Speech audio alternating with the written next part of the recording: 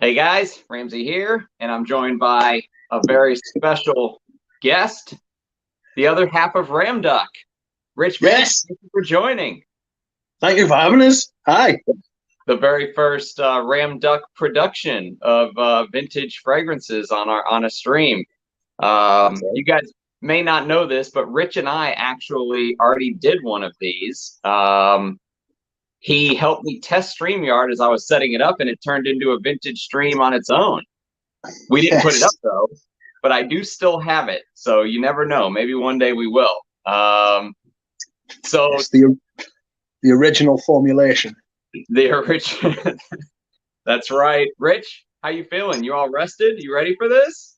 I'm rested. I've had 2 naps today, so I'm able to be up later. 'Cause this is about my bedtime now. It's 10 o'clock at night, but I'm ready for at least a good couple of hours of vintage talk. That's exciting stuff. Rich actually took an extra nap today just to be able to join us. So thank you for that. I do appreciate it. And thank you to everyone in the chat. And I actually got off work early to be able to make this happen. So this is important stuff we're going to talk about today. So the topic, first of all, is on a tragedy that we discovered. We discovered some recent discontinuations that we wanted to chat with you guys about. But first, let's do sense of the day. What did you wear, Rich? Today I wore, where are you? There you are. I might put an extra spray on. Today I wore Roadster by Cartier. And speaking of discontinuations, this has been done away with. Yes, it's a tragedy. It's one of the best mints. Yes, it's an amazing mint. Mint and bergamot. I used to think there was apple in it, but there isn't apple in it. It's the bergamot and the mint combining. Maybe it's with a little bit of patchouli as well to give it just like a little bit of stalk.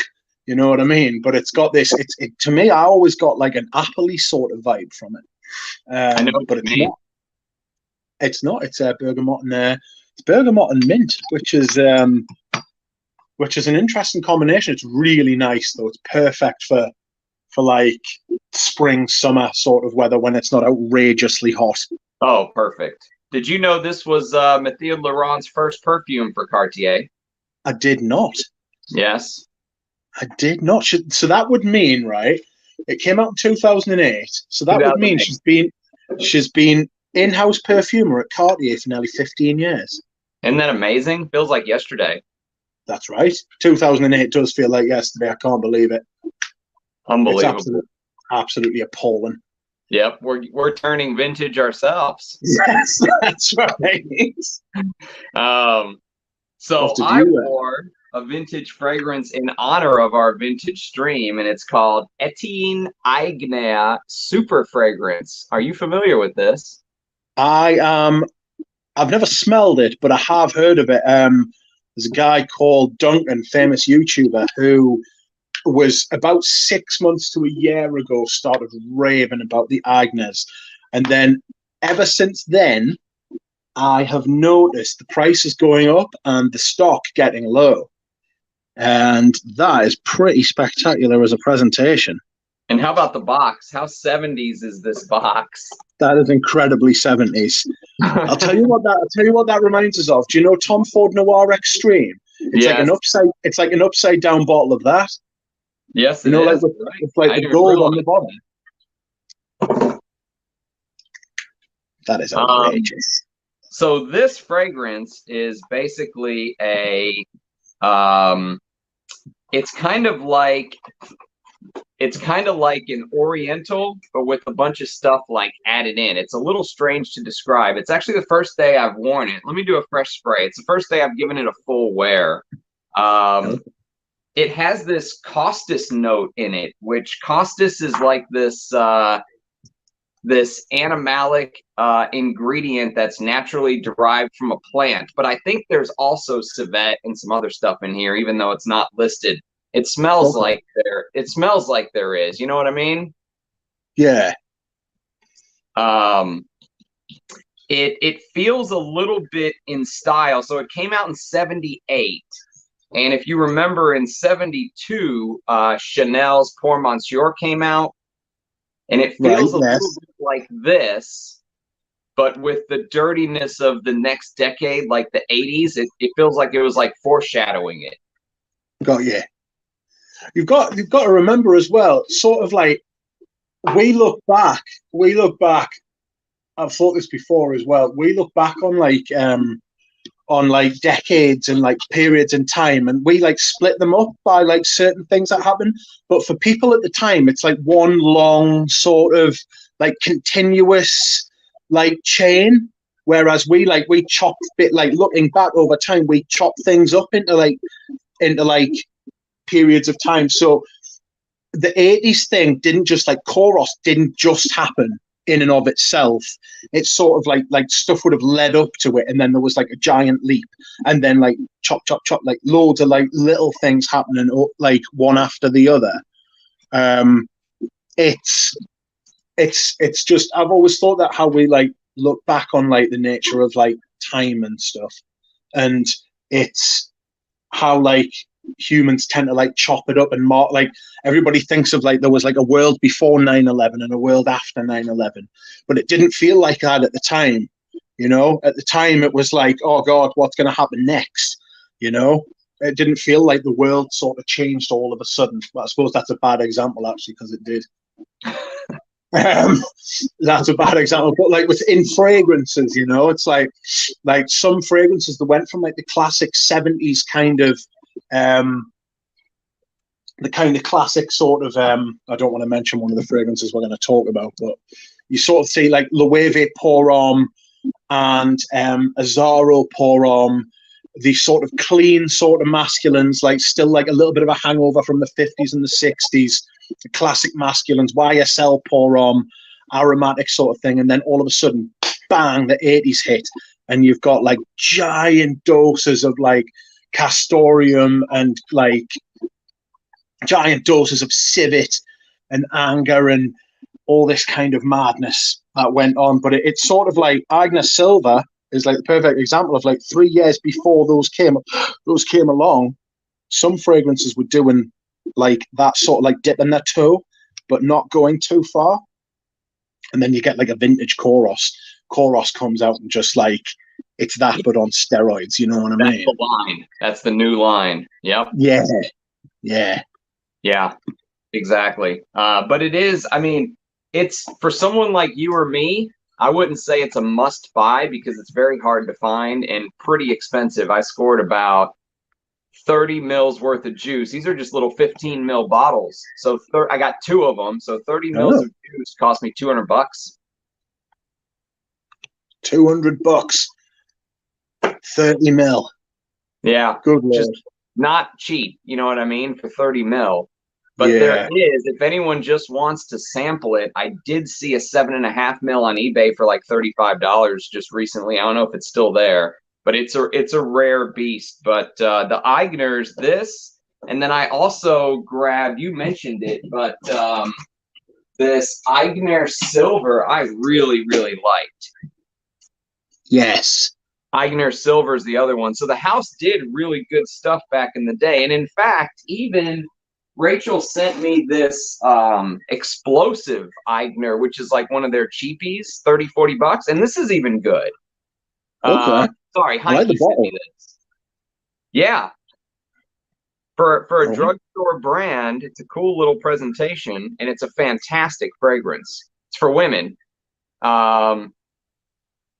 But it's that dirty floral, you know what I mean? The late 80s were known for. It's beautiful for $30-$40. So yeah, they did good stuff. They're kind of an under the radar brand. You never hear people talk about Eigener.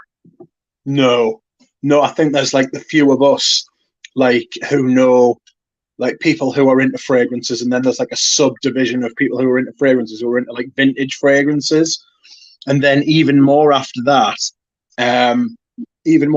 there are like some people who will go the extra sort of mile to get like outrageous stuff that you've never heard of. Because there's like some people who are into fragrance who are like vintage fragrances who are like, vintage Koros, vintage Antaeus, Oscar Paul Louis, and then you've got stuff like Agna, which no one's ever heard of apart from like a very small niche subset of people. you know. But I love collecting shit like that. Yes. You know? The collector in me loves it. Eugene says, going back to Roadster, it could have been an Aqua Allegoria for Guerlain. It does smell a little bit like Herba Fresca. It has got that kind of, like, if it was, you can imagine this being a Guerlain or something like some derivative, derivative of this, you know, the bergamot and mint. You can't knock. I've got Herba Fresca right here, actually. I've been threatening to wear Herba Fresca for a while. Which do you prefer? Oh, what a question. Give us 2 seconds. I'll smell them both. So the Herba Fresca is lighter and it's brighter. The Roadster's got more sort of, I think Roadster might be more wearable, you know, because it's got the patchouli in it. It feels more familiar. But I think, right, so bear with us. I prefer Roadster, but I think Herba Fresca might be. I think Herba Fresca might be a better fragrance, if that makes sense. Like Herba Fresca, the way that it's made and blended and everything like that, and the ingredients and stuff. But I do actually prefer Roadster quite a bit as well. I mean, don't get us wrong. I love Herba Fresca. That's the type of question I wouldn't answer if I was on like somebody else's stream. if I was on my own stream, I would probably just like kick that into the long grass. Yeah. Yeah, that's a tough one. It's not an easy question to answer that, but I am here to answer not easy answerable questions. Ask us anything, chat. We're here. This is the first vintage Ram Duck production vintage stream. Ask away. Ask us the hard stuff. That's right. Do you know what the bottle's meant to be? The Roadster bottle. Yeah, it's meant to be a piece of the watch, isn't it? Yes, that's right. If you put the flat bit on your wrist with the little nipple, right? It's meant to be the little nipple's meant to be the nipple's meant to be like the thing where you like, do you know the automatic watches that you wind up? Yes, that's what it's meant to be. I've set myself a goal. I think I'm gonna try and buy a second-hand Santos watch. Okay. I've seen them at the auction house. They go for decent money actually, but the if I can get one at the right sort of price, I'm going to see if I can get one, and then I'm going to grow a mustache. Is Santos your favorite Cartier? Oh, probably. I've got the Sport as well, which is really good. Yeah, I've never smelled that. What's the difference? It's in the plastic bottle. If you give us 2 seconds, I haven't actually worn it in anger yet. So if you give us 2 seconds, I will spray it in the air. So it's greener. It's definitely greener. It's got this plastic bottle, which just feels so strange, but it's strangely reassuring as well, because you can just bang it on stuff and it'll be fine. You know what I mean?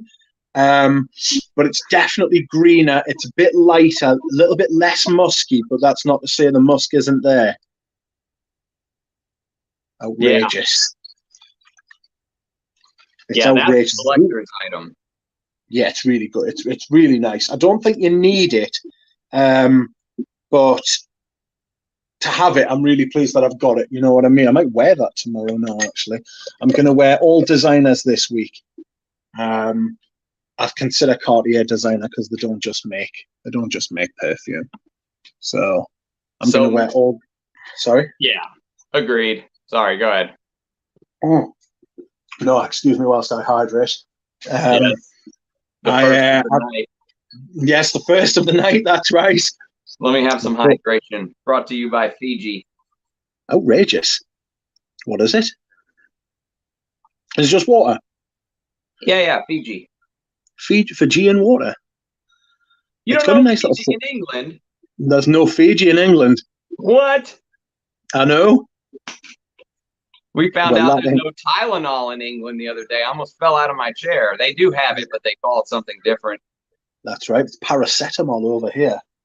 I've been finding stuff out about it recently. I've been taking it every day for about 10 years now. Apparently, it's not very good for. Apparently, it's not very good for your liver. No, I wish it's not. It's not. No, but you don't drink or anything crazy, so you should be all right. Yeah, I take loads. I drink loads of water as well. Yeah. So I'm hoping I'll be all right. Like, but it's probably if I was to weigh the two things up in balance, I would probably like to keep the paracetamol flowing. To be honest with you. So Mick Private Climber was saying Pour Monsieur came out in 55, not Chanel's Pour Monsieur. I'm talking about Pierre Cardin's Pour Monsieur, just to clarify. This one came out in 72. Outrageous. Do you want to say something? Do you want to say something else outrageous? Yes. There's 2 seconds. Something I bought from. I don't know if I know how to blow you up, but I'll try. Let's see. Solo layout, maybe. Oh, there we go.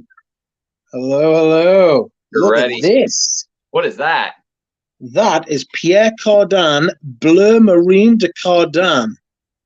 Never smelled it. It's nothing. It's not blue at all. I mean, it's not. The bottle's blue, but it's not a blue fragrance. It's. It was 2 seconds. I'm going to switch it off so I can use both my hands. It is a. It's the type of fragrance we would like. It's like an austere kind of oak mossy, aromatic, fougere type of thing.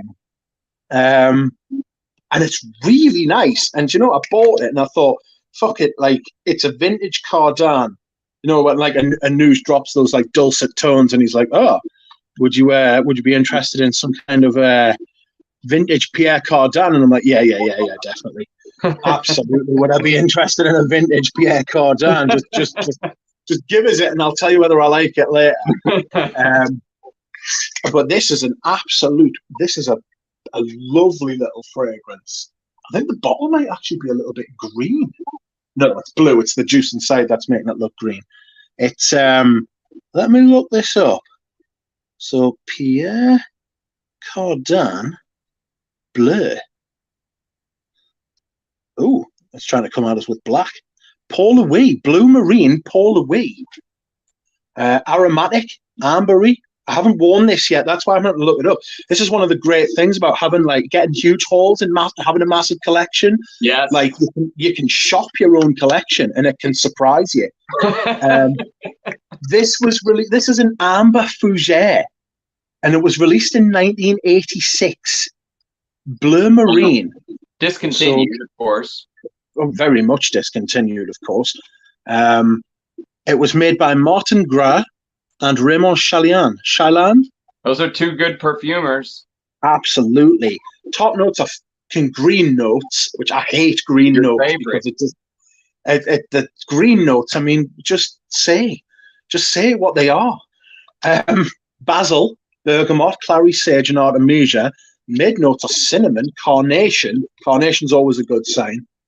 Patchouli, cedar, jasmine, geranium, and caraway. Base notes, oak moss, of course. Leather, labdanum, amber, and benzoin. You get the oak marine. Moss, but there's no marine. It's no sort of.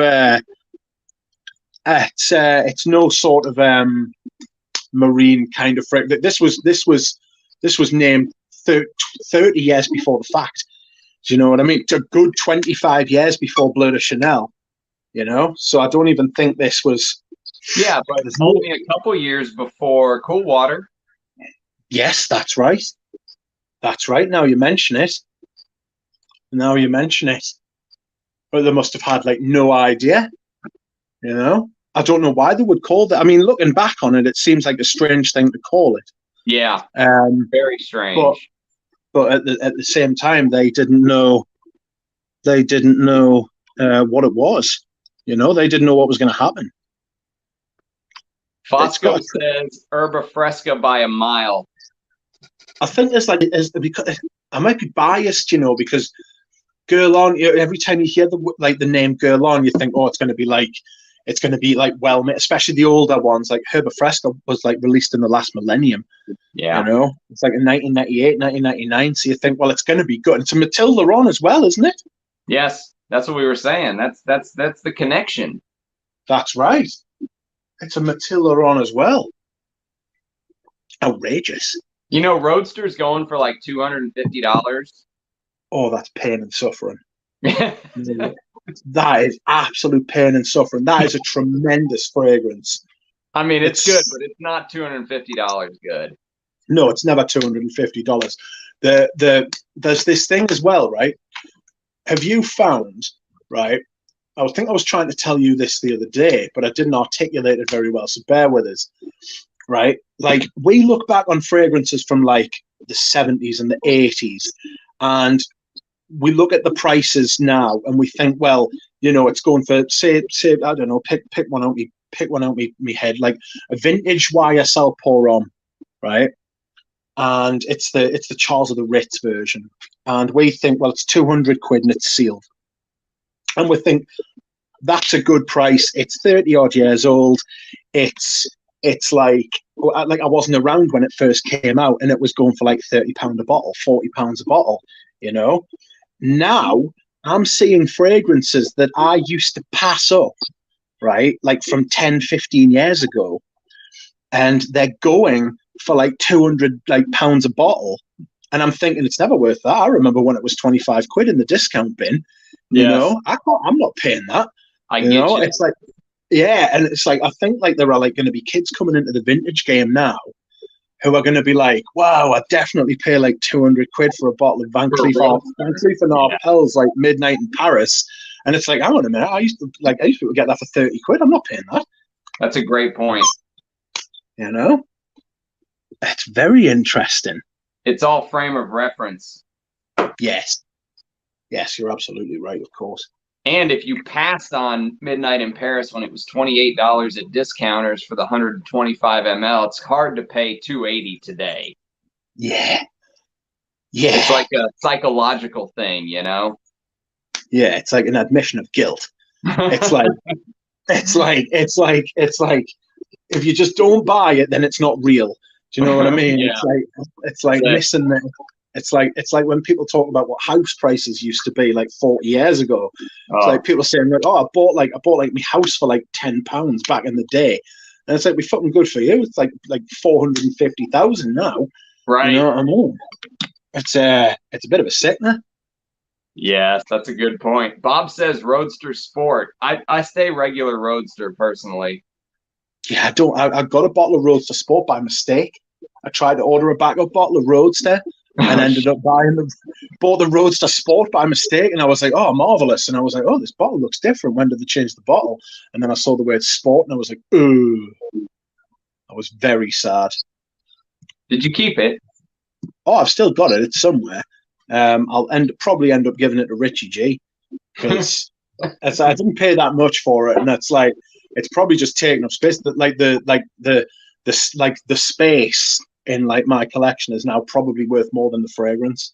Do you know what I mean? Richie G, his vintage and discontinued collection is going to be better than 99% of people out there. That's right. He's had some cracking donations. Yes. He's had some cracking stuff like.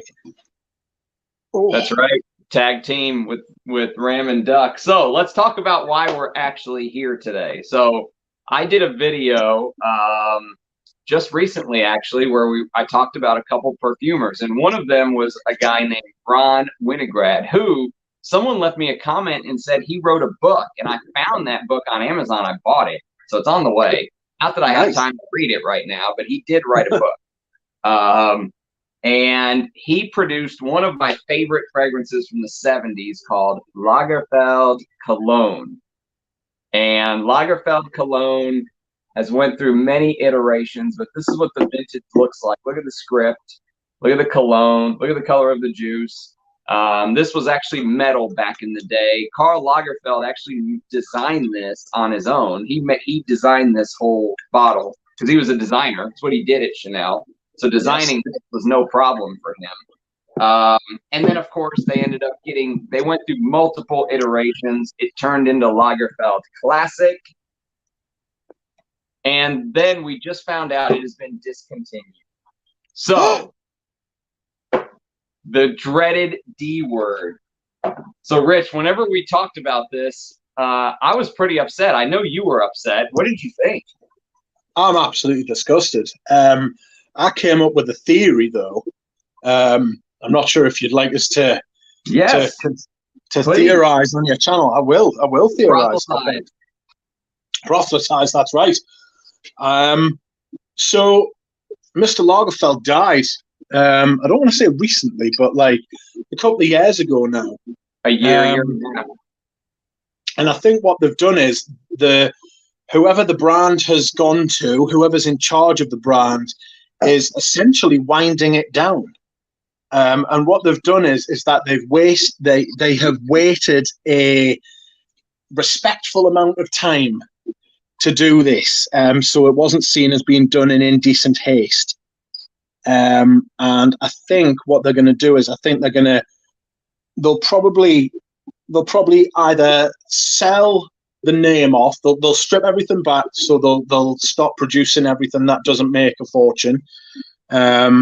They will basically strip everything back to everything that is like worth any like money still residual, because the Lagerfeld name will be always synonymous with Chanel. Right. It will always have some value, you know, especially now the man's died. Certain things of his will become extremely valuable. But I don't think these type of colognes, these type of fragrances are that. I don't think photo you told me photo had been discontinued a while ago.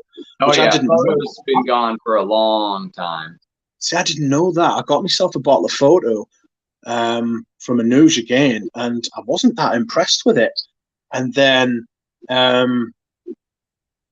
went back and smelled it after about 6 months or a year. I don't think it was a year. It definitely wasn't a year. I've said that. It was about 6 months. I went back and smelled it, and I was like, that's a completely different fragrance than the first time I smelled it. And it's really nice. Very, very sort of. It's got like a citric sort of opening. The first time I ever smelled it, it was very citric, and I was like, "What the hell is this?" And then the second time I smelled it, was like much more aromatic and like creamy. Aldehydes. I was like, "Wow." But that's been done away with. But I think now the only stuff that you can still get is, do you know the Bois line, like the Bois de Yuzu and the... Yeah, that's right. And they used to have one called Capsule Woody, Capsule Light. Those are now discontinued, the Capsule line. So Chris from Scentland talked about this being one of his favorite fragrances of all time. And he also talked about that Capsule line, which they're both now discontinued. But what's interesting about it is this. So we're going off of Parfumo, by the way. This is not confirmed, okay? I'm going off of Parfumo just to say it out loud, because I don't know with 100% certainty. But usually Parfumo is pretty spot on. But it shows this Lagerfeld Classic or Lagerfeld Cologne, last marketed by Coty. It shows the capsule fragrances last marketed by Coty and no longer in production. But it shows like Lagerfeld Perfume, which came out in 2014, and it's in like this black bottle. The K has like Carl's like side profile on it with the ponytail. And that says it's being marketed by Inter Parfums and is still in production. So your theory of, maybe only keeping the newer stuff and getting rid of stuff from the past could hold true, but this is a travesty if this is discontinued, because this is absolutely amazing. Yes, it is. I love this stuff. It's one of those ones. The first time I smelled it, right? The first time I smelled it, I was like, "Ooh, what's this? This is very strange," and it's not something that like I'm familiar with. To me, this is it's unique because of how sort of like animalic, like the kind of musk is, and it like, for me, that kind of animalic muskiness was more for like ladies before this. Yes, there was it was a much more sort. Sorry, I've just sprayed some on. It's got this vanillic sort of quality as well, what is it? Like a woody, like a sandalwoody sort of thing, it's got a lot of soft stuff at the base, but it's got this slightly disconcerting animalic muskiness sort of thing, you know. And it's a little bit strange at first. It used to make us feel a little bit queasy the first time I would smell it, and I'd be like, what are you doing here? This is very unusual. But the more you come to wear it, the more you come to like understand it and appreciate it. Yes. You know, it's very powdery for a male fragrance. It is, because there's a lot of ores. And sorry, Yes. I didn't mean to cut you off, but I did just have a thought that I wanted to mention while it was fresh in my brain. There is a direct link. You mentioned these Oriental, like, you know, powdery, Oriental, warm fragrances for women, and this kind of being one of the earlier ones for men. There's a direct link for me between this to this. This is JHL for men, Joseph Henry Lauder. This is also like an Oriental powdery, almost like Cinnabar. This is like the grandfather. This is the father. And then in the 80s, it went pure Obsession, Calvin Klein. Same kind of DNA, but the transition started with Lagerfeld Classic or Cologne. Yes. Yes. They're all in the same family kind of for men. And this is very close to Obsession for women anyways. They just kind of tried to make it a little bit more masculine. But that... It's got big lavender, hasn't it? Yeah. Sorry, go ahead. No, I was going to say Obsession's got a big lavender. I haven't got it to hand.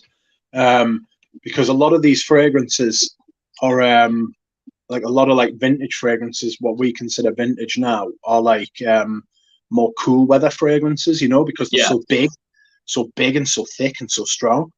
It's like it's like the Lagerfeld Cologne has this kind of woody, amber, sandalwood, it's very, very smooth, and I mean that in almost every sense of the word. It smells smooth, but it's also the way it's blended is very smooth. From the top, the middle to the base, you can barely see it move. You know, but it does. But you're right. It's like seamless transitions. Yes, it's very, very smooth how it flows. It's got that sort of sandalwood. I would love to know what kind of sandalwood it is. Sandalwood, iris, tobacco. Yes, I like a sandalwood, tobacco, iris sort of thing, where they're all tonka bean, vanilla. You know. But what's interesting is you don't like powdery perfumes. I've heard you say that a couple times, but you almost love this instantly. Yes. The first time I smelled it, I was like, "Good heavens, what are you?" And it was the powder. I got like a powder shock, and I was like, "Oof!" I was like, "That's strange," but I wanted to stick with it, as I often do when you hear like other people that you know and like you trust, you know, because it was you. You were talking about it. You were like, "Have you got it?" And I was like, "No." You were like, "You need to get it," and I was like, "I do." You're right. Right. I was like, "I will. I'll get it." And so I did, and I'm glad I did, because it's different from most of the fragrances that I own because it's powdery. It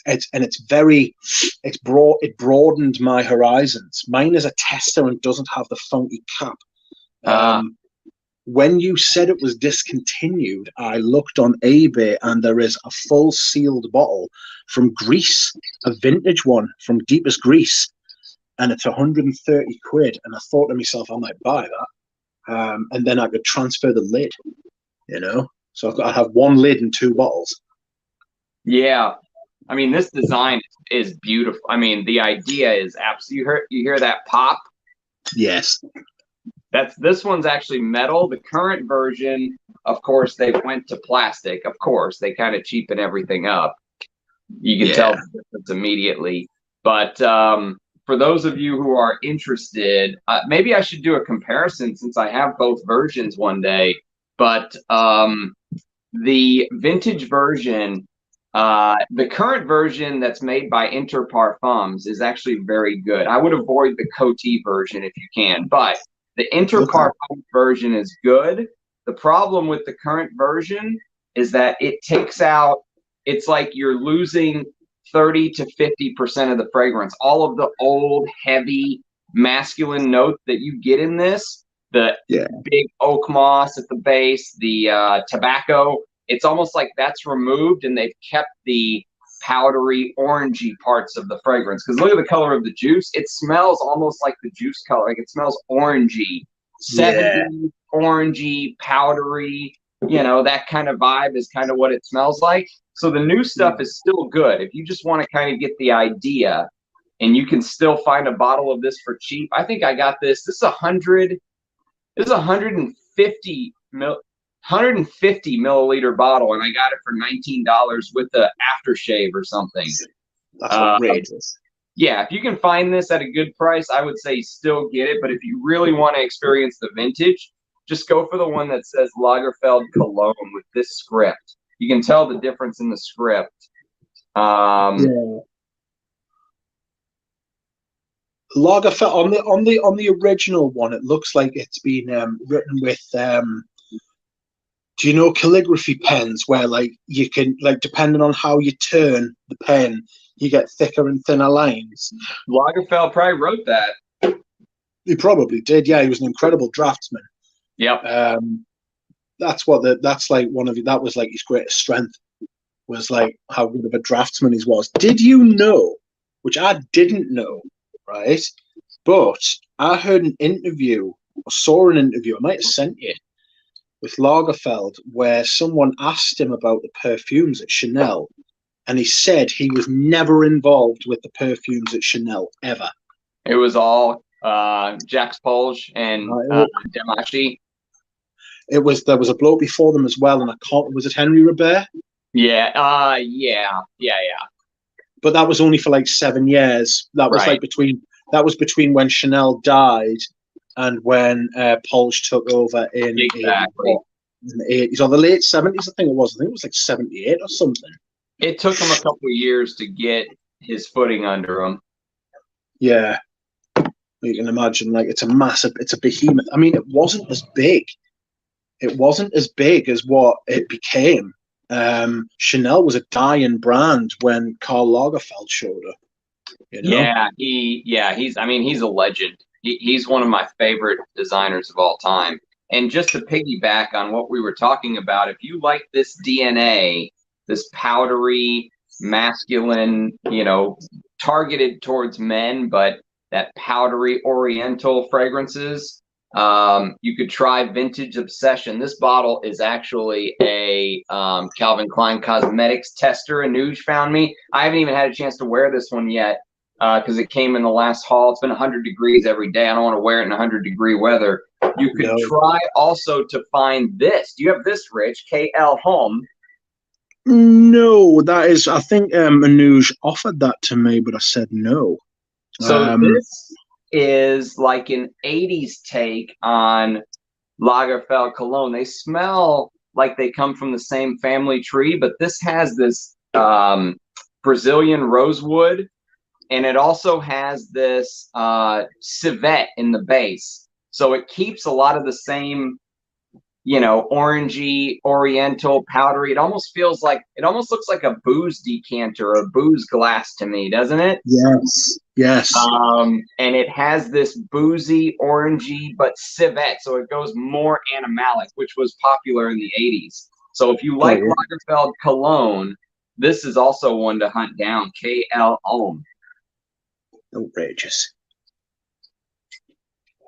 And this is discontinued. So every single Lagerfeld in my collection now, from Photo to Cologne to KL Home, is all discontinued. And I would love to smell. Russian Adam actually had a full bottle of KL for women. He said it's amazing. Outrageous. What's it like? I don't know. It's on my to sniff list. But you know, he goes through bottles in like 2 weeks. Does he? Yeah, he said he sprays like 30 times. Oh my God. even his vintage stuff. Even his vintage stuff. He's like, if the perfume is sitting on the shelf, I'm not doing it justice. Yeah. I understand that. I mean, if you've got them, you should use them. I agree with that. Like I always open and use my vintage perfumes. They don't just sit there and do nothing. Correct. Unless they're backups, and then they're also marked for slaughter as well, because I'm going to use them up as well. Do you know what I mean? Let me address this comment, because this guy had asked it earlier and we missed it. He wanted to know, either of you guys ever smelled Guerlain Peru? Thoughts? I have smelled Peru. Anush had some. It is not for me. It is a little bit too feminine. A little bit too. I think I sold mine to Audrey Jane, actually. So no, I have smelled it, yes, but it wasn't for me. I didn't like it. Mr. Beverly says he thought it smelled like Alain Delon Classic. I don't think I've smelled that. I do not think I've smelled that. Do you mean this bottle, Sepper? Mr. Abdulli, is this the one you mean? Let me know. And let me know in the comments. I doubt Peru smelled like this. This is something completely different. Let's see how far back. Oak moss, rose, plum, green notes again, orris roots, narcissus, leather, spices, patchouli, lilac. It was very feminine to me, I must admit. Yeah. Stephen Tampin says we do have Fiji water in England. Outrageous. I didn't know that. I'll see if I can find it. Stephen's from a similar part of the world to me. He's not from far away, actually. It's about nice. 30, 40 miles down the road. Yeah.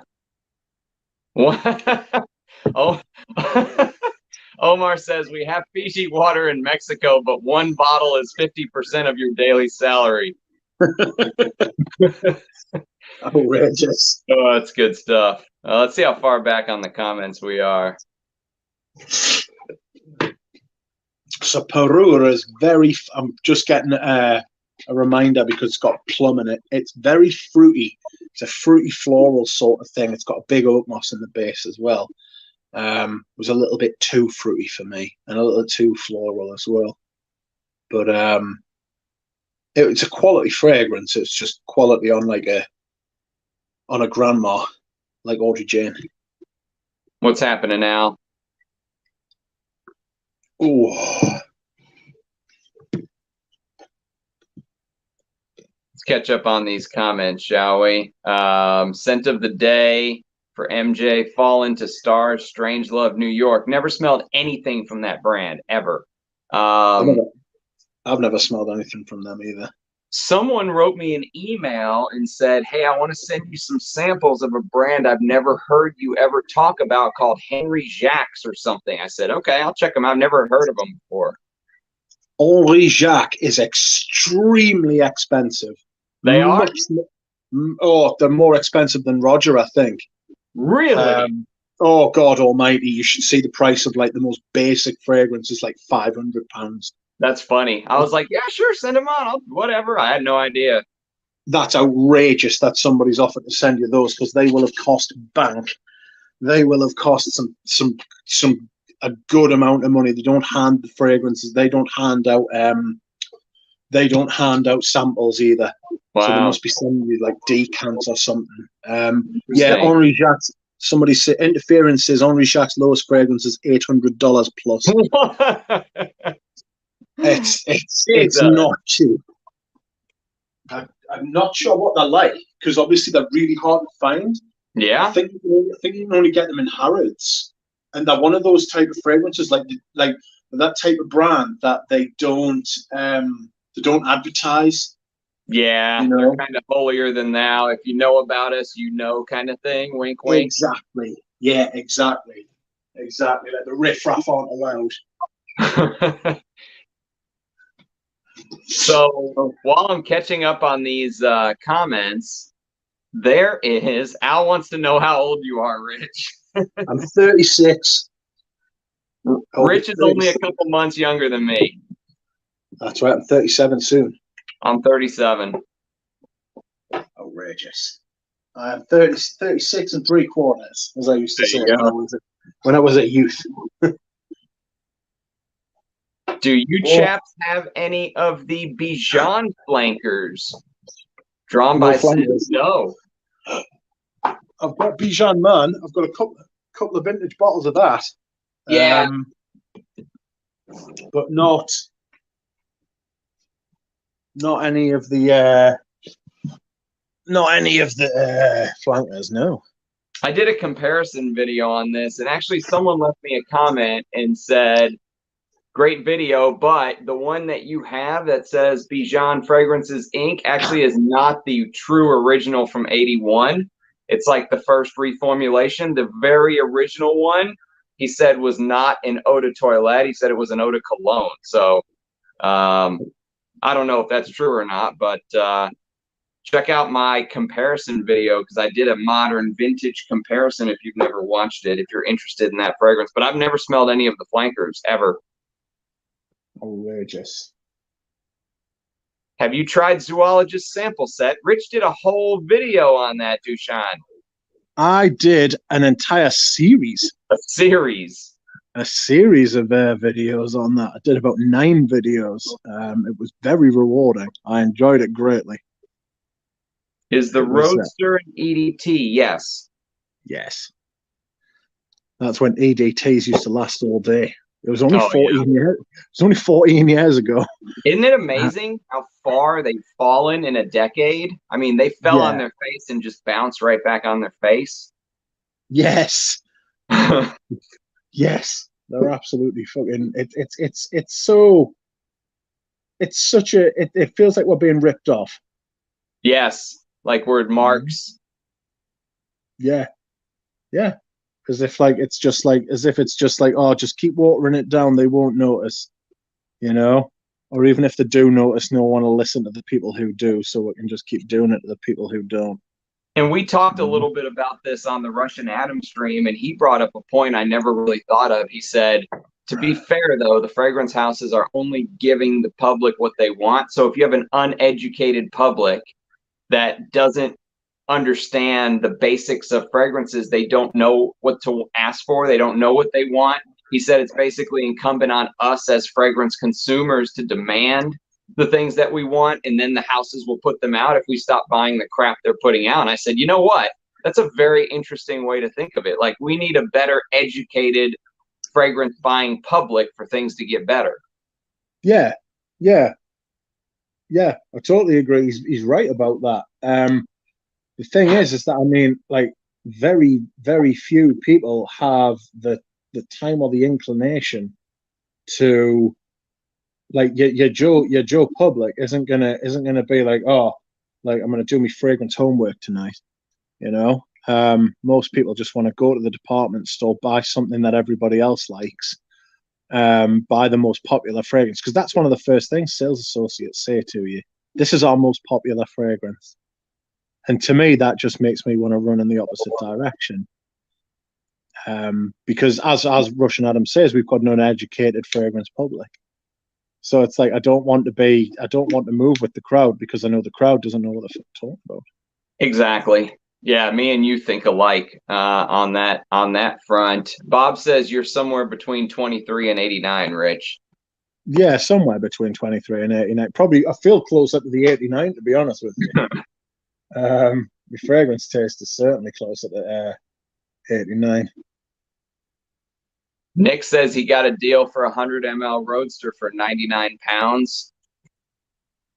I would. That's a good deal. You got it.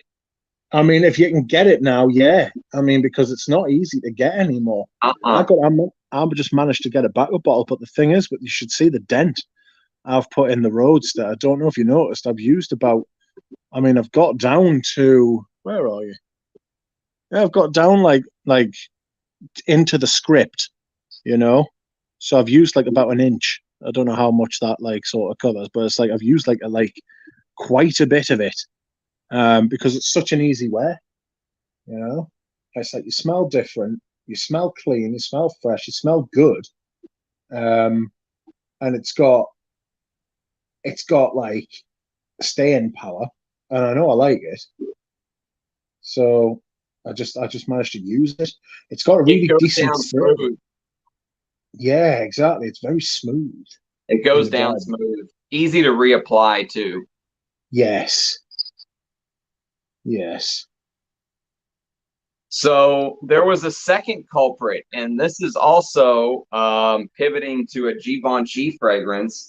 This is also a little bit of hearsay because I heard it on who was it? It was Joy.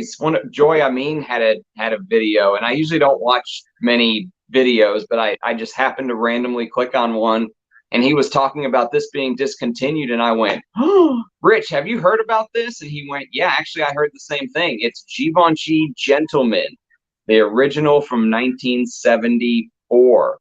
This made my top 10 fragrances." Tremendous fragrance. What do you think about Absolutely. this going bye-bye, Rich? It's unsurprising because it's completely out of fashion, Oh, I love but it. it's so good. It's so good. It's a Oh, really. It smells like. Well, I'll tell you what. Like, if you get it, like for some context, it came out in '74, wasn't it? So yes. you're talking about 5 years after the Summer of Love, right? And it's a massive patchouli fragrance. Oh, patchouli, honey, castoreum. Yeah, like I think there's like a pissy vibe as well. Oh, yeah. Huge pissy vibe, and it's like it's it's so it feels like it was harkening back to something even in '74, you know. But it was trying to get all those people who had been hippies, right? And then it feels like a grown-up fragrance for like the ex-hippie, you know. It's So so it's like, good. Oh, yeah, if you can imagine all these people who were in the oh, early to mid 20s in the seven in 70 in like in the late 60s, and then they get to like 74 and like maybe they've just had kids or they've just got like their first real jobs, you know. Um, this is the type of fragrance that like these people would have worn because it's still got like patchouli, like a huge patchouli like spirit, but it's like it's much more like put together and grown up. It's got that kind of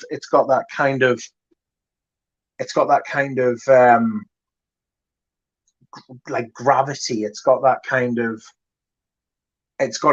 like a finesse, like a polish to it, you know. Um, and it feels like I was talking about earlier about how time moves smoothly. Um, as if like somebody at like Givenchy's thought like, yeah, like I remember smelling patchouli when I was like 5, 6, 7 years ago when it was like the '60s. Um, let's develop like a really big patchouli fragrance for a gentleman now, you know, like someone who was wild in their youth and who is now like got a job, grown up a little bit, and they released this. And I think it's absolutely fantastic. thank you for the super chat, Yusuf. I really do appreciate it. You guys don't have to do that, but it is much appreciated. Thank you. I don't know what 50 sec is, but even if it's $1 American, I very much appreciate it. If it's more, you don't have to give more than that. Rich and I do this out of the love of the perfumes, but it is really noticed and appreciated. So thank you. Yes. Yes. Thank you. We do it out of love, though. It's a Swedish krona. I have no clue what that is. That could be $50 or 50 pennies, but either way, it's very kind of you. So very much obliged. Much obliged. Thank you. If you want to discuss anything, leave it in the comments, and Rich and I will talk about it. News It's mentions that Lagerfeld Classic was mass produced recently, so there's lots of stock of the new stuff, but it's the classic that you'll be able to find, not the cologne. This one's going to be harder. yeah, yeah. It's I imagine that when a fragrance is going for like £20 or like £15 or $30, you know what I mean? It's it's gonna be widely available. They're gonna like buy in bulk and stack them high. Do you know what I mean? Like buy them cheap and stack them high, sell them for a small amount of profit on each bottle, but sell lots of it. So I imagine there is a lot of stock out there as well, to be fair. Yeah. I don't know if the recent Coty stuff is good though. That's the only thing. I would try again. I'd try to find the Inter Parfums version because this is the one that I have smelled and I can at least say it's a decent reformulation. It doesn't have the big oak moss and it doesn't have that 70s masculine manliness that I love so much about the vintage. But for a modern cheapie, this is, I mean, you're not going to be able to do much better than this, to be honest. It's a winter fragrance. And in Texas, when it's 9 months of summer, you know, it's hard to wear that stuff year round. But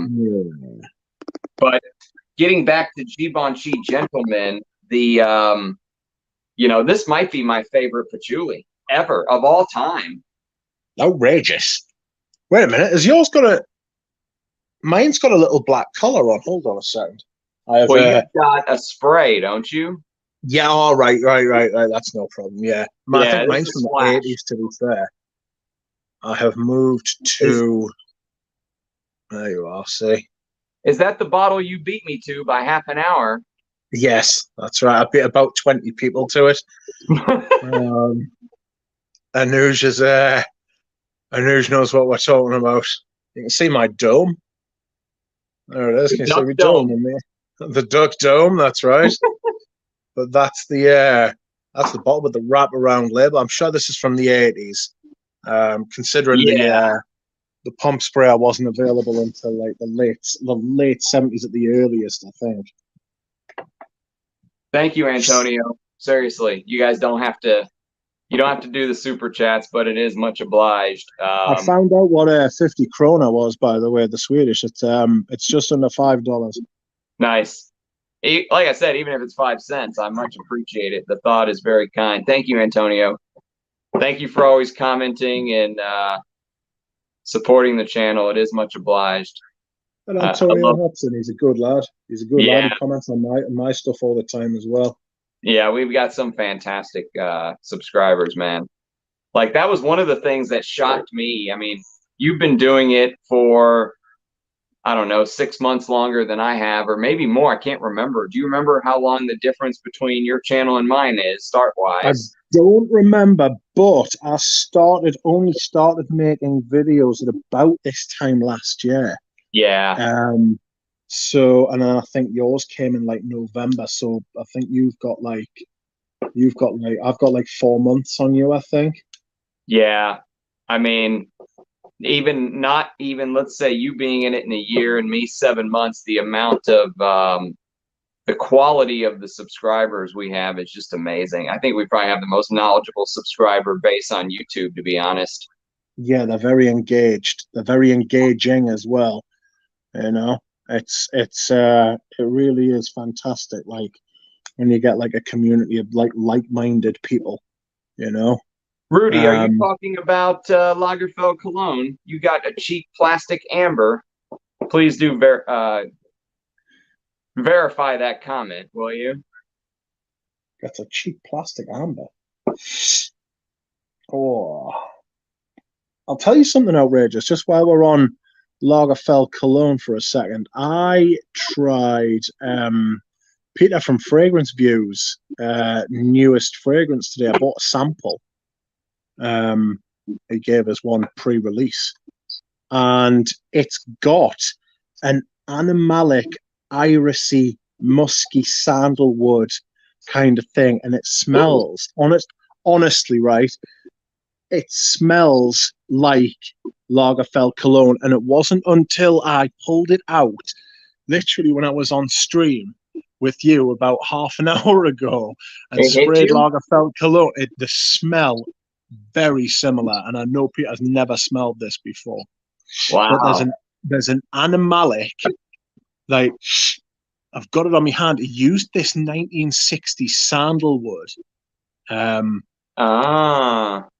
and it's a really old sandal. It's very milky, very creamy, very smooth, but it's got orris butter in it. If you give us 2 seconds, I'll tell you.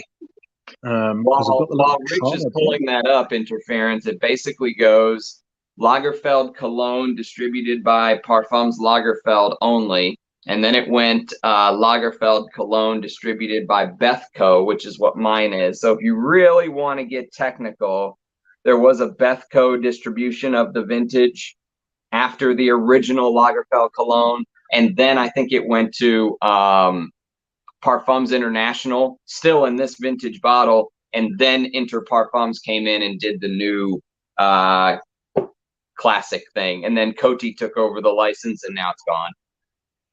So I have got the Parfums Lagerfeld version. You've got the very original. Yes, that's right. And it was distributed by Elizabeth Arden. Oh, okay. Well, I've got Parfums Lagerfeld, but it was distributed by Bethco. So maybe the Elizabeth Arden was the version. Maybe there's a Elizabeth Arden, then Bethco, then Parfums International. Because I think originally it wasn't Elizabeth Arden. It was just Lagerfeld, Parfums Lagerfeld. Yeah, just Lagerfeld. Mine's 91%. 91% volume.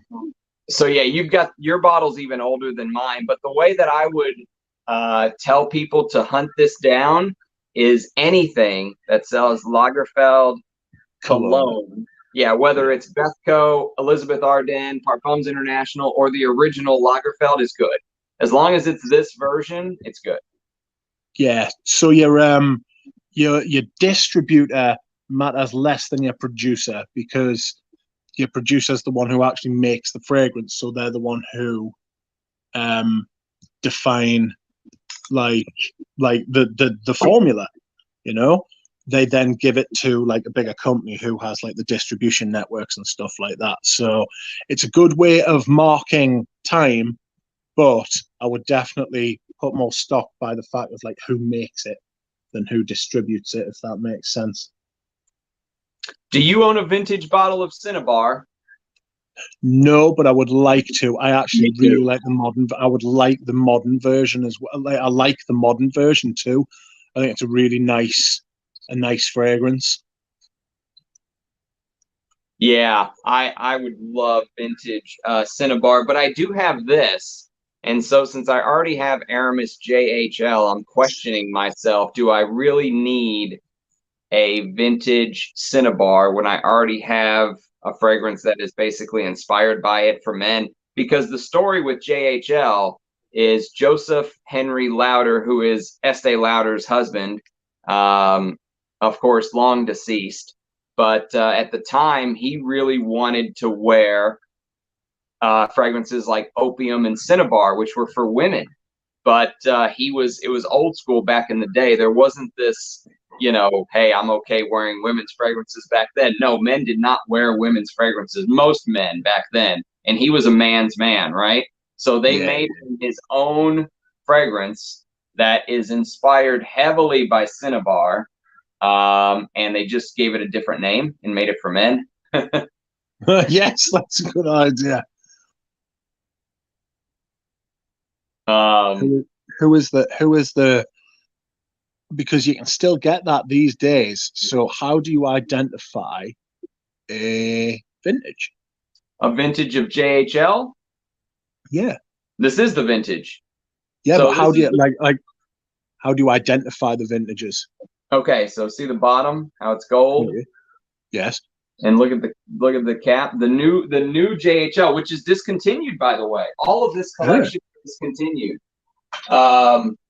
It's in this standard gentleman's bottle. So look at the difference. Okay. So the vintage looks like this. The new one looks like this, but with JHL sticker here, same bottle. Roger. And now both are discontinued. That is appalling. Did you say that they've discontinued that whole line? Does that include Tuscany per Uomo? Yes, the whole line's gone. Oh my God in heaven, that is a terrible blow. So Estee Lauder, yeah, the whole thing. Tuscany, JHL. The only one that's left standing is the original Aramis from '64. They had to leave that though, didn't they? Yeah, if they killed that, I mean, there'd have been riots. Might have just been me and you rioting, but there would have been a little riot. Wouldn't cause a lot of damage a ram and a duck. Paroli says every time he wears Lagerfeld Cologne, it's a different fragrance. Yeah, I can imagine that. Different weather, different clothing and stuff like that. Like depending on how warm you are, it's very complex. Even though it's smooth, it's still got a lot going on, you know. I was talking before about Peter's fragrance, and the similarities. I won't mention all the difference because I don't want to turn it into an advert for Peter's fragrance. No, please. I love hearing about his stuff. I've never smelled any of his fragrances. It's called Mirror Bay, right? And it's got 1960 Indian sandalwood. It's got orris butter, cinnamon and nutmeg, and I noticed nutmeg was in Lagerfeld Cologne, I think. So is orris butter. Yeah, so is orris, yeah. It's got patchouli, tonka bean, vanilla absolute, musk accord, and it's an animalic musk. And it's also got white ambergris in. Obviously, I don't think Lagerfeld Cologne's got ambergris in it, but I just thought I would mention that the notes there, the sandalwood, the orris butter, the nutmeg, the tonka bean, vanilla, musk.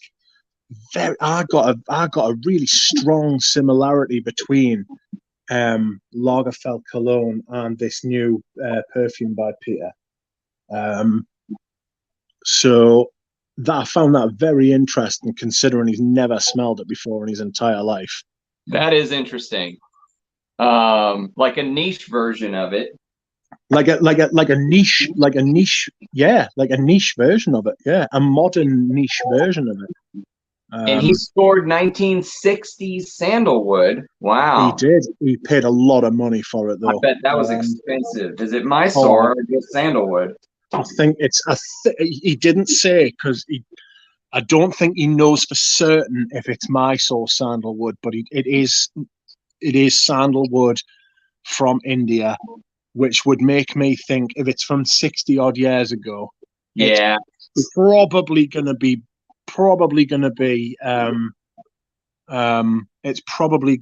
Mysore. The odds are good. Yeah, exactly. But Peter being like uber ethical, he's not like, he doesn't know for certain, so he hasn't put it on there. I can appreciate that. Yeah, he is very ethical. So I think, but I do know it was 60 sandalwood because when it came up, he sent us the link to like the place where he bought it from, and he was like, "Look," and I looked at some of the prices. I was like, "Fudge." I was like, that is extremely expensive. And he was like, yeah, I've bought loads of it. I was like, good heavens. So I have bought a sample and like I wore it for a couple hours and I ended up fucking texting him and saying, yeah, I think they just like, yeah, I'll have one of those. Thanks very much. It's amazing, huh? It really does actually smell like a niche version of Lagerfeld Cologne, which is very strange because I knew that I didn't plan this at all. Right. Because I wasn't expecting it to arrive today. I only like you only sent us it yesterday, and I've been hassling him for like months. I've been hassling for months to like send us a sample because he's been saying, like the perfume's finished and it's all ready and everything like that. And I'm like, well, how it? And where's my sample? Come on. And he's like, oh, like they're like a tenner. And I was like, oh, go on, then I'll give you a tenner. And I got it today and I smelled it and I was like, ooh, that's outrageous. It was very interesting. And then, do you know what it is? I knew I'd smelled it. I knew I'd smelled something similar before. And then when I've smelled Lagerfeld Cologne, literally on the stream to you, it's come screaming back. It's like this. It clicked. Yeah, totally clicked. Totally clicked. Sometimes it's got this smooth, like smooth, like velvety, like slick, like iris, vanilla, tonka bean, kind of slightly animalic, furry muskiness, you know. And I just like, I find that very strange that that's just happened, actually. Speaking of So, iris, I mentioned this got mentioned on Russian Atom Stream, and I can still smell it, but I don't know if you caught this in the interview, but he sent me some ingredients, and one of the ingredients he sent me was orris at 80% irones, okay? Which he cool. said whenever they use orris in like high quality compositions, even, you know, if they let the orris root, because it has to sit for years to turn into what it becomes to be used in perfumery, right? So he said Yes, even that's if they right. can get like 15 or 20% irones, it's fantastic. 80% irones is like mind blowing. This is one of the most beautiful things I've ever smelled in my life, ever. So orris or iris, orris butter, whatever you want to call it, is one of my favorite ingredients. And I'm sure his composition smells amazing if he's using vintage sandalwood and high quality orris butter. Oh, I bet that smells amazing. Good Lord. Eugene says Demachi can't carry Jack Polge's scent strips.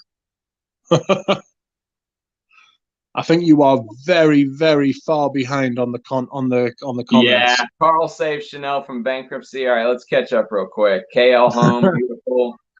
I'm gonna pop to the bathroom. I'll be 2 minutes. Do it. KL home, KL for women. Yes, exactly. Ah, yes, your new favorite word, Rachel. Ah, you got gold cap lidge, Josiah. Do you love it as much as I do? It's in my top 10.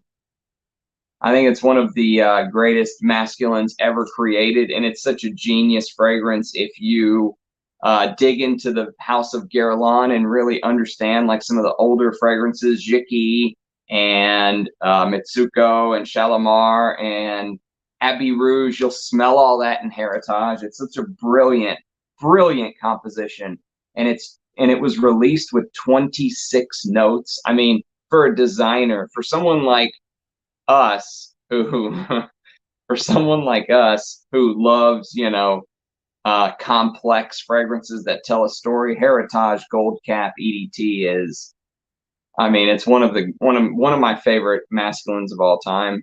There are some fragrances that kind of fall into the, you know, they kind of remind me a little bit of Heritage. If you end up really loving it, Josiah, you can check out things like YSL Jazz. This came a couple years before. They're not one for one, but I would say they're in the same category. You know, try to get one of these bottles with the piano, black and white piano keys if you can. This came a couple years before. And then I think even a couple years before Jazz came Zeno by Davidoff. And there's a very interesting interview, actually, that Michel Almerac gave to Fragrantica, or they quoted him a couple times on something, and he was saying that they actually used vintage Guerlain fragrances like Shalimar and stuff like that as a little bit of a guiding light for the base of this fragrance. And whenever he said that, I went, wow, oh my God, maybe that's why this reminds me of Heritage. It feels like Michel Almerac tried to create his own Guerlainade in this. This is such a fantastic, I mean, you talk about value for money. We've got two of, you know, some of the best value for money fragrances you could buy for 20 or 30 bucks, in my opinion, back in the day. I don't know what this goes for. This is also discontinued, by the way. Speaking of discontinued fragrances, Zeno is also discontinued, and if you can get the Lancaster version, I don't know if you'll be able to see it, but distributed by Lancaster, that's actually the one that you want. And someone kind of went back and forth with me on my channel saying, well, the new stuff is still good. It's exactly the same. Don't tell people to pay a bunch of money for Lancaster. And I said, well, it is different. And then they ended up admitting, yes, it is a little different, but it's only a little different. It's the oak moss that's taken out. And maybe the new stuff is good, but I want the Lancaster version. So that's the one I would go for. But if you love Heritage, I would recommend these two, Jazz and Zeno. And also, I would recommend, all of these are discontinued, by the way. So this falls right into the script of the stream. A Scotta Pour Homme. This is fantastic. Yeah, I've got a big bottle of that. It's fantastic. It really is very good. Do you have the EDT or the EDP? One moment, please. And I will tell you. I think it's an EDT. It is. Yeah, an EDT. Mine's an EDT too. The EDP is almost damn near impossible to find. I've been looking for years for the EDP. Oh, it's so good. Scott, I made so many good fragrances. Oh, it's such a shame. I can't believe that Zeno's discontinued. I didn't know that either. Yes, I believe so. We'll stick with the, this is also Parfumo again. So maybe Parfumo is wrong, but I don't think they are. They're usually on the ball. I trust them more than Fragrantica. Yeah, actually it says it is being marketed by Coty. So I guess it is still in business, but Coty's the one that makes the Davidoff fragrances now? No idea. Huh. Stick with Lang. There'll be a lot to answer for. Yeah, discontinuing shit left, right, and center. I'm telling you, I think companies are using what's happened over the past 3 or 4 years. I say 3 or 4 years, the last 3 years, as excuses to just like wipe the decks clean.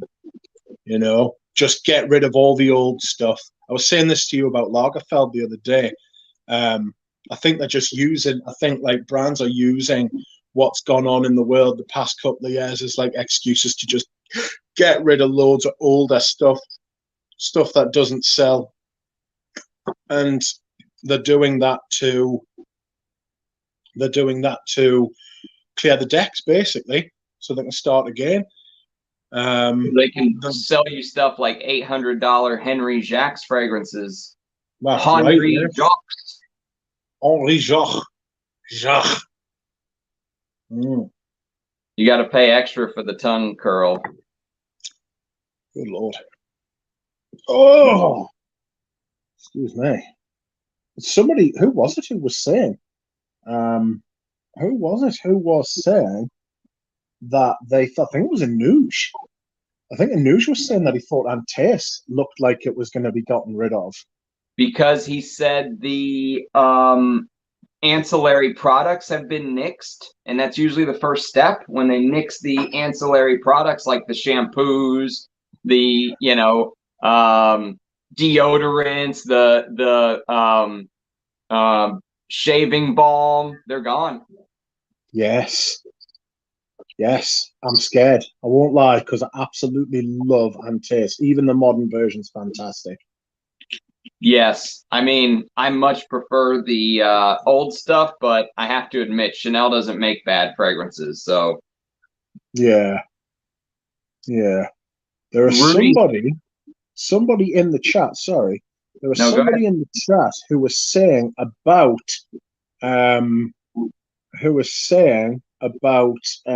Davidoff, Zeno Davidoff. Anyway, that one. Made in West Germany is from 84 to 86.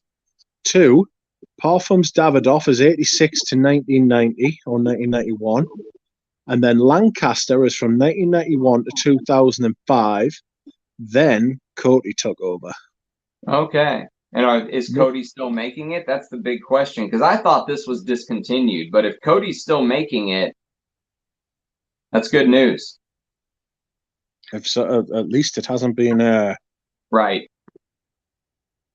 At least it hasn't been got rid of. Rudy says Roja just released a citrus semi-bespoke scent for $500. Oh, that is pain and suffering. A citrus fragrance for $500. Yikes! I don't know. I haven't got ready. Like, I mean, if I wanted citrus, I would like it's Eau de Hermes or Yeah. it's a Eau Sauvage, Yeah. all of that kind of jazz, you know. But even if I want hot weather fragrances, like at the minute, I'm absolutely loving Geranium Pour Monsieur for Yeah. like The other heat. one you need to get is Rose and Queer. Do you have Rose and Queer? No, I'm not a fan. Are I you do not sure? care. I'm pretty sure I don't like Rose and Queer by Frederick Malle. I Dude, know this is who does. I, fantastic.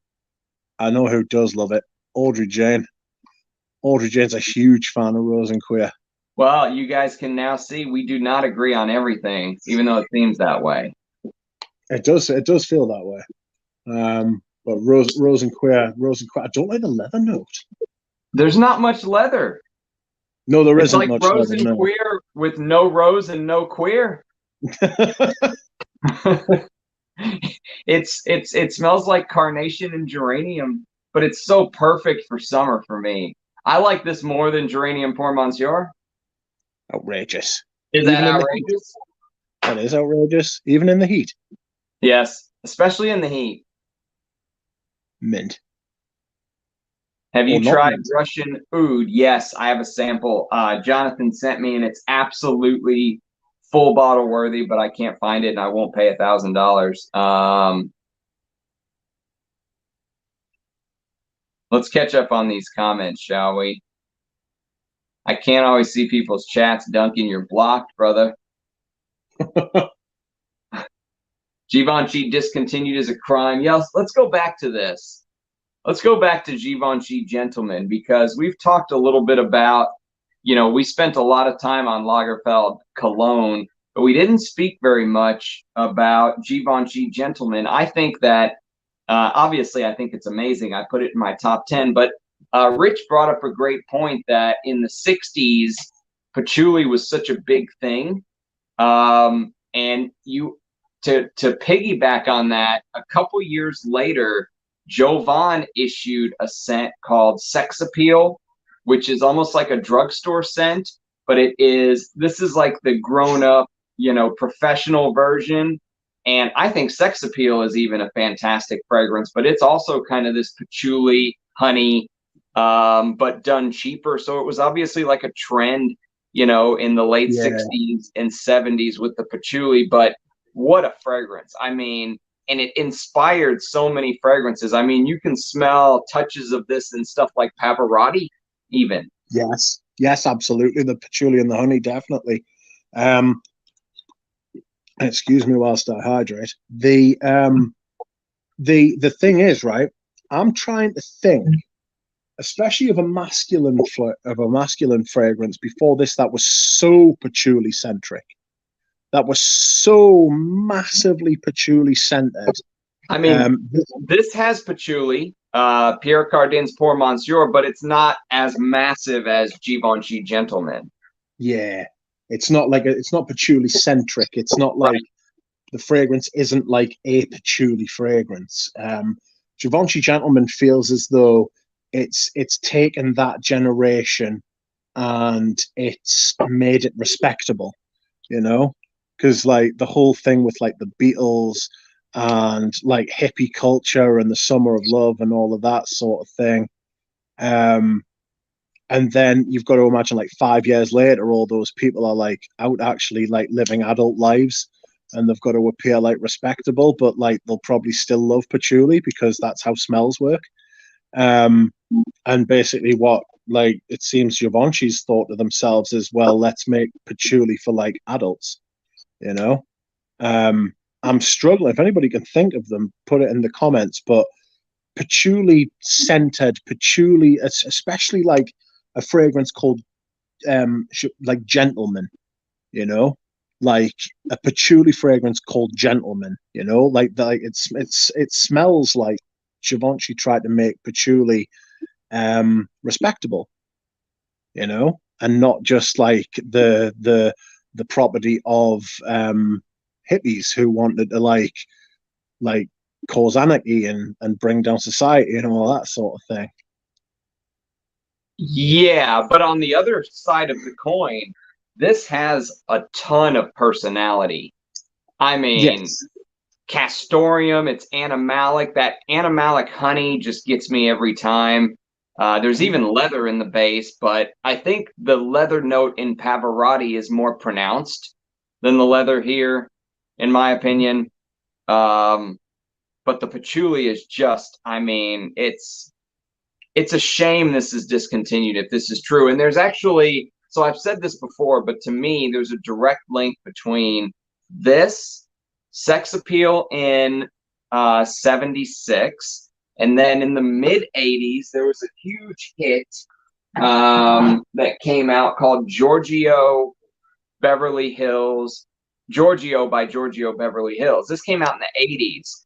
And this is almost like you can smell pieces of Givenchy Gentleman in this. So I mentioned sex appeal, Giorgio Beverly Hills for men, Pavarotti, which by the way, I sent Rachel a sample of Pavarotti, and she said her husband took one sniff of it and said, "I need a bottle of that." Outrageous. Get in. I love that. I love stuff like that. Introducing people to like fragrances that they've never heard of before, and then they smell them and they're like, I love it. You know? It's fantastic. Just the combination, though, of honey, patchouli with a little bit of leather in the base is just such a winning combination for me. And then you add the animalics in, and I'm in love. I mean, I have 2 bottles of this, and I feel like I don't have enough. Yes. Yes. I was looking over my Koros collection today, and I was thinking to myself, do I have enough of this? And I'm in like double digits, and I'm like, do I actually have enough of this? Like, I intend to live a long and full life. Like, do I have enough Koros to see me through? Do you know what I mean? It's it can get a little bit like that. I do worry sometimes with some of the fragrances I've got that I don't own enough of them. Someone in the chat has just mentioned reminiscence patchouli. It was Legoist. Have you ever smelled reminiscence patchouli? No, the patchouli that I bought recently, on whose recommendation? Maybe Jonathan's? I can't remember. Is patchouli antique? I got this one instead of reminiscence patchouli. That is a Jonathan recommendation, I'm pretty certain, because he loves that shit. It's good, but what's reminiscence patchouli like? It's a nice little patchouli. I wouldn't overpay for it because it's quite available. But it's very well made, sort of like standard patchouli sort of thing. A little bit syrupy, a little bit thick. Shows off like different facets of like the patchouli, but I wouldn't overpay for it, and try and get older bottles if you can, because the newer one, I got a sample of an older one from Notino years ago. Like, you're talking 6-7 years ago, and I smelled it and I was like, wow, that's really nice. And then I got another sample of it sent like in an order, and it was in like a different like sort of packaging. And it was the newer bottle. I looked and I saw the bottles were newer, and I checked it, and it was a lot more like a screechy, scratchy patchouli, like a screamy patchouli. And I prefer the deeper, richer, like thicker, gloopier sort of patchoulis. You found an interesting patchouli recently, didn't you? Did I? I found a lot of fragrances recently. Well, what was the patchouli you love so much you bought from Nishane? Oh God, that's right. Yes, patchouli kosher. That has got a very rich, thick, deep, sort of gloopy sort of patchouli, but again, that's got honey in it as well. Okay. We're getting like that's got honey in it too, and it's really nice. Honey seems to bring this kind of, do you know how like honey's quite viscous and thick and rich? It seems to bring that sort of quality to patchouli, when it feels as though like the patchouli oil is being extracted and it's very, very viscous, and then they add like some patchouli in, they add some honey into it, and it just makes it sort of like treacly, where like you can sit and watch it sort of move like lava, like setting lava. It's sort of very thick and slow, and I love that kind of patchouli when it's very rich and a little bit sweet too. It's one of the that's what I like about honeys. Honey can be sweet without being like bubblegum sweet. Spot on. It's got like a natural sweetness to it, Yeah. which is really nice, where it's not like sucrose. Yeah, because personally, I don't like the current sweetness that they're doing. You know what else has a major honey patchouli note? I think we hit on a major note accord that you and I really love. This has honey and patchouli in it. Yes, that's right. Yes, that is very right. That's a huge patchouli fragrance. Balenciaga Poron. This is such a fantastic fragrance. It's incredible. It's in my top. It's in my top 2 or 3. Yeah. If not my favorite fragrance. I feel very sad. I feel very bad trying to say, like, I know you did your ranked video, but I feel like I'm being like nasty to like all the other fragrances I own if I say like one's like the best. Do you know what I mean? But if I had to, if somebody put a gun to my head, I would probably say Balenciaga Poron. Yeah, that or Pavarotti, huh? Yeah, exactly. But what's funny is they both have this honey patchouli going on. They're just executed completely differently. Yes. You ever think about that? I have noticed that patchouli and like sweet patchouli honey sort of thing is a particular sort of has like a particular attraction for us. And I have noticed it in a lot of the perfumes that I've bought, because I've got a lot of different perfumes that have got that accord. Like I've got I'll tell you what else sort of works along those lines as well. Patchouli and sandalwood. Yes. Patchouli and sandalwood, because the sandalwood brings out like a milky, like a milky, creamy sort of facet in patchouli. I never used to like. This is a strange thing to say. Like I never used to like patchouli, or patchouli dominant fragrances, right? And then I got to like smelling more and more different kind of things, and realized that patchouli is basically in everything. And then I would start to smell patchouli in things, but it was never dominant. And then all of a sudden I found myself being attracted to like patchouli dominant fragrances. And that's sort of like the point that I'm at the minute. If something's got a patchouli in it, if something's basically called a patchouli, so like you've got Ramon Monagal Mon patchouli, or you've got Real Patchouli by Bois 1920, the Eau de Toilette. What else? Like patchouli kosher, like anything that's got patchouli in the name, and I'm like, yeah, like I'm gonna try it, and I'm probably gonna like it.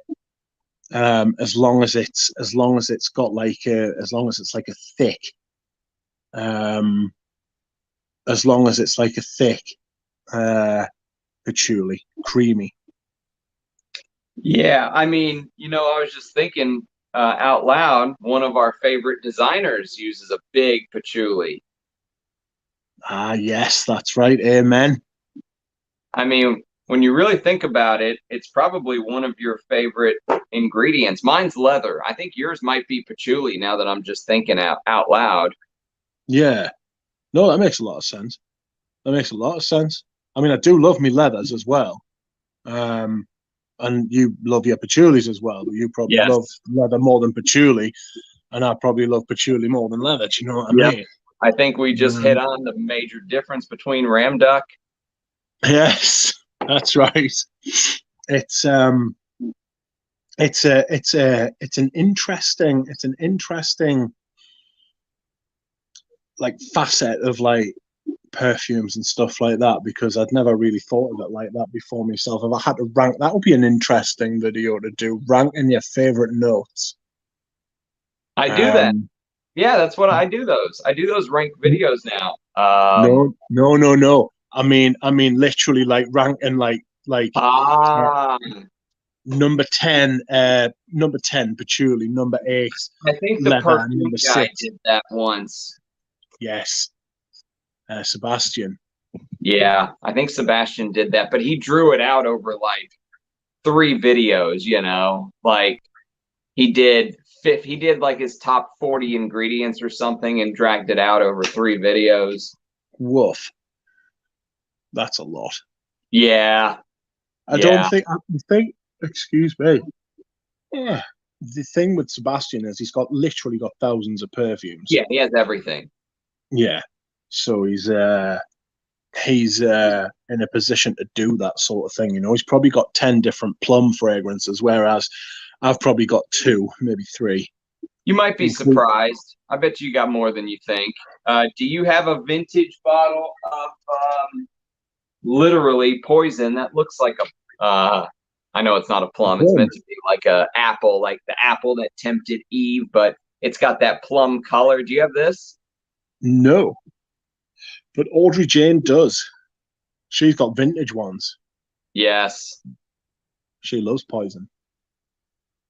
Oh, it is amazing though, but it's so much tuberose. Tuberose. Yeah, sick. Tuberose. I'm not a tuberose fan, I must admit. Yeah. Tuberose is a duck kryptonite ingredient. That's right. I fear the old white floral. So you also sticking to somewhat of a topic here, so we can hit on all of the main points. You recently did a fragrance swap for this. Tell us about that. Yes. So there was a friend I know who sent me a picture of their vintage DHI. So it was Dior Homme Intense from like 2008. And I was like, wow. I was like, that is truly old. And they were like, they said to me, yeah, I really like the Dior Homme line, but I've never been able to get Dior Homme Parfum. And now it's really hard to get a hold of. I was like, well, that's funny you say that, because I'm not massive on my Dior Homme Parfum. And he was like, yeah, I heard the other day, excuse me.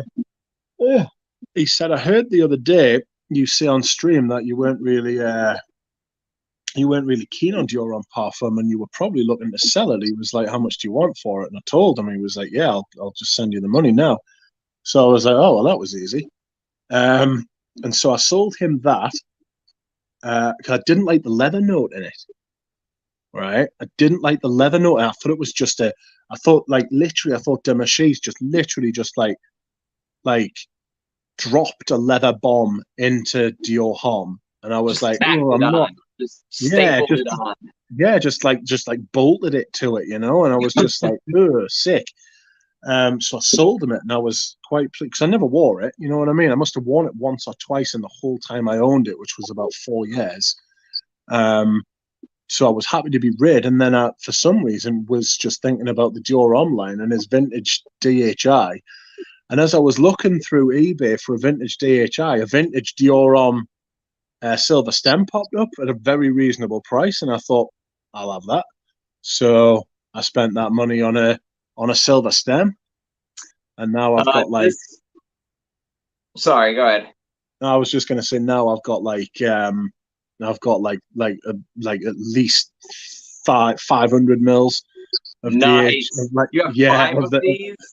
Yeah, at least, and then I've got a 50 mil as well, so it's more like 550. This is my favorite Dior Homme, the silver stem. It's yours too, right? Yes, absolutely. This is my favorite Dior Homme. It's one of my favorite Dior fragrances. Yeah, it's so good. Yeah, it is absolutely tremendous. I remember when you got that. Yes, and you know what? I honestly feel like I could wear this in any weather. Like, I know it probably leans more towards fall or whatever, but I would totally rock this in summer. And give no fucks. Yes. Yes. It's just so good. It is. It is one of those, and it's one of those fragrances that like it would never be out of place.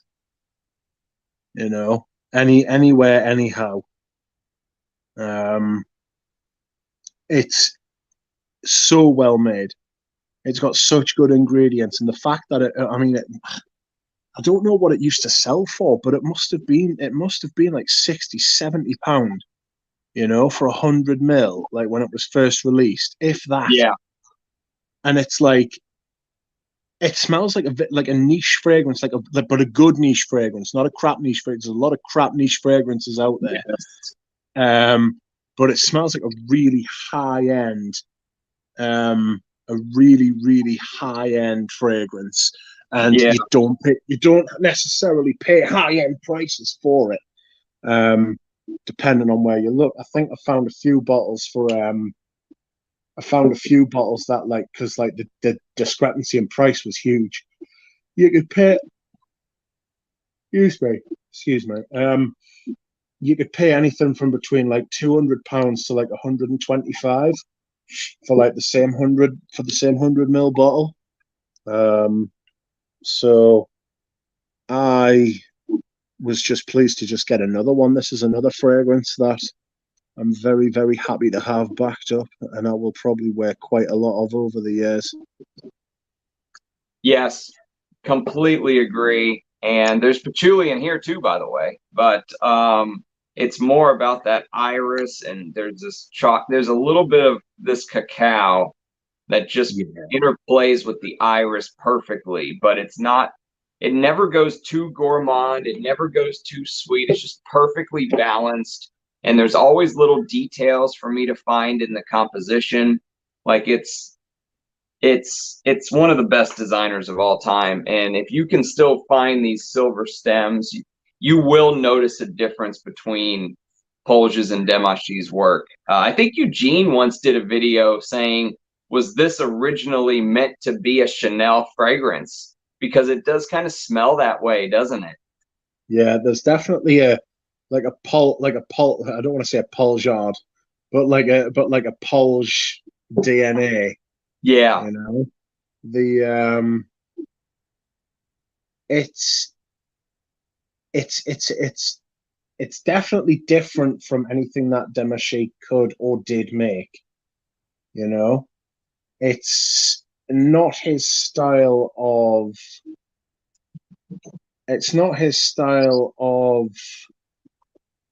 fragrance. Like Demachy couldn't make something like that. That intricate. That's probably the best word I can use, is intricate about it. It smells but it's so tight as well. Like there's no wasted motion in this perfume. It's very, very, very tight, and like everything has a point. There's no overuse of anything, you know. Even though the iris is the most dominant thing, it doesn't feel like it hasn't just been like laid on thick, you know. It's been dosed just right. So let me ask you this. You sold your own parfum. Number one, do you like your own parfum? And number two, do you have any idea why it blew up in popularity? Like, how did it go from normal Dior Homme Parfum in 2014, 15, 16, 17, 18, and then the last couple of years, it just exploded? So I know Sebastian, again, said that it was his favorite designer perfume ever. I remember. Yep. I think that might have had something to do with it, because Sebastian's like got a lot of clout and people listen to Sebastian. I think as well it became very hard to get, and the Dior this was around the sort of time. So it was around the sort of time that Dior were fiddling around with their logo, You remember the CD, and then now it's just Yeah. the CD's like the same. So it was around that sort of time as well. And then they got rid of the 75 ml bottles. Yes, that's right. And they brought in the 100 ml. Now I know Rudy's done a comparison where Rudy says that it's the same formulation code. Sorry, I've nearly just dropped my jaw on there. Shit myself. The I think one of the things is that people liked how strong it was. Yeah. You know, it was a massive crowd pleaser. I'm sure a lot of people put it in their lists at the time. It was one of those. It was around that sort of time when everybody started doing lists all the time. Yeah. You know, and the list videos started getting a lot of traction in the community. And I'm sure Dior on Parfum. What people have got to realize is as well, there are influencers, right? But then there are also people who influence influencers. And I think Sebastian is one of those people who influences other influencers. That's an interesting take. And I think that because Sebastian spoke so highly of it and so often, I think that's part of the reason. I think it was like everything. I think a lot of things went into that phenomenon. But you're right, because though. it does feel like it went from Creed Aventus in 2010 to Dior Homme Parfum in 2014. Like it feels like the hype train jumped. You know what I mean? And now, I just don't understand how these two just became like bro fragrances. You know, very strange phenomenon. Dior Homme Parfum had the thing where it was based on a very nice smelling fragrance, which is Dior Homme, and then it had the added bonus of being absolutely nuclear. Yep. That shit will last you for 24 hours. Easily. It's huge. And it's not marketed in America. Like I can't buy it at the store. Yeah. Yeah. I don't know how easy it is to get at the minute. I mean, I sold mine for 90 quid. You did? I sold for £90, but it was to a mate. So it's like, you gave him a good deal. That's a good deal. Yeah, I think they're going for crazy money. I think to get one here in the States, I'd have to pay a couple $100. Yeah. It's crazy shit. Like, I'm not like, if I'm selling to mates, then I'll just sell at cost. That's fair. And if I'm selling to like the gallery, or if I'm selling to like eBay or anything, I'll try and get me money. I'll try and get as much money as I probably can. But I must admit, I'm not a big seller of fragrances. I hear a lot of people talk about how they bought a fragrance and then they didn't like it, so they sold it. And I'm like, oh man, I just can't be bothered. Not just that, but I'm terrified that like remember you said you smelled photo at first and you didn't like it. Imagine if you had sold it and now you can't find it again, or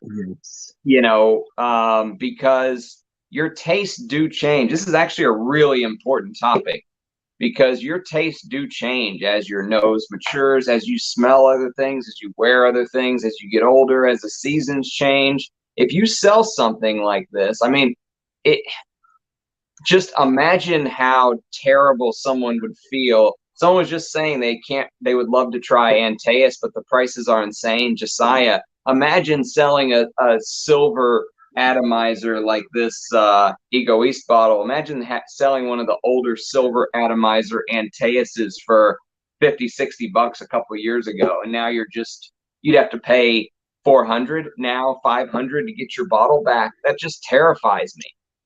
Yeah. Plus, you're a collector as well. Right. You're a collector, so it's like I'd been thinking, I must admit, I'd been thinking for a long time about selling the Parfum. And I've sold it, and I've never thought about it since I sold it. So is that your only bottle? You don't have backups or anything? Nope, no backups of it whatsoever. Have that fragrance. Literally had to put it in. I had it on Fragrantica. Had to change it from You know, there's I want it, I have it, and I had it. Had to change mine to I had it. Wow. Totally gone. But I prefer the original. I prefer the original. I prefer Dior Intense over it. I just don't like that leather note. I just don't like. I don't know what leather it is that they use, but I just didn't like it. You know what other leather you said you didn't like that I actually did like? Maybe it's the same molecules that Guerlain uses in Queer Entente. Right, yeah. Because you didn't like this either. I like this one. No, I don't like that. I'm trying to sell that as well. Yeah, maybe it's a similar leather molecule because this also came out maybe a couple years after Dior Homme Parfum, I think. When did Queer Entente come out? Let's see. That's like 2018, 19. Yeah, 17? 19. So okay, 14 to 19. It was a couple years. Maybe there's something with this, whatever this leather note they're using bothers you. Yeah. It just felt like I'll tell you what it feels like, right? Do you know how you can't tincture leather, right? So you've got to build a leather note, or they used to have to. Like that, and like it used to be like castorium and birch and like other stuff. Whereas now they've got like these synthetics that just smell like a leather note. And the problem with that is that it becomes like the leather notes aren't individual anymore, because each one used to be a little bit different because they used to be built from like lots of different materials. Yeah, this is one that they built. Leonard Perron. They built this leather out of the castorium and labdanum and spices. I get what you're saying. That's an interesting take. Yeah, it's and now because with that Leonard Perron, you could always use that. You could take the general structure of that leather, but you could use a little bit less spice or a little bit more castorium, or you could tweak it and like change it. Whereas if you're using a synthetic now, one ingredient now, then it's going to smell the same in every perfume that it's used in. You know, so you can't tinker with it as much. You know, so it takes away, like it makes perfumes more ubiquitous. Not ubiquitous, sorry. Like uniform, I want to say. Not ubiquitous, sorry. Yeah. No, I know what you're saying. I never really thought of that, but you very well could be right. Especially with the fact that, you know, they're not using the high quality castorium or civet or any of the other notes they used to use in the old days. They keep coming up with these new captive molecules. So you very well could be right about that leather note. I never thought about that. Yeah. Going back to Givenchy Gentleman, Eugene says Frederick Malle ripped off Givenchy Gentleman with Monsieur. You ever think about that? Yeah, that's not a bad point. It's got that sheer kind of patchouli in it. It's got that very tight, taut, screechy sort of vibe going on. I think I prefer Givenchy Gentleman to Monsieur, to be honest. But Monsieur is good, but it's no Givenchy Gentleman. I mean, that's one of the greatest fragrances of all time, my opinion. Yes, I agree. It's certainly one of the best male fragrances of all time. It's one of the best male fragrances of the 70s, you know? Yeah, absolutely. We might have mentioned actually two of the best. Let me grab this patchouli because someone just mentioned it in the chat. Speaking of discontinued patchoulis, Krizia Moods Uomo. Yes, Duncan's favorite fragrance. Duncan's favorite. Eugene did not like this. There's a little bit of a beef going on. There is much beef. That's right. Bryce said Bram Duck makes up 35% of the vintage market. We hold a controlling stake. A controlling stake in the vintage market. Yeah, we have to make a disclosure every year on our taxes. We're Yes, 10% shareholders. that's right.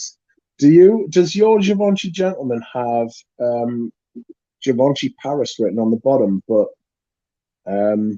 it's like imprinted in the bottle? Givenchy Paris on the bottom. Yes. It says Givenchy Paris, yes. Yes, mine's got that as well. And it It's says like 90% volume on the back. yes, mine's a 90%. Yes, mine's a 90% volume as well. Parfums Givenchy SA. Yes, this is the one to get.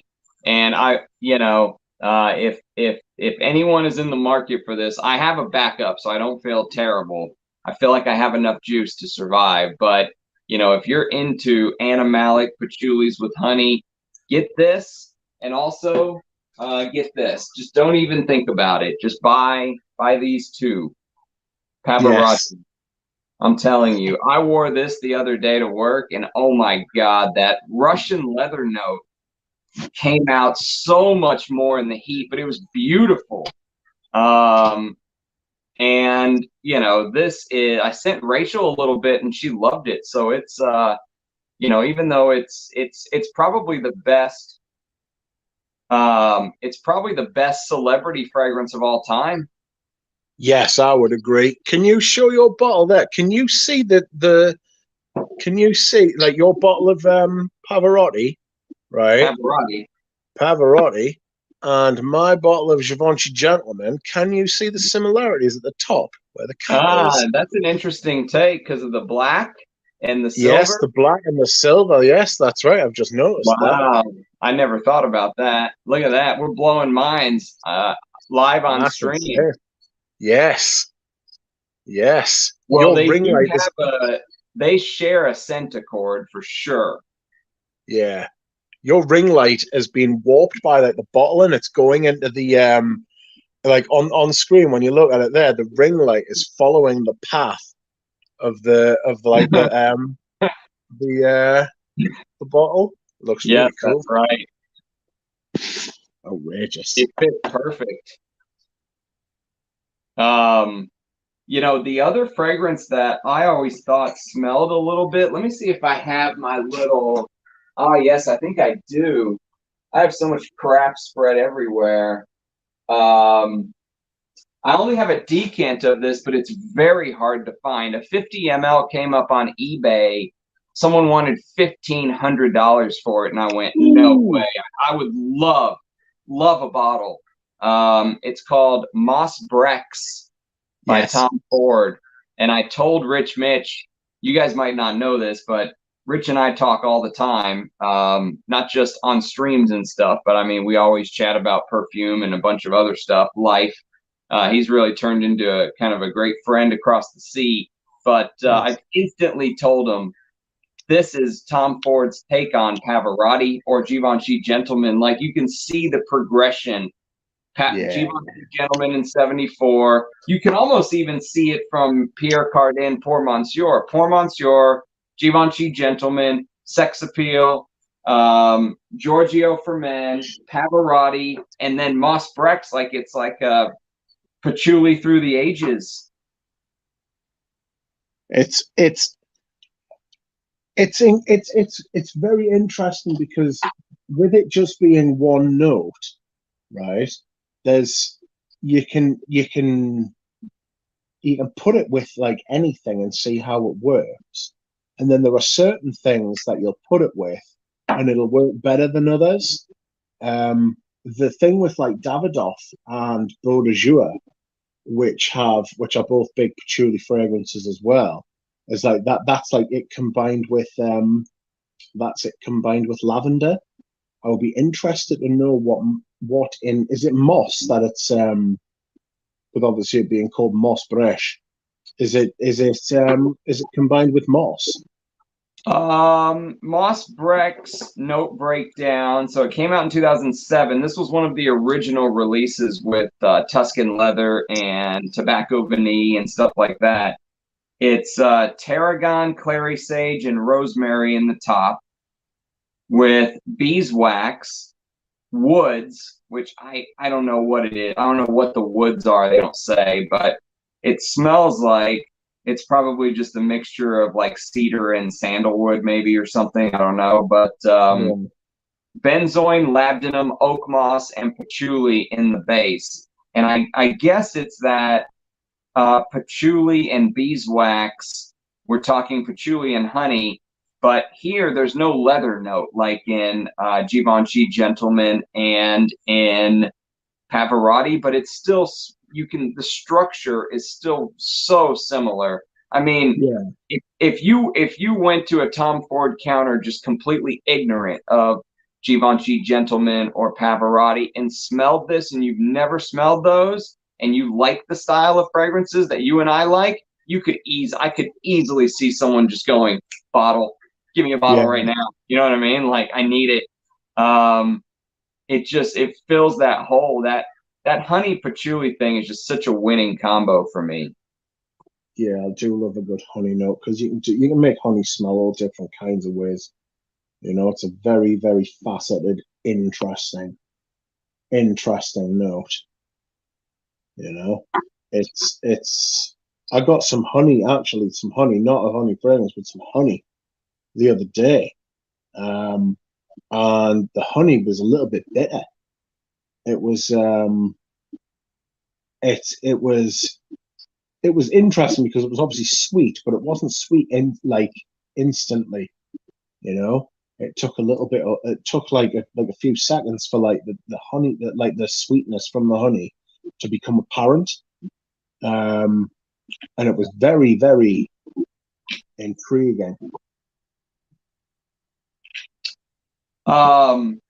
Let me ask you this, because I wore this to bed yesterday for the very first time, and I didn't tell you I was going to ask you about this, but I want to get your thoughts because I really enjoyed it. It's also in a Nuge purchase. It's a little 30 ml of Daniel Hector Character. Since we're talking about discontinued fragrances, do you have this? Yes, but I will need to fetch it. One moment, please. I know just where it is. We're sticking to the discontinued line of thinking here. I hope you guys are enjoying our little chat. We've done this before, like I said, but we've never actually done it live for you guys. We've just kind of chatted about things. Yes. So, I've just sprayed some on. One moment. That's very aromatic at first. That's got some pep. Yes, but it's 89. So in 89, to me, this feels like a fragrance that came out in 81. Yes. But it was released in 89. You know what I mean by that? Yes. Yeah, definitely. It's got like a bitterness. There's a kind of bitterness there that I was not expecting. It certainly has got character. Yes, it absolutely does, and I really, really like this one. I need to make it a scent of the day soon and really break it down. But it's got this spicy carnation. Like if you've ever smelled, there's a very cheap fragrance that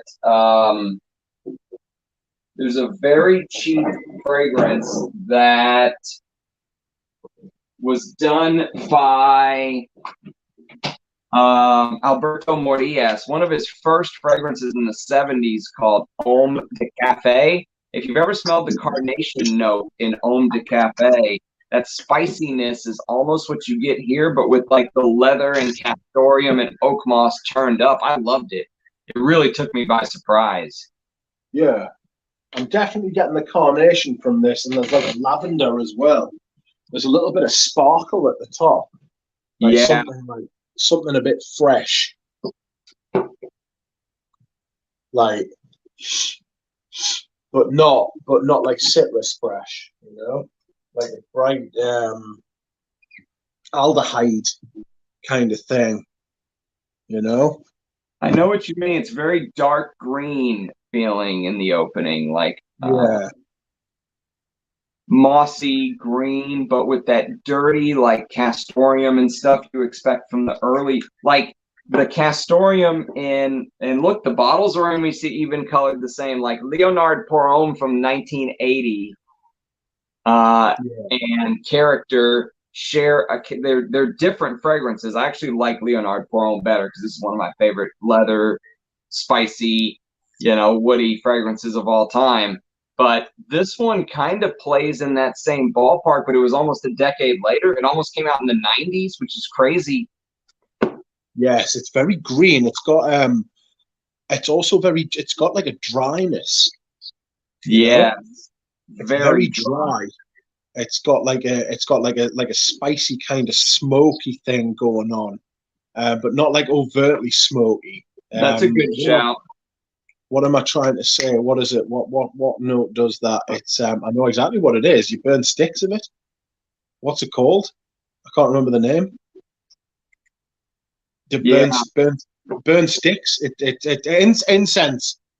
Incense. It's got like an incensey kind of thing going on, like a dry smoke.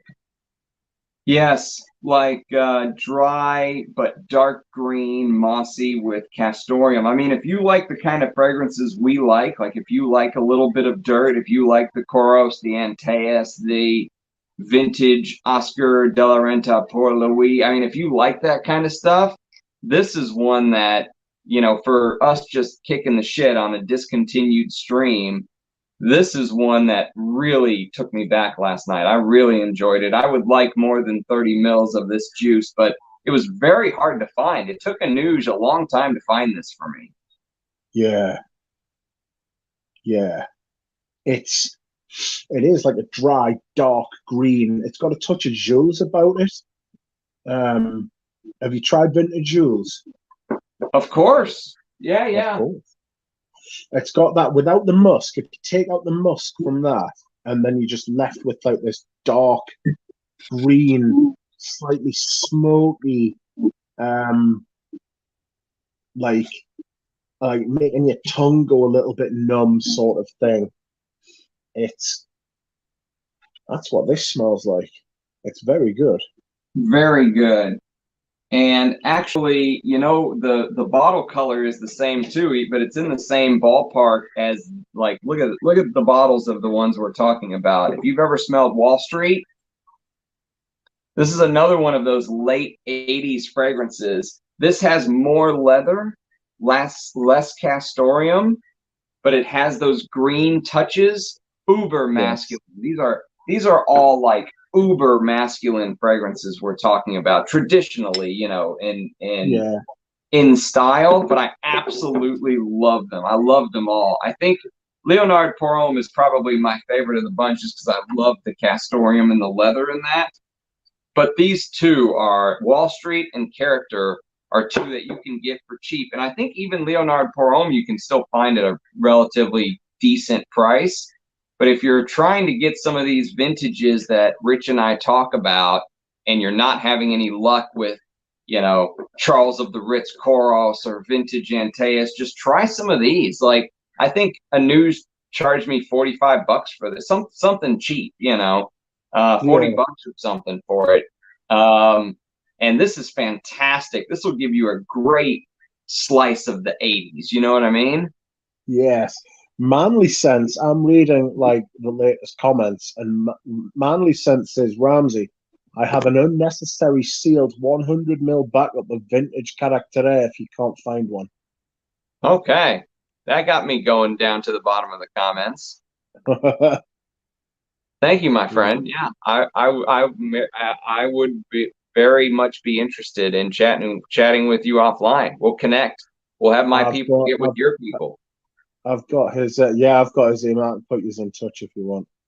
You mostly get carnation in Giorgio Beverly Hills, Duncan. What? Outrageous. That is outrageous, Dunk. In Giorgio Beverly Hills, in this honey patchouli fragrance, you mostly get carnation. I mean, I know it's subjective, but is there carnation in it?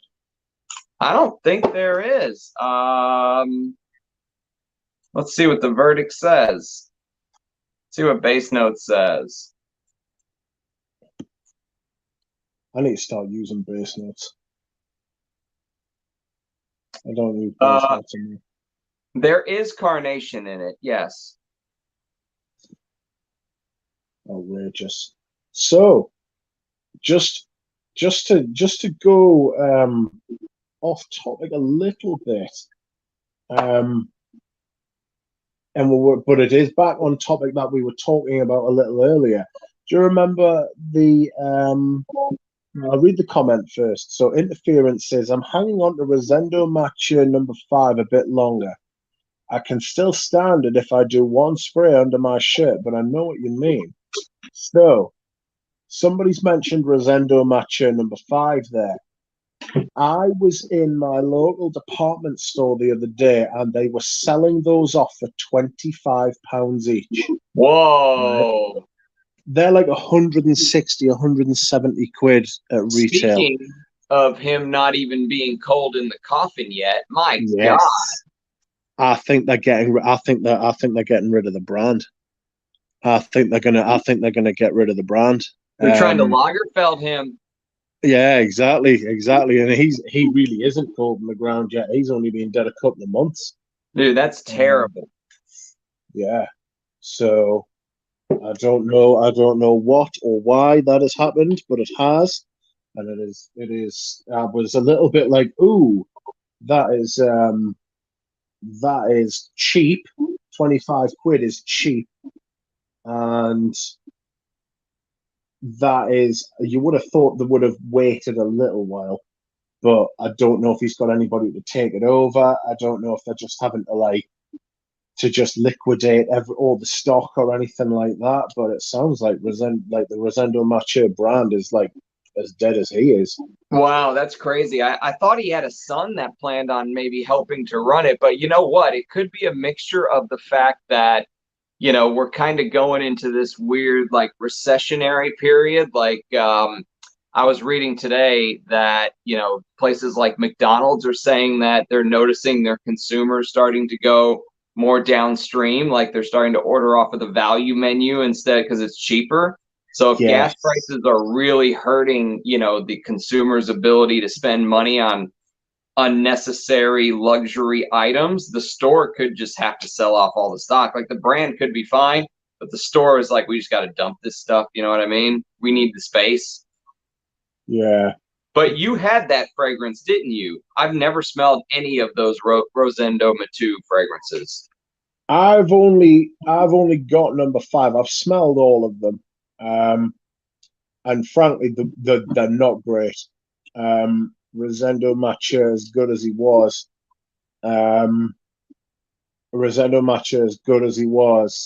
made some absolute dross at the end there. Like, I've got to be honest. Really? What did you blind buy it? I did blind buy it because of the hype. The blind buy giveth and the blind buy taketh away, and that was one where I absolutely got my pants pulled down. In the middle of the street, it was a bad purchase, and everybody was saying how great it was. And I thought, well, it sounds like a nice sweet. Do you know what it is? It was Le Male on steroids. That's a great. I could totally see. I bought a vintage Le Male because I wanted to talk about it and review it on my channel, and I am so angry I bought. Like, this is just absolutely not me. Yeah, I've never liked Le Male, honestly. When it first came out, and like, how old was I when I first came out? I was like 10 or 11, right? So when you're like 13, 14 and you're discovering girls and you want to get like every sort of edge you can possibly get, and like loads of people at school were wearing Le Male, that shit. It just makes me eyes bleed. Yeah. Do you know what I mean? It really makes me feel sick. Like, imagine that, right? But 10 times louder, right? And like 5 times sweeter. Is that even possible? That's what Rosendo Mature number 5 is. It was so bad. It still is. I've got it somewhere. It's like I want to hermetically seal it and then like fire it into the sun. It's really very, very just poor. Wait for it to be discontinued and then you can put it on eBay for $500. Somebody, they were selling them off in the local department store for £25. That's crazy. One of the sales associates sent us a picture from the store. They were like, "Oh, have you ever smelled this before?" I was like, "Mate, run away! It's terrible. It's awful. like, run as fast as you can." He was like, "They were £25." I was like, "Buy 4, sell like 3 of them, right? And like for £100, and then you'll get yours for nothing." And I think that's what I think. I think he bought like 3 for like £75. He bought 3 for like half the price of what I paid for one. That's insane. They'll still go on eBay for like £100, like sealed, you know. Just give us 2 seconds, mate. I need to go to the bathroom again. Do it. We're just kicking the shit. We'll talk about some other discontinued. We can stay or go as long as you want, Rich. I have flexibility today because I'm basically a bachelor for a week. Happy days. Happy days. Oh no, I was gonna grab my Fendi Uomo from '87, but it's actually under lock and key. It's not here. Maybe I should go grab it while Rich is in the bathroom. Can you guys stay alone while I run and grab it, or are you guys gonna burn the place down? Yeah, you guys gonna be all right. Hold. I'll wait for Rich to come back so he can entertain you, and then I'll go grab it. Do you like? Oops. Do you like Five Guys burgers? Yeah, absolutely. Five Guys is good. We just recently got In-N-Out burgers here in Texas. They were only in California and the West Coast of the United States, and they started opening up some places. You know, they're moving further east. Yeah, Five Guys is good. In-N-Out is kind of one of the new things here. What other burger? We've got a place called Fuddruckers, I think. That's not too shabby. We've got some decent burger joints here in Texas. We've got some amazing barbecue in Texas. But man, the prices on barbecue have gone astronomical too. Scent of the day, L'artisan Parfumeur Collier Vanille. I've never smelled it.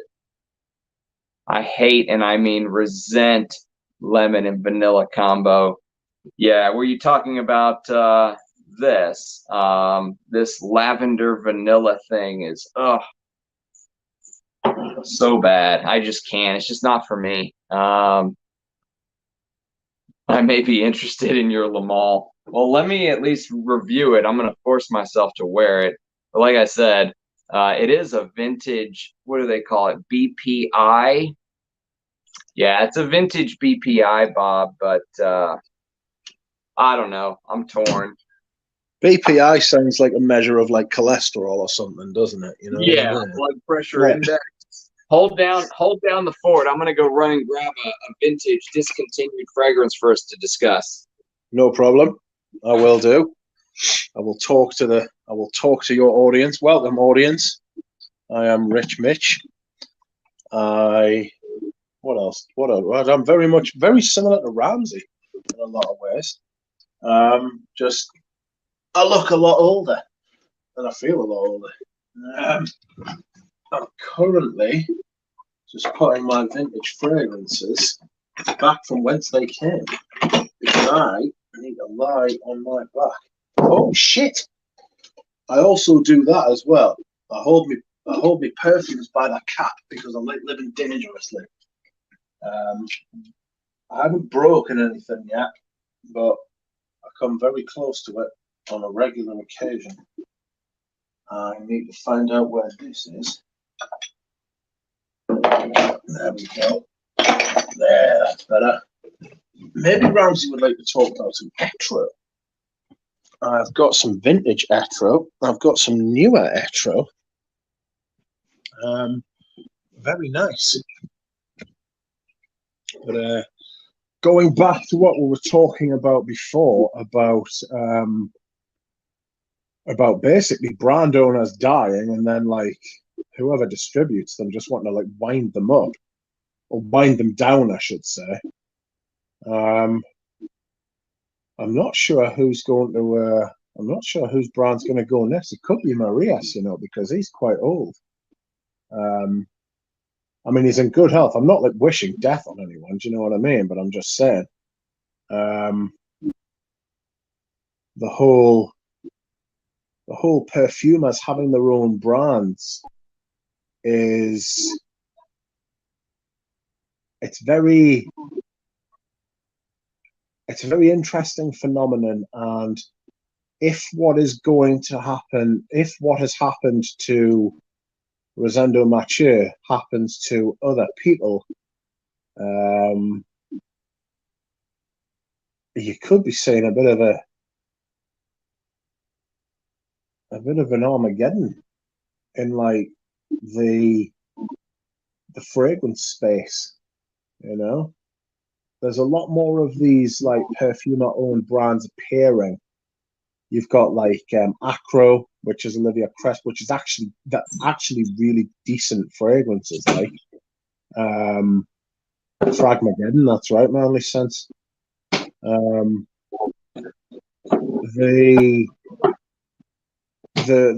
fragrance space is an interest. It's some of it's interesting, some of it's boring as all hell. Like, but I was just Ramsey has returned. I was just discussing the what'll happen to like other perfumers as brands, like if like the same thing will happen to what happened to Rosendo Mathieu.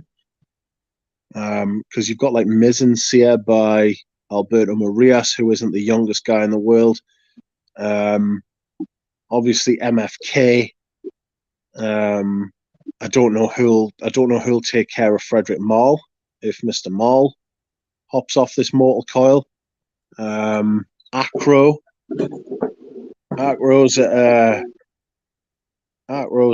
like a brand. Apparently, they're not doing too well in the department stores because while the fragrances are interesting and novel and good, it's like, does anybody really want to smell like a bar of dark chocolate, or does anybody really want to smell like a cigarette?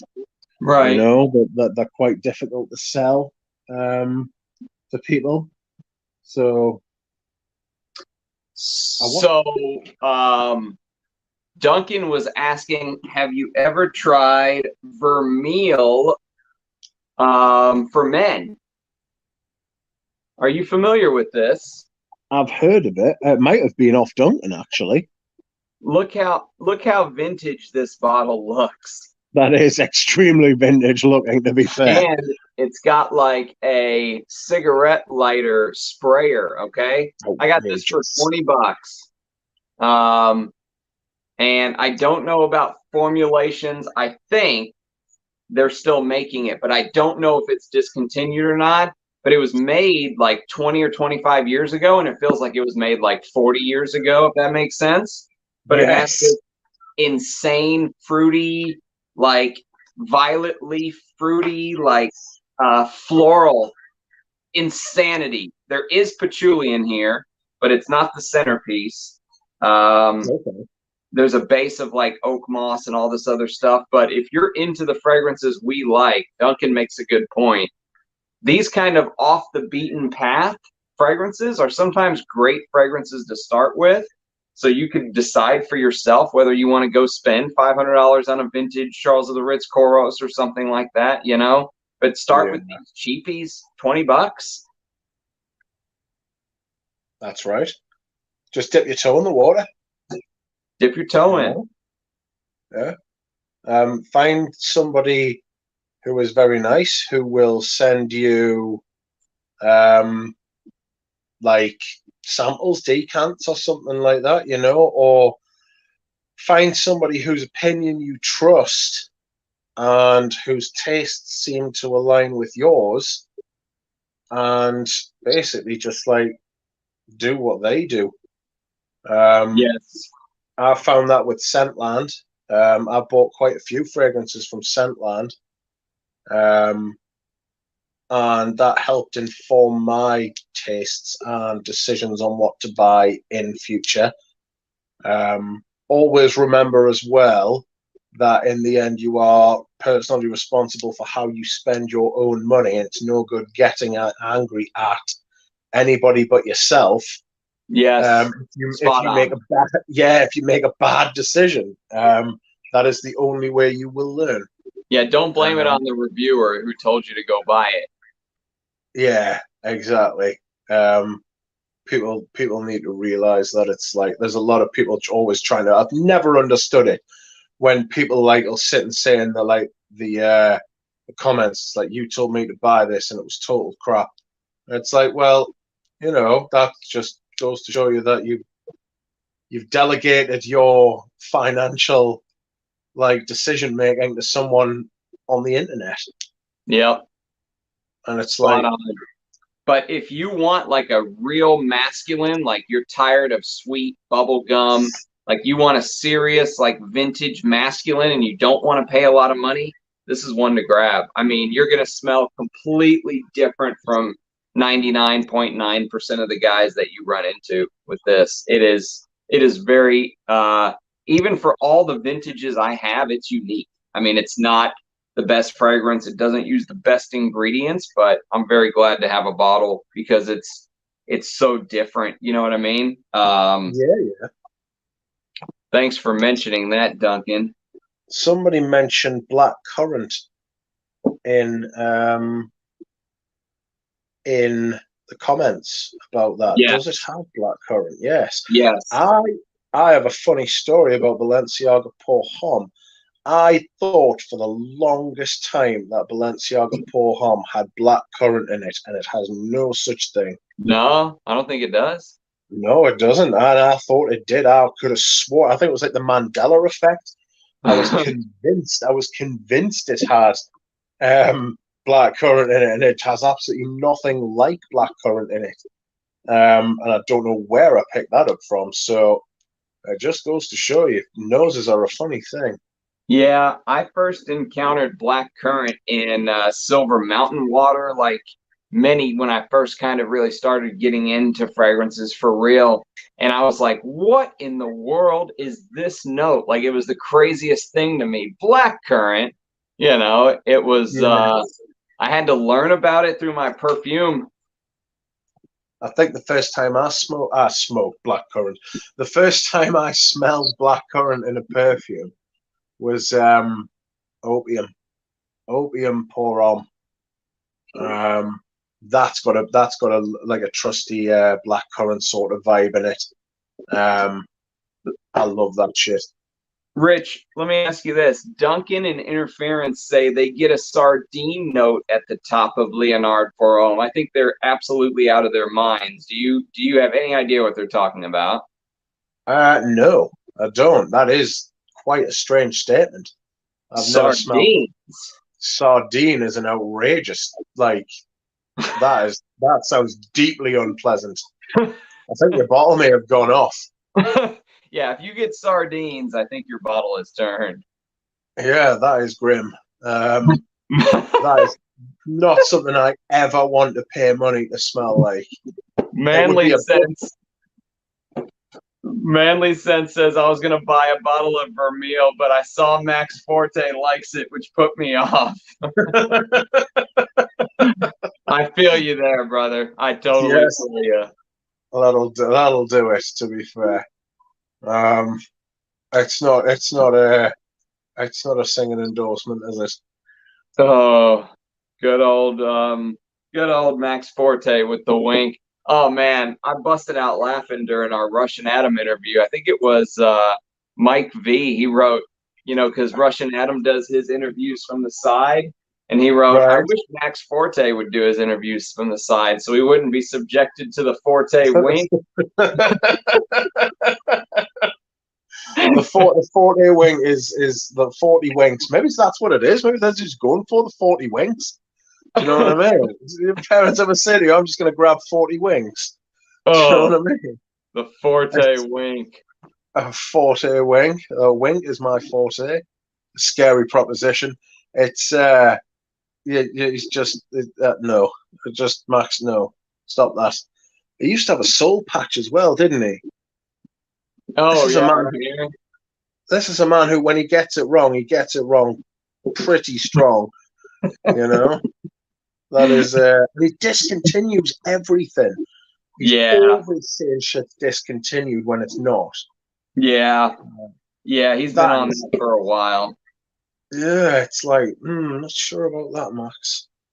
The fragrance that I had to go hunt down for you guys because it got mentioned in the comments, and since we're doing a discontinued stream, I mean, let's talk discontinued fragrances. Fendi Uomo. Yes. Do you love this as much as I do? I absolutely love that. I absolutely love it. It's fantastic. It's got that warm, spicy, leather, Italian leather. Like Italian leathers smell different to like normal leathers, most leathers. Okay, you know? Big question. Big question. Is this your favorite Italian leather? Oh, oh God, I don't know. I don't think so. What's my favorite Italian leather? Probably Smalto Poro.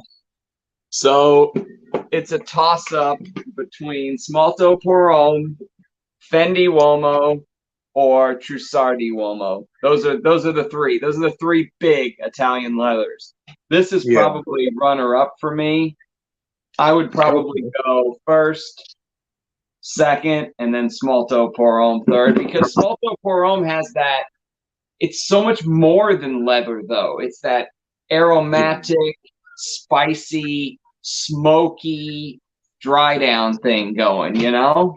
Yeah. It's a big oak moss as well, but it's also got like it's got anise.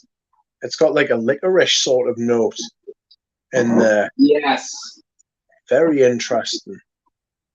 So what do you think your favorite is if someone stuck a gun to your head, Rich? Favorite Italian leather? Would it be Pavarotti? No, I don't see Pavarotti as much as a patchouli, as much as a leather as I do patchouli. Agreed. I would probably go with Smalto, just for lack of anything else that I can think of off the top of my head. Like before you answer, is this a leather, Italian leather? Goma, yes. But is this considered an Italian style? Is it Goma's Etro's an Italian house, right? Yes. Okay, this is my favorite Italian. Yeah, that's not an Italian style leather though. That's true. Like Italian style leather is always smoky for me. This is true. It's an Italian house, but it's not an Italian style leather. You're spot on. Yeah, for me it smells a lot like Knees 10. Yeah. It's much more floral. It's got the castoreum. Oh, I love this. Yeah, it is. It's tremendous fragrance. I've got the Eau de Cologne version. This is the Eau de Cologne. Yeah. It's you have I've got like I've got the first formulation. It's tremendous. It does actually smell a lot like the one that you've got. There's not like a world of difference between them. Oh, if you guys love leathers though, this is, and you want a discontinued, because I think this is still available in EDT, but if you can get the discontinued Eau de Cologne, it is absolutely, it'll knock you for a 6. Yeah. Yeah. It is glorious. It's if you like stuff like Knees 10, if you like stuff like Fendi Uomo, I think it's got a touch of Fendi Uomo because it's got that kind of warmth to it as well. You know, it's not a cold leather. Like some leathers can be very like sort of standoffish and a little bit like like some leathers can be like quite sanitized, you know, like medicinal sort of leathers like Gucci Guilty Absolute. That's not what that's like. It's a very like it's embracing, you know. While we're talking about So you go Smalto Porome as your favorite Italian leather of all time, eh? Possibly only because I can't think of anything else. Yes. Do you have backups of this? Of Smalto, yeah, I've got loads. I've got quite a few. I've got about 15. I've got about 15 30 ml bottles. Wow. I bought a packet of them off someone. A packet. Yeah, I bought like a pack. Yeah, exactly. I bought a packet of like a little like how stores must buy them in This like is fantastic. yeah, oak moss, leather, smoke moss, Smalto smoke moss. Smalto smoke moss. That's right. It's just I bought that off Scentland, right? Yes. And I remember him describing it as like a smoky Italian leather, and I thought, oh, I'm all over that. I'll buy that, no problem. And when I got it, I just remember because I didn't get the anise for the longest time. Really? Yeah, I didn't get the anise for the longest time, but it's not like a sweet anise at all. It's more like a spicy one. It gives off this kind of like a little bit of heat, you know, and a little bit of twang. So it's not like a licorice. It's more like a raw anise sort of thing. And I really I didn't recognize it for what it was until I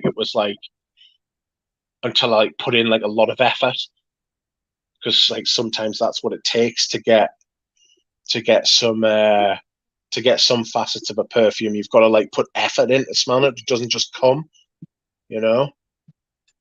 Yes. It's an unusual sort of aspect of like smelling stuff, because a lot of people say, oh, I don't want to be like influenced by like what other people say, but then I think as well, if I don't get like influenced by what other people say, like I might miss out, you know. So yeah, we swings talked and a little bit roundabouts. about that with Russian Adam on the stream last weekend, and he mentioned something similar, that it is important to get at least like some broad breakdown of things so you have a place to start. Because sometimes you could smell something, like you ever tried to smell something blind and you're like, what the hell am I smelling? Like, is there lavender? Is there leather? Is there oud? Is there like I have no clue what this is right now, you know what I mean? But if somebody just gives you something to start with, you can take the ball and run with it, Yes.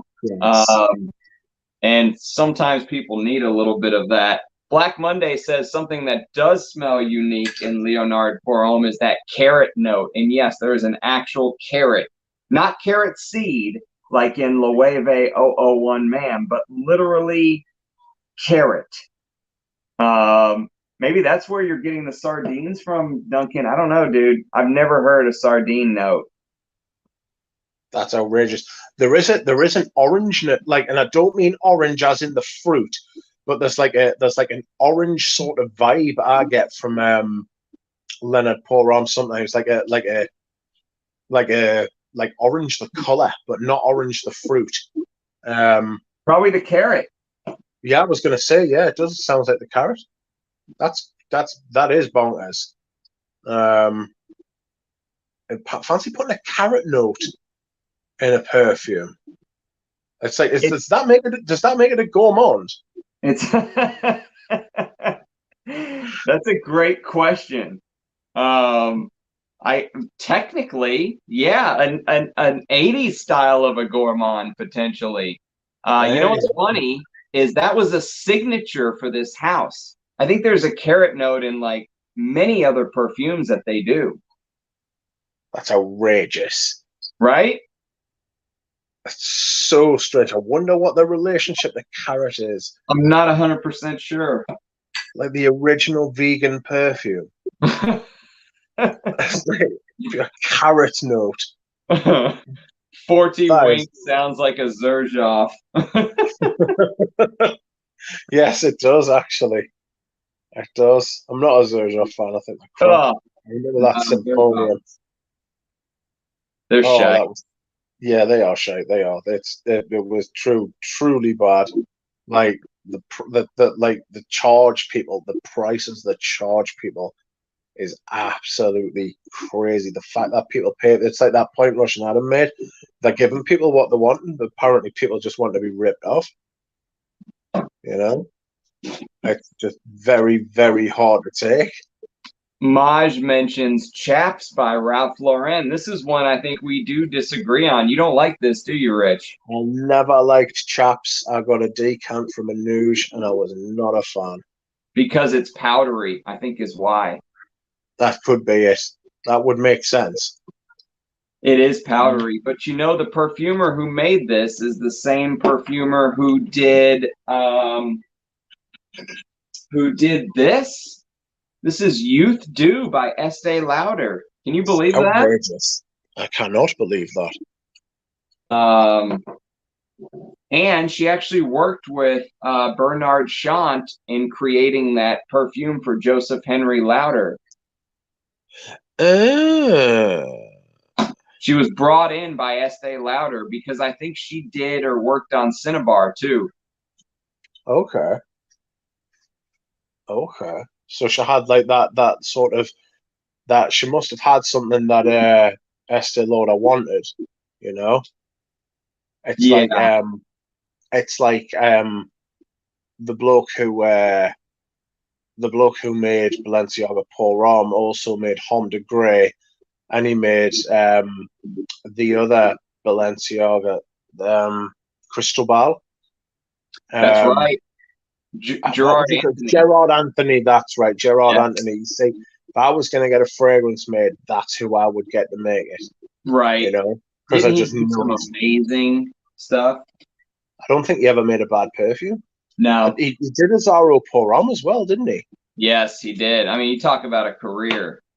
Yeah. It's a hell of a fucking strike rate. I mean, this Like, alone, if he only made this, he's in the Hall of Fame. yes. Yes. There are some perfumers as well who have only ever made one or two fragrances. Yes. And it's like, what, all that training, all that time to become a perfumer, and then you make one perfume and just like leave, you know? Right. It's like, what, well, like, how, what? Eh? I don't understand. It's a strange one that I always thought that was quite strange. I remember reading Gabe Oppenheim's book, The Ghost Perfumer, and he mentioned their Derby and Guerlain about, you know, like the whole thing about perfumers not being given like credit, and like loads of people who own the big houses would like basically take credit for other people's as like creations and stuff.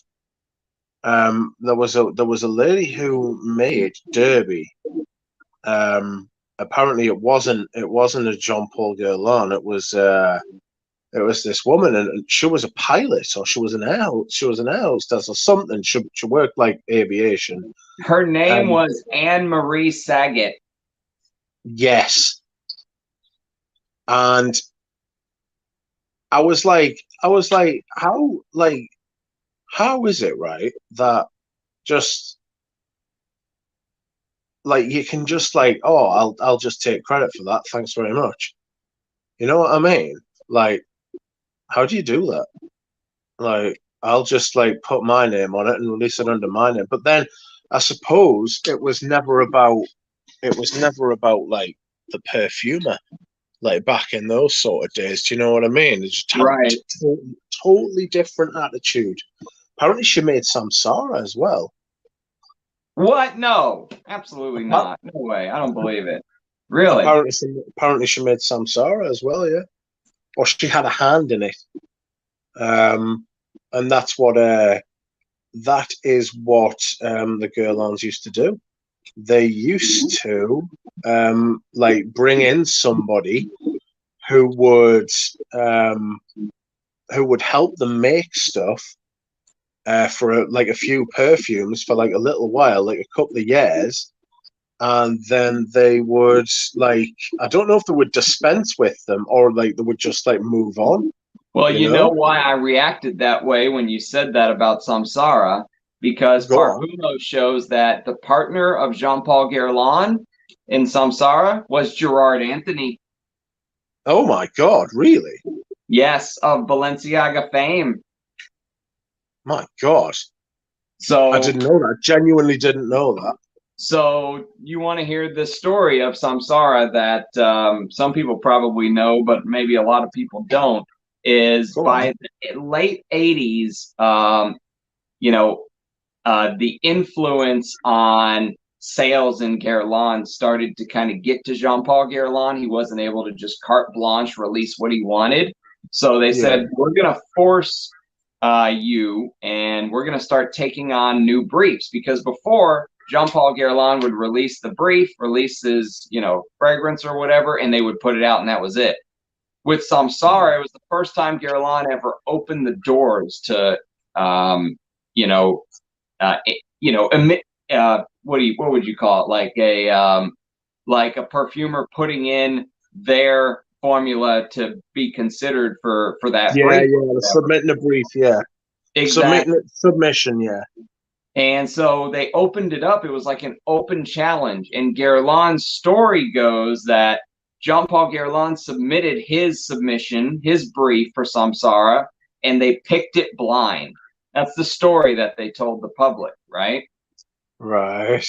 So out of all the perfumers, they blindly picked Jean-Paul Guerlain's because he has the magic touch because he was a Guerlain. But Parfumo says he worked with Gerard Anthony on the fragrance, which is very interesting. It makes me think, did they really pick Gerard Anthony's fragrance and just came up with this story to keep the Guerlain going? Or, I don't know. I'm speculating, but yeah. It's knowing the sheer amount of bullshit that gets spouted by perfume houses. Now that we know what we know, it's easy. It's hard to believe anything that they say. So it could very well be that. It could very well be either or neither. Yep. It could just be total bollocks by all of them. Because that's just what they do. Apparently, they just lie like it's like going out of fashion. Yeah. Yeah, that's really been uncovered, hasn't it, with this with the book and kind of the internet and more knowledge coming out about the way things work and all that good stuff. But yeah, it's sad to see when you love a house like Guerlain, when you hear about stuff like that. Like when I heard that someone else made Derby, I almost fell out of my chair. Like I still don't necessarily believe it. Like in there's a part of my brain that just will not allow me to believe it. You know what I mean? Yeah, it's like I read that and I was like, no. I think there was like an audible gasp. I was like, what? Surely not. Not Guerlain. But yes, Guerlain. It's unbelievable. Apparently, though, but I mean, to be fair to Gabe, he put that in his book and he was like, I've had it all checked by like these lawyers and stuff like that. So maybe he's like, I mean, to be fair, there's plenty of stuff in there that the houses would like to sue him for, and none of them have. That's a great point. It's been vetted. It has to have been vetted. He said every word was vetted. Yes, exactly. So I mean, there's got to be. I mean, there is obviously like truth in the book, and I do believe him and stuff like that. But I mean, there's a lot more. There's a lot more there. It's like I said on the stream with I think we did it with I definitely did do the stream with Eugene where we interviewed Gabe, And I was like, do you think there's like a rich seam of like, do you think there's like a rich seam of like content here for you as like a writer, like doing like not necessarily exposés on like the perfume industry, but you know, like uncovering like what really goes on. And I think he said, yeah, there's more to like say about it and stuff like that. But whether he would call it like a rich seam or not, it's like it's basically just like however you want to phrase it. But I think there's definitely more to come out. You know, Yeah. some of the shadier practices in the perfume sort of trade. Yeah, Um, it's dirty, isn't it? I mean, they sell, if you think about it, they sell a dream. You know, they sell a story, and part of selling is fudging a little bit around the edges, and they really fudge around the edges, you know what I mean? yes, yes, it's a huge amount of fudge. It's hard to fathom the sheer volume of fudge. Actually, it just seems to like just roll like just flow like water, you Yeah, know? they have no problem fudging. Someone is asking, since we're doing this discontinued stream, and I know you're probably getting tired, but I'm getting there, I must admit. I have 10 minutes. well, let's make it to 3 hours, 10 more minutes, Yeah, and that's then right, yeah. Rich has to run. Someone was asking about this little discontinued gem, Yes. Gianfranco Ferre for Man from '86.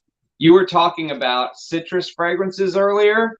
This is one Yeah. of my favorite like takes on citruses. Outrageous. So I don't see that as a citrus fragrance. I see that as more of like a leather sort of fragrance. But it has that Italian citrusy like freshness to it. You know what I mean? Yeah. It's oh, what was I gonna say? Gianfranco Ferre, I don't think has made a bad fragrance. Have you ever smelled Pontaccio 21? Yeah, yeah. That's another discontinued one that we could talk about real quick. I love that. I love that. That's a patchouli as well. But dare say it may have honey in it if you give us a second. But that's a beautiful. That's like a summer patchouli for me. I haven't actually worn it. They did an eau de cologne and an eau de toilette. This is the eau de toilette. The cap. Tell them about the smelly cap. Oh yeah, this cap right here is basically the cap from like Chernobyl. Yes. It's like a Chernobyl cap. It smells like the crappiest plastic. Like when I got the bottle, I actually thought the fragrance had turned because the plastic Yes. is so bad. And I was like, what in the world? And you can see the fragrance inside. It was never sprayed. It was a brand new bottle. I was like, how did the fragrance turn? And then I sprayed it and I was like, wait a minute. The fragrance is perfect. It's the cap. Yes. It is. It's just the nastiest plastic. It's nasty vintage plastic. That is the type of stuff that kills turtles in the ocean. It is nasty, nasty stuff.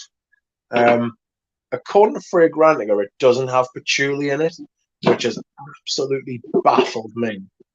I was utterly convinced that was a patchouli fragrance. Pontaccio 21. Yeah.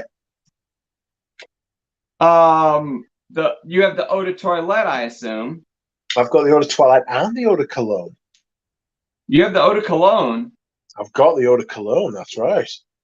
Very nice. This fragrance has this. It does have patchouli, dude. This fragrance has patchouli. There's no way this one doesn't have patchouli. Yeah, I'm just going off Fragrantica, which I mean just lies through its teeth sometimes, to be fair. Hang on, let me spray it.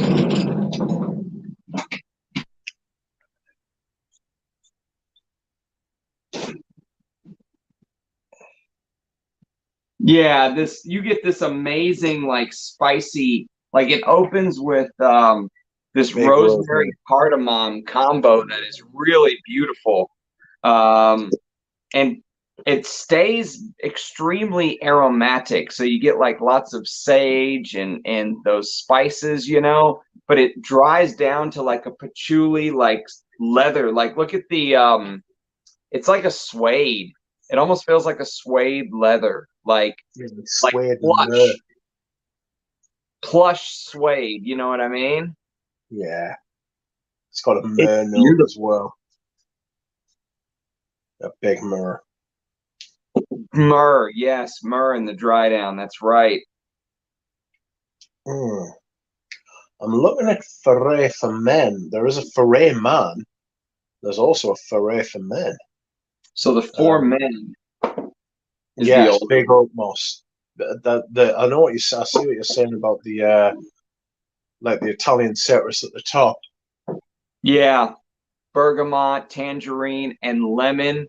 But what's amazing about this is the way they blended like that oak moss in the base, but with the fresh, like Italians love that fresh, citrusy fragrance style, and it just lasts and lasts and lasts here. I think Thomas said he has like a liter of this. Yeah, he absolutely loves that stuff. He really does. I was asking him how to identify which bottles are which, and he was like, the tea bottles are the smaller ones, the bigger ones haven't got the tea. You know, the glass tea. Yep, like the one I So have here. yes, that's right. Apparently the bigger ones don't have the tea. So So I was told these older bottles have the tea and the newer ones are all black. But yes, I think that's right. Yeah. so if you want the vintage or the older one, get the one with glass down the middle. It's called the tea bottle. That's right. Tea for Thomas. Tea for Thomas. Tea for early Greek. But these two, I mean, if you want like Italian style, even this Pontaccio 21, I mean, this looks nice, but it's actually just like a sticker that they put on Oh here. yeah. Yeah, it's rough. Um, Yeah. so it's not the best presentation, and the cap will just fall right off. It's the worst cap ever, but the fragrance inside, you know, if you're looking for an off the beaten path, because I just sprayed it, it's absolutely stunning and it's fresh enough. You could wear this. I mean, you could wear this in any weather. Yeah, it's got a bit of everything. It's a proper all rounder. This is really good. Yeah, it's a real all rounder. It's a very, very good fragrance. It lasts as well. The performance is not bad. No, not at all. Let's recap the discontinued fragrances we covered today. Lagerfeld, Givenchy Gentleman, JHL, Photo, Obsession, Balenciaga Pour On Pavarotti. Balenciaga Pavarotti, Gianfranco Fette Man and Pontaccio 21, Fendi Uomo, Jean Yes. Vermeil. We talked a little bit about Derby just a second ago, which most people Yes. know that. Smalto Coron, Character. Goma, EDC. Yes. The EDC is the one that's discontinued. Let's finish with this because we didn't really talk much about this. 2 minutes of Rich's time left. Trussardi Uomo, also discontinued. Did you know this is done by the same lady, Beatrice Piquet, that did Lidge? Oh, no, but I did hear that she sadly passed away after she did Lidge. She did. She passed away a couple years after that. Yeah, she was young as well. What's your favorite Beatrice Piquet? The final hard question. This or Lidge? Oh, I'd go Lidge. I am not huge on Trussardi Uomo. What? You're not huge on this? I'm not huge on it. I'll tell you why. It is very, very black. It's a black leather fragrance on me. Really? it's like, I'll tell you what it smells like. I'll tell you what it smells like. It almost has on my skin a recycled plastic kind of vibe. It's got do you know bin liner? Do you have bin liners over there? Oh yeah. Like those black plastic bags that you put inside your bins. Like the smoky leather in there comes across acrid on my skin. It smells nice on other people. Yeah, it smells nice on other people, but it hates me. It's yeah, I know. I bet you weren't expecting that. I didn't know that Beatrice made that though. Yes. So you go Lidge.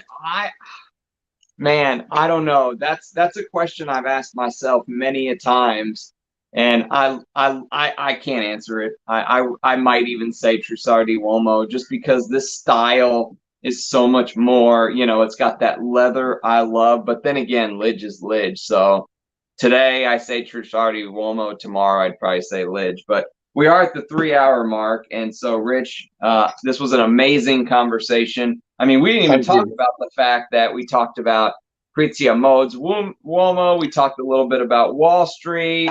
We talked about Giorgio Beverly Hills discontinued. We talked about Roadster discontinued. Yes. We talked about Eigener Super Fragrance discontinued. We talked about Eigener Silver discontinued. And we talked about KL Ohm and Chaps, both discontinued.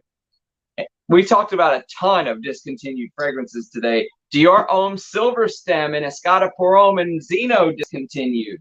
Moss Brex discontinued. So this was a hell of a stream. I really appreciate you coming on, my friend. We'll have to do the opposite one day, and I'll jump on your channel, but I'm sure that people love these. So I really appreciate it, man. It's been a glorious stream. Thank you very much for having us. I truly appreciate it. It's always nice to talk to you. Yes, always a pleasure. I'll let you get some shut-eye. Thank you. Cheers. All right, brother. Thanks, everyone in the chat. Appreciate everyone in the chat who stayed on and chatted. If anyone wants to continue this, I mean, I can always try to figure out how to bring someone else on, or I can just kick the shit with you guys for a little bit longer, because like I said, I'm a bachelor for the week. Let's see what the people are saying. Let's see what the people want. What do the people want? You want to hop on, Eugene? Come kick the shit with me for a little bit. Castorium Al. I love it. I might have to eat something. I might have to eat like a protein bar or something to keep this going if we're going to continue this stream long into the night. But let's see. What are the people saying? What do the people want? Continue, please. Eugene, you want to hop on? I'll send you the link.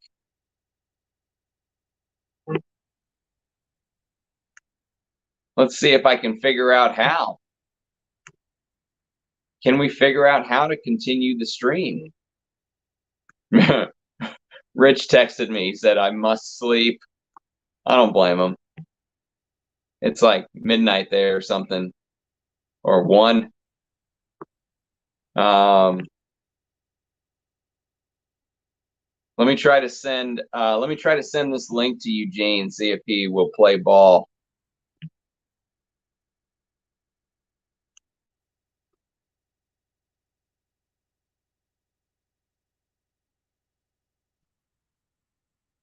All right, I offered. If he wants to join, he's welcome. I've never had him on my channel. I think he said he will join. We'll continue the epic stream. Let me clear some of this off my desk, because I have, if you guys could see, I have like fragrances all over my desk. I'm going to put some of this stuff back, because with my luck, my desk will just collapse. And on live stream, I'm going to put some of these back where they belong, back to their homes where they live.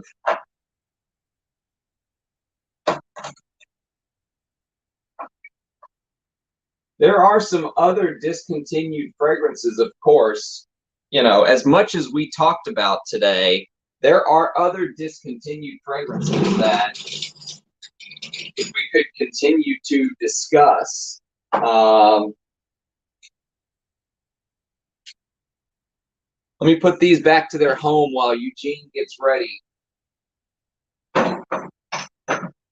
You guys talk amongst yourselves.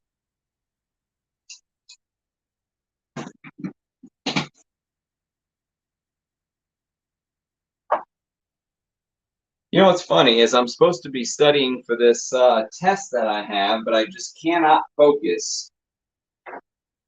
I just can't focus on the material. It's so boring. And I'm much more into doing stuff like this.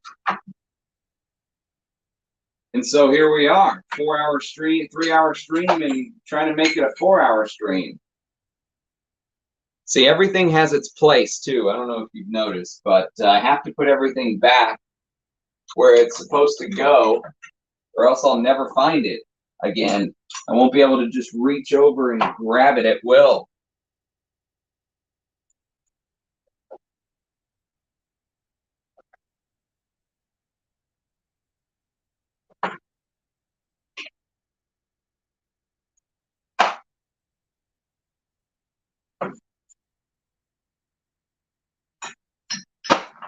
Ugh, Le Mans is so bad.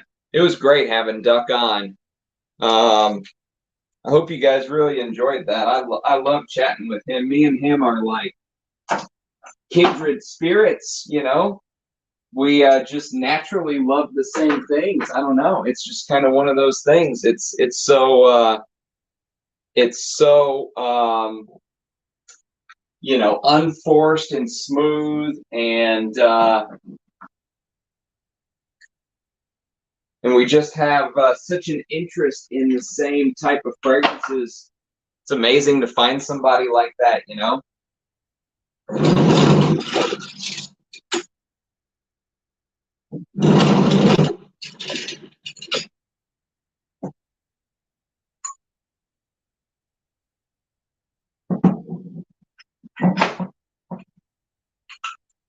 I just don't want this desk to collapse under the weight of all the fragrances. That would be my luck. Here's one we really didn't get a chance to talk much about. Malto Smalto. Which we alluded to because Rich mentioned that sandalwood and lavender is a winning combination. And someone actually asked me for like a lavender sandalwood combo, and I told them to try to get a bottle of this. It's good. Of course, Smalto Pour Homme is my favorite from the house. But since we are talking discontinued perfumes today, here we go, Malto Smalto.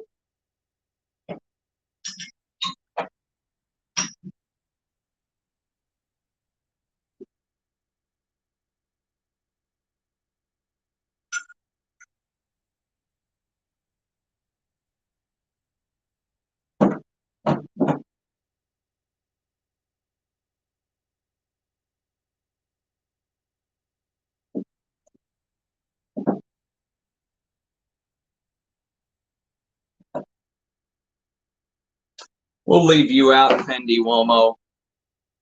Eugene said give him 5. He's going to join us. The wonderful Eugene on my channel. It is a blessing to have friends like them, I'll tell you that.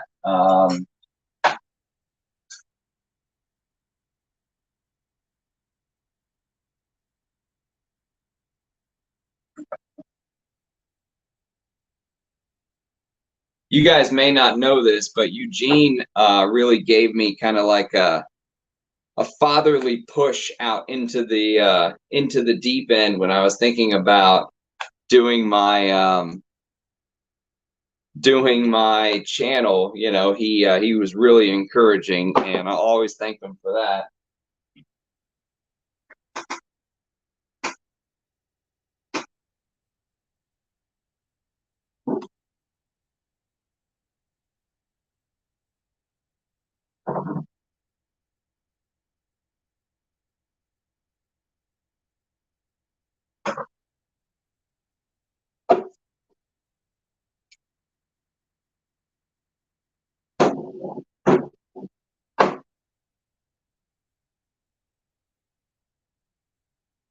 Oh, I didn't realize how many bottles I took out. I mean, we talked a little bit about this. I don't know if this is discontinued or not. Vermeil, I'm gonna have to do a little research on this one.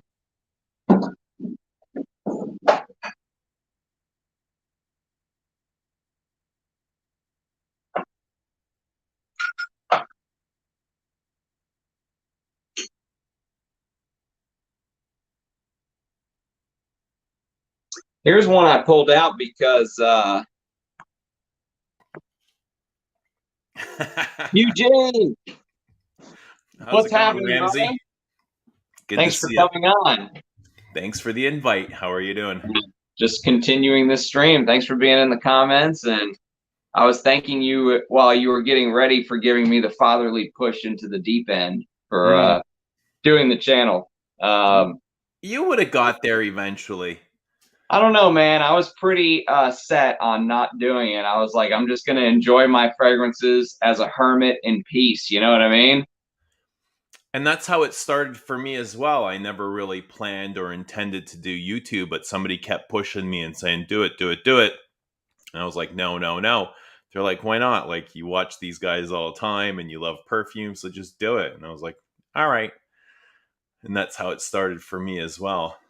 Well, speaking of your journey, look where it's at now. Amazing how things unfold, eh? Who would have said 8 years ago, like, you'd be launching your own perfume brand? But here we are. What would you have said 8 years ago if someone told you that? I'd think it was bonkers. It's absolutely not. It sounds mental. How's everybody doing? So I'm terrible with the chat. I'm still learning to multitask. I need to figure out how to give people a dang wrench. We can do more. Rich is supporting us from bed. Richie. Did you enjoy the vintage chat? Yeah, I was in and out. I was doing some things, but I try to listen as often as I can. Yeah. Nick says he's purchased Roadster, Crazy Kritzia, Dior Essence, Roche's Femme, Tobacco Rose, Dior Tobacco Rose. I just did that 2 days ago. Diorissimo and Lagerfeld Cologne this week because of us. I'll tell you what I've purchased vintage recently. You guys probably all know this, but I think these are the last things I've gotten vintage. Oh yeah. I really like this. Fantastic. And I got this from Anuj. Yes. Really. And I bought this because I smelt the modern and I thought, damn, this smells really good, even though it's probably reformulated. Then I talked to Anuj and he's like, I've got a vintage splash. And I was like, I'll take it. And it's just a little bit better. It is. I didn't think the modern was horrible. No. I thought the modern was not bad. No, it's good. Do you remember, is your modern a Coty or a Inter Parfums? This one is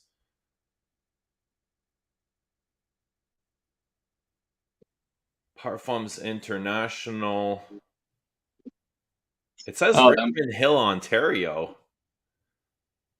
Wow. You gotta Anuj hooked you up with a really old one. Let me see. Imagine if Steven's shelf collapsed, 0 of his hard-earned dollars down the drain.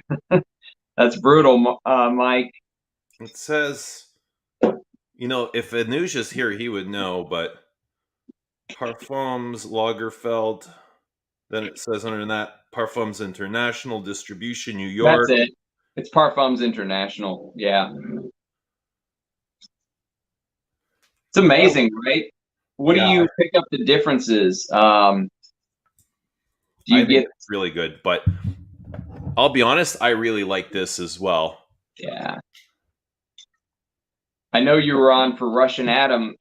Me and him have been kind of chatting back and forth, and Sometimes he'll send me a picture of bottles that he wears, and this is one of the ones that he was wearing, and he was really digging this too. But his bottles only last like a week or two because he does like 30, 40 sprays. I heard he was spraying like 40 sprays of number 5 or something. I said, man, that's mental. I know I'm kind of an I feel like an oversprayer at 8 to 10, but 40 is bonkers. And he was telling me because he likes the animalic stuff, he'll put oud oil and then spray the perfume over it. Really, really enjoyed that interview with Russian Adam. I had no idea it was going. Like I just clicked on, and I think well before the middle of it. But you guys were on for what, 3 hours? 4 hours? 4 hours? Yeah, we're on for 4 hours, and he went through every single ingredient that he sent me. The guy's just amazing. Yeah, he loves his craft, and you can tell it just by his words. He does. He loves his craft. Much respect for Russian Adam. And you too. You love your craft too. I do. Yeah. I hear good things. I can't wait to smell your fragrance. But from everyone that's talked to me about it so far, they say the materials are top notch. Obviously, the perfumer's top notch. You're competing in that upper echelon. You're probably competing with some of these boys, but you're not priced like them. How's the feedback coming?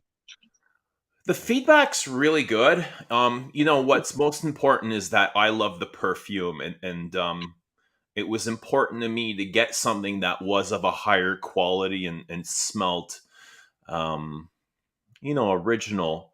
But there was, I'm not sure if you've seen it, there was the podcast, Les Odorants. They weren't crazy about it. And I think, it was their first impressions, but once they spend a little bit of time, there was the 3 guys. There's Ben, Houdini. I'm not sure of the other dude's name. Houdini loved it. He actually called it brilliant, right? And Ben was like, he found it boring, which is fine. Perfume is abstract, and everybody's going to view it differently. Yep. And the third guy was kind of ho-hum. He fell in the middle, but I got to be honest, like, there's nothing I would change about the perfume. Like, that's I love awesome. I love the way that it came out, and I love the wear. I love, like, how it wears throughout the day and the changes it goes into. And I love the quality of ingredients that have been used. So for me, it's worked out really well.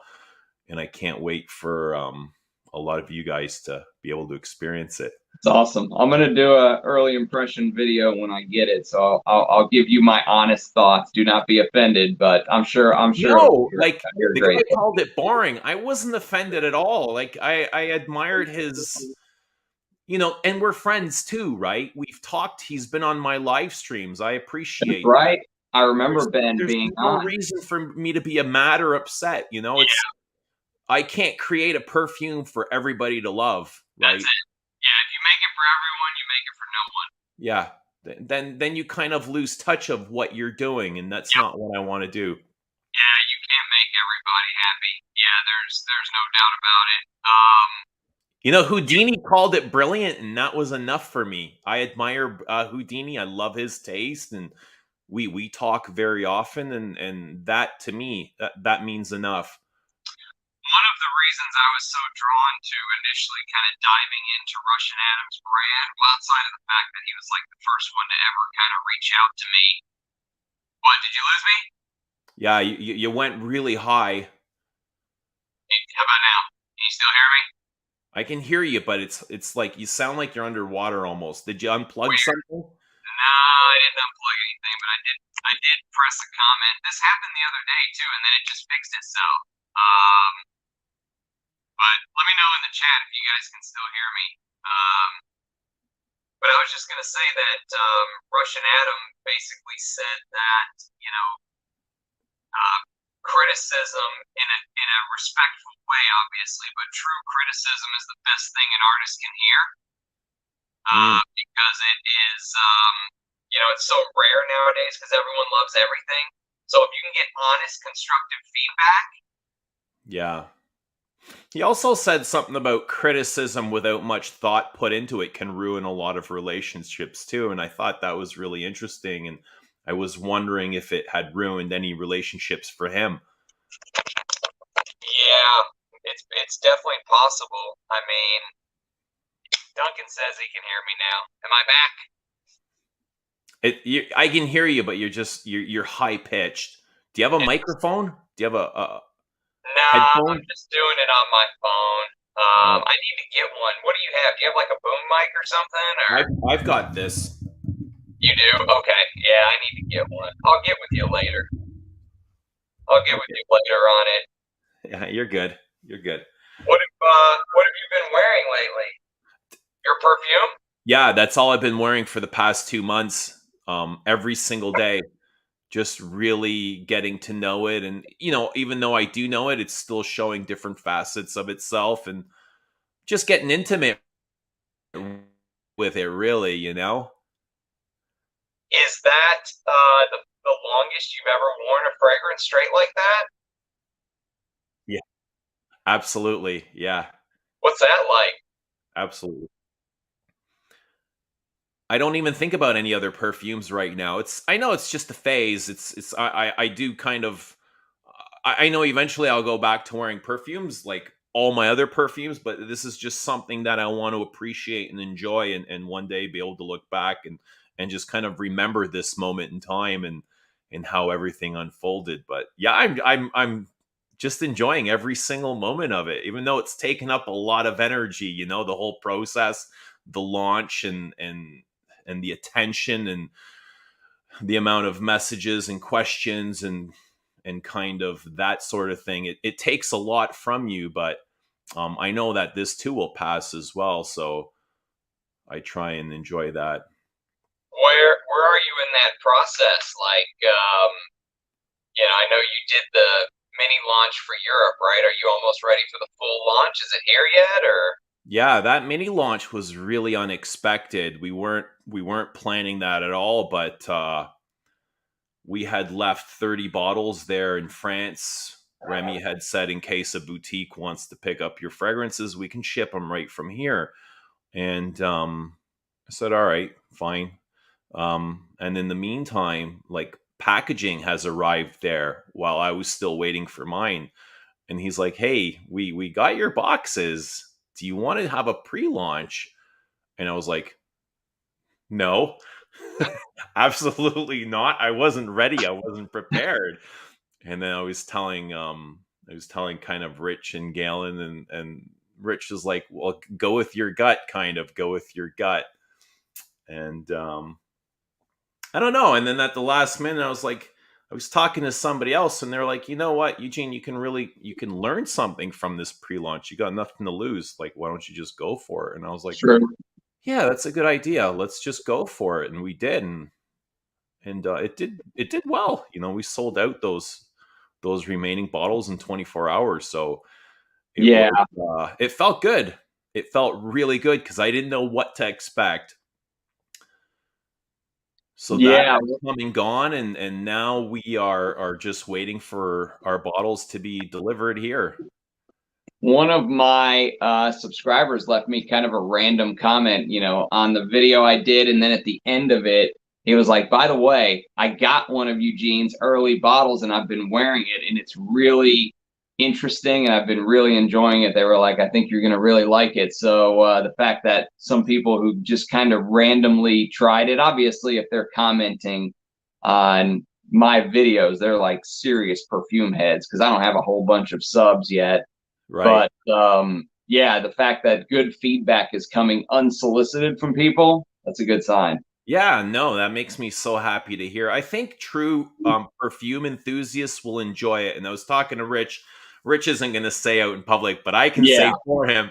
Rich is saying the great thing about it is kind of like a piece of art, but people that, because he's shown it to a few of his friends that aren't perfume enthusiasts, and they really liked it as well. So he says it'll kind of fit that bill for a lot of people. You don't have to be necessarily a perfume enthusiast to like it as well. So, but they have to spend time with it. It's about getting to know it, right? It's about, it's about wearing the perfume and understanding it and breaking it down and all that. Yeah, you don't even need to know the backstory to enjoy it, though. I think it's a pretty enjoyable perfume. It's not going to turn anybody off. It's not nasty or gross, or it's a little bit animalic. We got a good dose of castor, like I saw natural that. castoreum in there, I'm right? excited about that. I Yeah. love castoreum. Yeah. So we got to make guys like Al Manzano happy, and the animalic heads happy. So That's it. Have you told the? I know you on one of the videos I saw you mentioned that it was inspired by heartbreak. Have you told that story yet, or are you waiting? I haven't, and that's why I wasn't ready for the pre-launch, because I wanted to kind of tell the story and then reveal the notes list and the inspiration and working with Antoine. So, when they said let's do the pre-launch, I was like, no, It let's didn't hold fit. off. It But didn't fit your timeline, right? yeah, that's exactly why I didn't want to do it. But then I was like, all right, let's do it. Let's do it. So I had to give up some of the notes and the story, but hey, everything's going to work out. It's going to work out for the best. I know it. I feel it. Like, I just know everything's going to be perfect. So we still are basically we're still to anticipate release of the story. All that stuff is still coming on its own time, right? Well, you guys kind of know the story. I've released it, but I'll tell it in fuller detail. Right. Just kind of the feeling behind what a heartbreak felt. We've all felt heartbreak in some sense, if not from a romantic relationship, maybe a relative or a pet or a friend. We've all lost somebody. Yeah. And if we haven't, eventually we will, because nothing ever lasts forever. So that's right. What is it? On a long enough timeline, the survival rate of everyone is 0, right? Yeah, everything is impermanent. Everything's constantly changing. So that's it. What does Antoine think now? I mean, obviously he was the perfumer, but what does he think of the whole story built around the perfume? Was he involved in some of the artistic side, like the story itself? Was he involved at that level, or was it like, hey, we're trying to build this perfume and then you built the story around it? Well, yeah, I kind of, when we started, I told him it's inspired by my heartbreak, the pain of a heartbreak. And he's like, all right. So he initially sent me 3 mods. One was very rosy.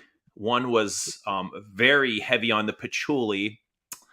And then we kind of brought them together, we brought them together. So we turned it into a rose patch. The first one was much more rosy and very little patchouli. And I was like, I wanted it to be much more thick and heavy with patchouli. His working name for it was Rose Noir, while mine was Patchouli Trauma. So we kind of brought those together. Patchouli Trauma, I like that. Yeah. And then and he brought in a lot of the animalic, smoky, resinous notes that gave it the darker facets, right? You got a lot of those when I say sweet, I mean natural sweet resins, right? Balsamic resins. We have smoky myrrh, labdanum, apopanox, and stuff I love. I love that stuff. Very resinous in the base, and it's just like, yeah. So we went from very rosy perfume to a very scratchy patchouli thing. And we kind of brought them together. And his last 3 mods, I think we went with 36. So number 34, 35, or 36, all 3 of them could have really made it. But the last time I wore 36, I said, this is it. Like, this is it. You went with your gut. That's good stuff. Went with my gut. Anuj just mentioned in the comments that it's on Parfumo, and I texted you about that the other day. What does that feel like? Like seeing your fragrance on the search engine, like that has to elicit kind of a response, right? It was nice. And that's something that I can celebrate for a little bit, but it's just kind of a reminder to keep going. There's so much more to do. I can't just stop there. There's a lot of things I want to do. But yeah, it was nice. It was nice, and it's nice, really, not just for myself, but to share this with a lot of you guys, and that's the beauty of it. I don't have somebody that I can share this with like independently, and I share the beauty of this craft with all my lovers of perfume. Right. For 8 years, I sat here on YouTube bitching about the state of perfume. And it's the same as listening to your friend bitch about politics or religion. And all they do is complain, and they don't do anything about it. And I was like, now I'm going to act, now I'm going to do something about it instead of sit here and bitch and complain. I love it. That's good stuff. You're spot on. All right, let me ask you a hard one. You can answer or not answer. If you had to compare it to one fragrance, what is it? Is it close to Frederick Mall that also has rose and patch, or not so much? So what, when we were creating it, no other fragrance came into discussion like, let's make it like such and such. For sure. Actually, for all three fragrances, no, we didn't discuss any other single perfume. No, why would you? Now, I thought rose patchouli was the perfect theme to represent a heartbreak, and I don't see it similar to anything, but I've heard a couple of people compare it to Portrait of a Lady, and I can see why, because of the rosy facet. But people say, that quickly goes within a moment in time. It disappears and it turns into its own fragrance. To me, it's very different than Portrait. It's much more resinous. It's much more smokier. It's much more drier. It's a very dry perfume, and animalic as well with that castoreum. Some people have compared it to Kouros, which was like several people I've gotten an email saying it reminds me of Kouros. Rich says it reminds him of Kouros. Is there civet in it or just castoreum? Castoreum. And I was like, I don't get that reference at all. Like, I've never once thought Kouros in my mind. Really? No. Interesting. Well, I've never smelled it, so I can't talk yet, but that is very interesting. Personally, I think it's a very standalone perfume. It doesn't smell like anything I know. Yeah. Everyone's going to kind of compare it because that's what people do. If you're going to compare it to Portrait of a Lady, sure, it's a rose patchouli, so I can get that, but it wasn't inspired by Portrait of a Lady. To me, it doesn't smell anything like Portrait, right? We can talk about something else. Portrait is much more fruity to me. There's no fruitiness to this. Any sweetness comes from the dry woods, right? Okay. If you want to change the subject and talk about other perfumes, let me know. But while we're on the topic, stream, man, you lead the way, buddy.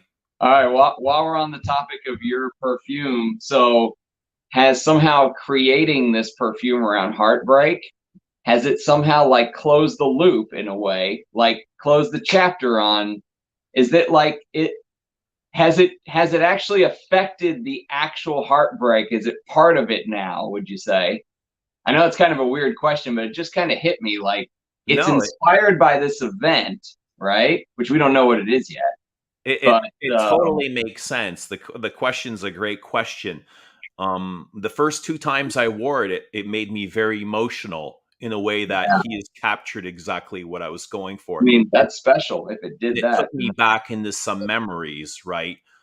Now I can wear it much more comfortably, and I enjoy it for what it is. So yeah, it has kind of helped me deal with that feeling of a heartbreak, and made me more comfortable with it in that sense. But I can enjoy it now without kind of going back into the past. If that answers your question. Now that it's been a couple months. Well, now that it has been a couple months that you've worn it, are there facets of it that, because you've probably got to know this fragrance now better than any fragrance. Because, if you've been like me, you wear something and then you wear something else, you don't wear the same fragrance over and over and over and over. Are there pieces of the fragrance that only have like shown themselves to you now that you like know it like the back of your hand? Yeah, I think I'm pretty comfortable knowing it. And it does show different facets of it to me, depending on skin chemistry, on weather, maybe even on my diet. I don't know. There's times where the rose is much more prominent. There's a little bit of iris there, giving it a soapy factor. I almost feel like there is, it's Antoine's never mentioned anise, but it feels kind of like an anisic. I know anise is a spice, but it almost like a fruity anise rose, very thick, kind of soft. But there's moments where it's all just dry on me. But the contrasts are mostly like this big, thick, wet rose and dry woods, dry spices, dry smoke, right? So you get a lot of dry and wet contrasts. All the comments are, where can we buy this fragrance? I want it. If it smells anything like Koros, I want it. Where can I procure a bottle, Eugene? That's all they are. Give us a month. Hopefully, I'm really banking on this coming in. I can't wait any longer. I want to launch this as well. Anu says he's going to buy 350 bottles and sit on it for 20 years until Cody buys your brand. Oh, damn. We'll be close to sold out. But reformulates Eugene's fragrance. That's awesome. Mm. Oh, that's good stuff, man. Soon. I'm hoping within the month. Seriously, like a month from now, we should be launched. I wasn't expecting it to be this long, but with logistics and shipping right now, it's kind of mental, right? Yeah, that's right. And the crazy thing is you launched that you announced it right before the world went crazy with COVID, didn't you? COVID wasn't even the thing when I announced this. Wow. COVID didn't exist. Yeah, so you've gone through some challenges that you had no idea were coming your way. Right? That's crazy stuff. It was all good, right? It was all good. Everything worked out the way it was supposed to. I wouldn't change anything about the whole thing. I didn't think it would take this long. Yeah. Right. I didn't. You don't know what you don't know, right? You didn't know the intricacies of the industry and I bet you there were stuff that popped up that you're like, what?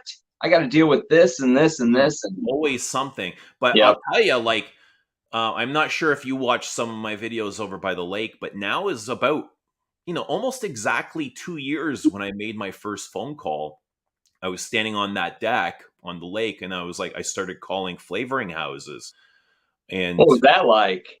It was awful. It was I was getting I thought I'd get somebody in an office, and it'd probably be like a janitor answering my phone call saying, yeah, we'll get somebody to call you back. And I'd never get a response. Yeah. I had 2 Zoom calls. I think it was Givaudan, and they're like, yeah, we want your website up. We want your bottles before we even think about making a fragrance for you. What? I have no idea how any of this works, right? How do you, especially from an unknown, I'm a nobody, right? I had no other perfumes out before. So I was like, how does this work? Where do you start? Who do I call first? Right? How? I don't know. I had no clue. So it was it's literally taking all the objectives you got to do, you throw them in a hat, and you pull out one by one. And for me, it was very important to work with a skilled perfumer that knew what he was doing, but not only be skilled, but kind of translate what I wanted to put out there. That was a blessing, getting Antoine, for sure. Yeah. Working with Antoine was amazing. He's amazing. Mike V is killing it. He said North America is going to get the reformulated version of Eugene's fragrance, and said should have hired Alberto Mordias. You'd be on your 20th release by now. Obviously, you're happy with. There you go. Yeah, if you go funded it like Jeremy. Apparently Jeremy had pocketed that $1 million and got everybody to work for free. I hear a lot of unhappy people with him. Do you want? So you made 3 fragrances, obviously, but going forward, let's say everything goes in exactly how you imagine it. Everything is absolutely perfect. You sell as many bottles as you could dream. The brand takes off. The next fragrances that are made, do you want to work with Antoine and make them like an in-house perfumer, or would you open it up to other perfumers in the future?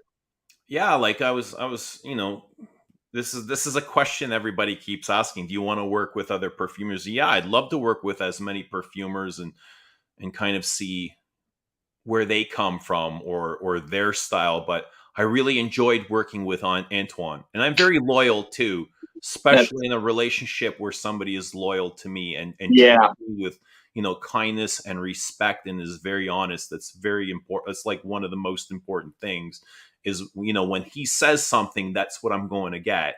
that And is very important. it is. And, I really enjoyed working with him and I love what he's created so far. So I don't think there is a reason right now to look beyond, That's plus it would beyond. be kind of cool to have an in-house perfumer or what. I mean, I think that would be neat. It would give your brand almost like you know how we were talking. I don't know if you watched my video I did yesterday or the day before, but I wore this for the first time, Towers Accord du Desert. And I was Right. mentioning that Tower Aid, that, Tower House DNA. If you stick with Antoine, he can almost give you like a Eugene Aid. Yeah.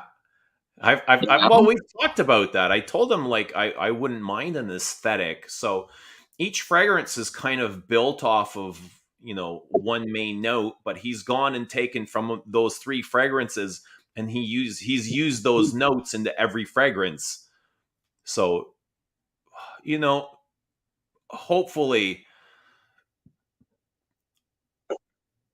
I kind of see a little bit of an aesthetic. I'm not sure if everybody else will.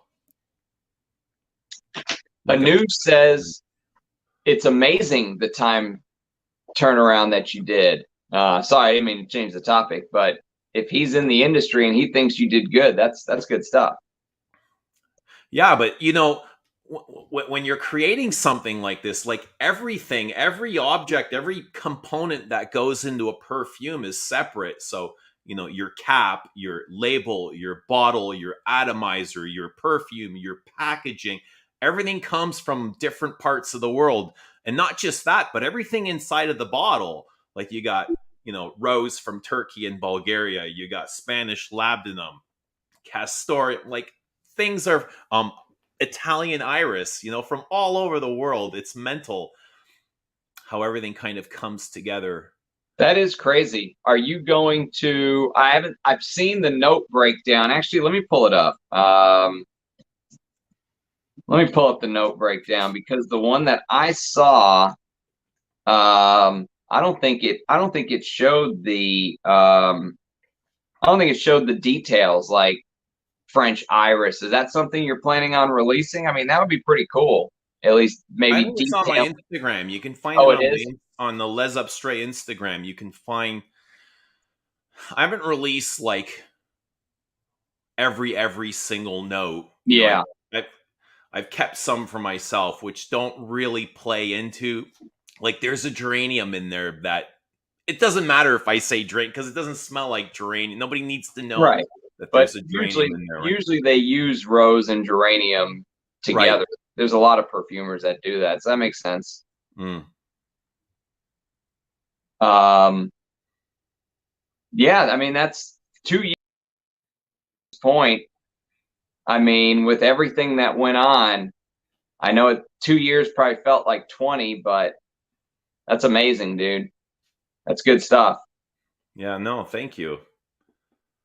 Um, what is do you have long-term goal plan? Like, do you have any? I know you're taking it like day to day right now, but have you planned more than like a day or two out in the future? Or are you just going to take it day to day and just enjoy every minute that you can? Well, I've invested all my money into this, and as soon as some money starts coming back, I'll be honest with you. I ran out of money, right? I ran out of money. There came a point where I ran out of money because it costs a lot to do. I don't Yeah, know you what it put costs to go to Simrise or IFF but the route that I took cost a lot of money. And I ran out of money. There came a point where I couldn't buy a coffee one day. I went into the Starbucks and my card got declined, and I was like, oh shit. You, We finally come to that point, right? well, you're going to look back on that though once the money starts coming in, and you're going to think about that absolutely. You're going to laugh a little bit about it, but it's I laughed at the moment, like I would have been stressed out, but I got this big sigh of relief because I knew that point was going to come, right? Yeah, it's like Mike Tyson said when he got knocked out for the first time, that it was like, the everyone pressure. thinks he was, the pressure was off. That's it. It happened. Now he can move on. You know what I mean? That's right. That's interesting that you say that. But also, that's not something people like to admit. So that's very. It's the truth. I don't ever want to hide from the truth. That's the truth is very important to me. But you're asking about the next step or day to day. But as soon as some money starts coming back, I wanna reinvest, and I'm already talking to Antoine about the next step, like the next project. So that's something that I'm very excited about as well. Let me turn on the light. One moment. All right, now here's a very important question. But yeah, hang on. Yeah. Rudy's talking about risks, and a lot of money has gone into this and a lot of time as well, but not once did this ever feel like a risk. Not once did I ever get scared. I'll tell you the only time I got scared, but from the moment I put my first down payment or deposit on any of this, everything felt really natural, and it felt like the right thing to do. Like I was being guided down this path. There was no fear whatsoever until that pre-launch. That's the first time I really got like these jitters, and it was more that I wasn't prepared than anything else. But none of this felt like a risk. It didn't feel like I was taking any chances at all. I felt like this is my calling. This is meant for me, and I have the choice to either go down that route or not. Do it or not. Yeah. I mean, there's a lot of people that have ideas and dreams, but if they don't act on them, they're just dreams. So, I mean, that's a great point, but he is right. You'll never know. What did he say? You'll never make it if you don't take risks. Yeah. All great businessmen that take risks will fail and learn lessons, but hopefully yours is a massive success, Eugene. Thank you. I appreciate that. Are your samples going to look like the ones I talk shit about all the time, or are they going to look like this? My samples right now are just homemade. Like everything is taking forever, and I'm getting samples like those custom-made samples, but those are, I can't release them until they're ready. So yeah. In the meantime, I'm just like Rich has been rigging up samples for me in the UK, and I knew about that. So here it's a we family are, business. Decanting my own bottles, and that's it. But hey, that's all part of the process. Part of the process, man. I remember listening to a stream of yours maybe like a year ago, and you were talking about Victor Wong, and he sold like one bottle the first year, or 2 bottles or something. Yeah, something like that. 2, 3, 4, maybe. Yeah. I can't remember, but it was small. I remember watching Victor come from nothing, and he's just down the highway from me in Toronto. And look where he is now. He's probably one of the biggest indie niche brands. When he releases a perfume, he's got this massive cult following. Yeah, and good for him. He deserves every single bit of it. Yep. I'm really proud of him, and he's come a long way. I saw on Sultan Pasha's Instagram, which I'm almost never on Instagram, but when I was doing my deal with Russian Adam, he reminded me that I'm not even like, I didn't even follow him on Instagram, and I realized it. So I went to correct that error and follow Russian Adam. And then I ended up following Sultan Pasha, and I saw he's making the very first attar that Zoologist is ever going to put out. Pure Parfum for Sacred Scarab. Yeah. Right. So yeah, when you connect with great minds, you expand. I'm not sure how that came about, but I'm sure in discussion between Victor and Sultan, they've agreed to do a parfum concentration of that. I think it's brilliant. I think it's a great idea, because that's his world. That's Sultan Pasha's world. You know what I mean? Yeah, and they've come together, and they're both going to grow from that, right? Sultan's Yeah, going to get a ton of publicity from this collaboration, but so is Victor. They kind of dig into each other's markets. yeah, yeah. But like Slow and Anuj says, steady. slow and That's steady. right. That's right. And I'll tell you a story. While we were up by the lake, I said we were going to bed. We were up at the lake for about a week, and we were going to bed like really late every night, like past midnight. And I said to my son, I said, I'm going to go for a jog in the morning and I'll wake you up. And he's like, okay. My son's just turning 18 and he's in fantastic shape. He's like ripped. He goes to the gym every single day and he's obsessed. And he's like, all right, wake me up, old man. I'll come running with you. I said, all right.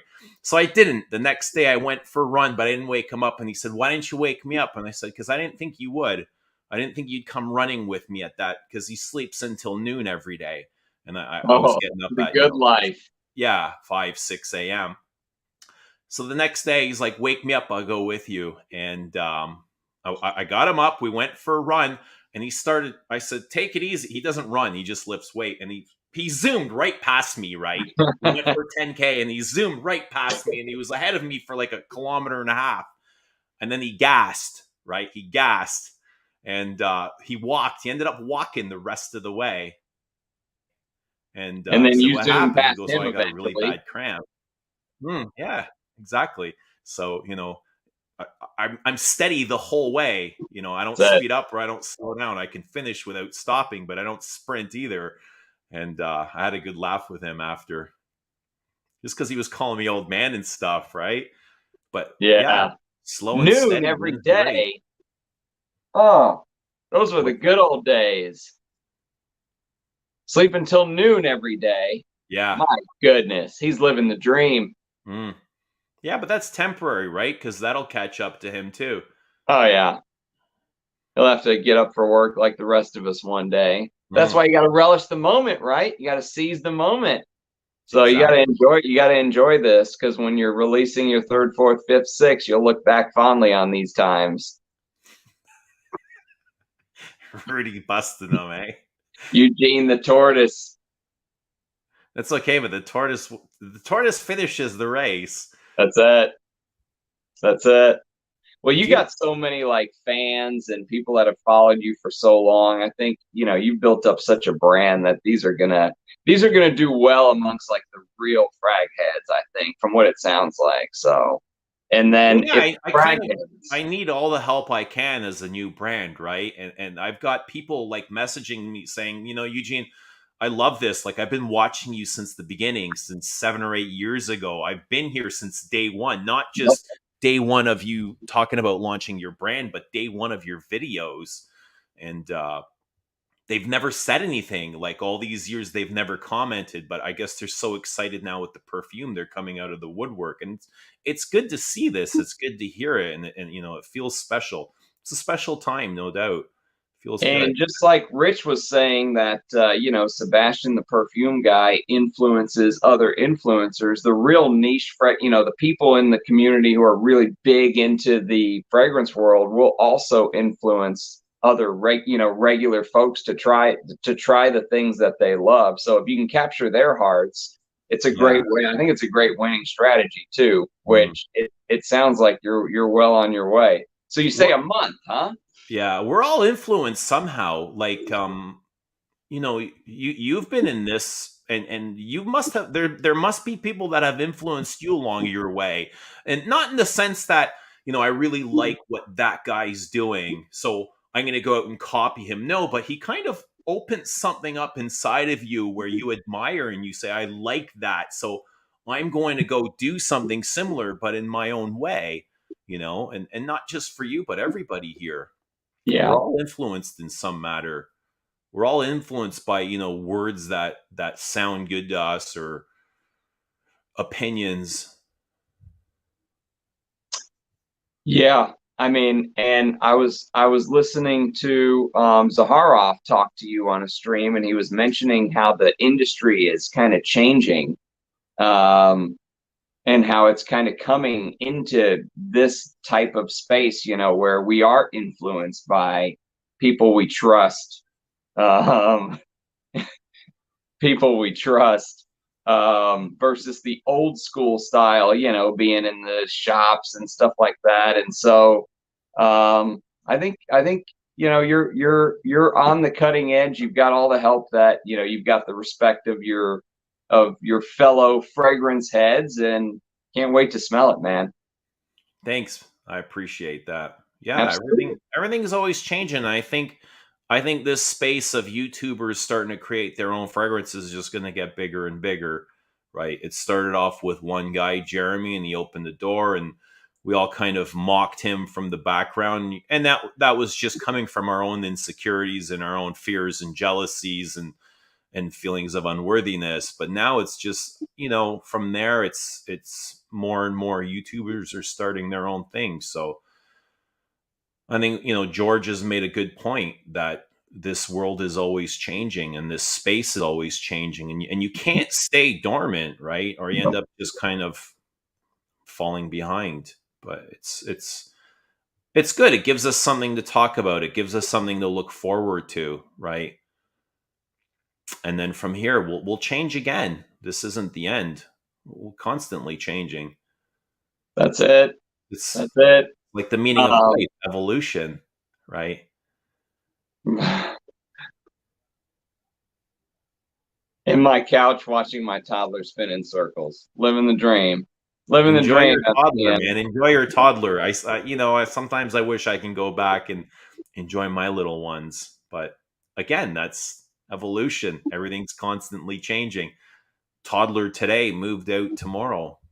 That's it. It goes fast, doesn't it? You have little ones, don't you?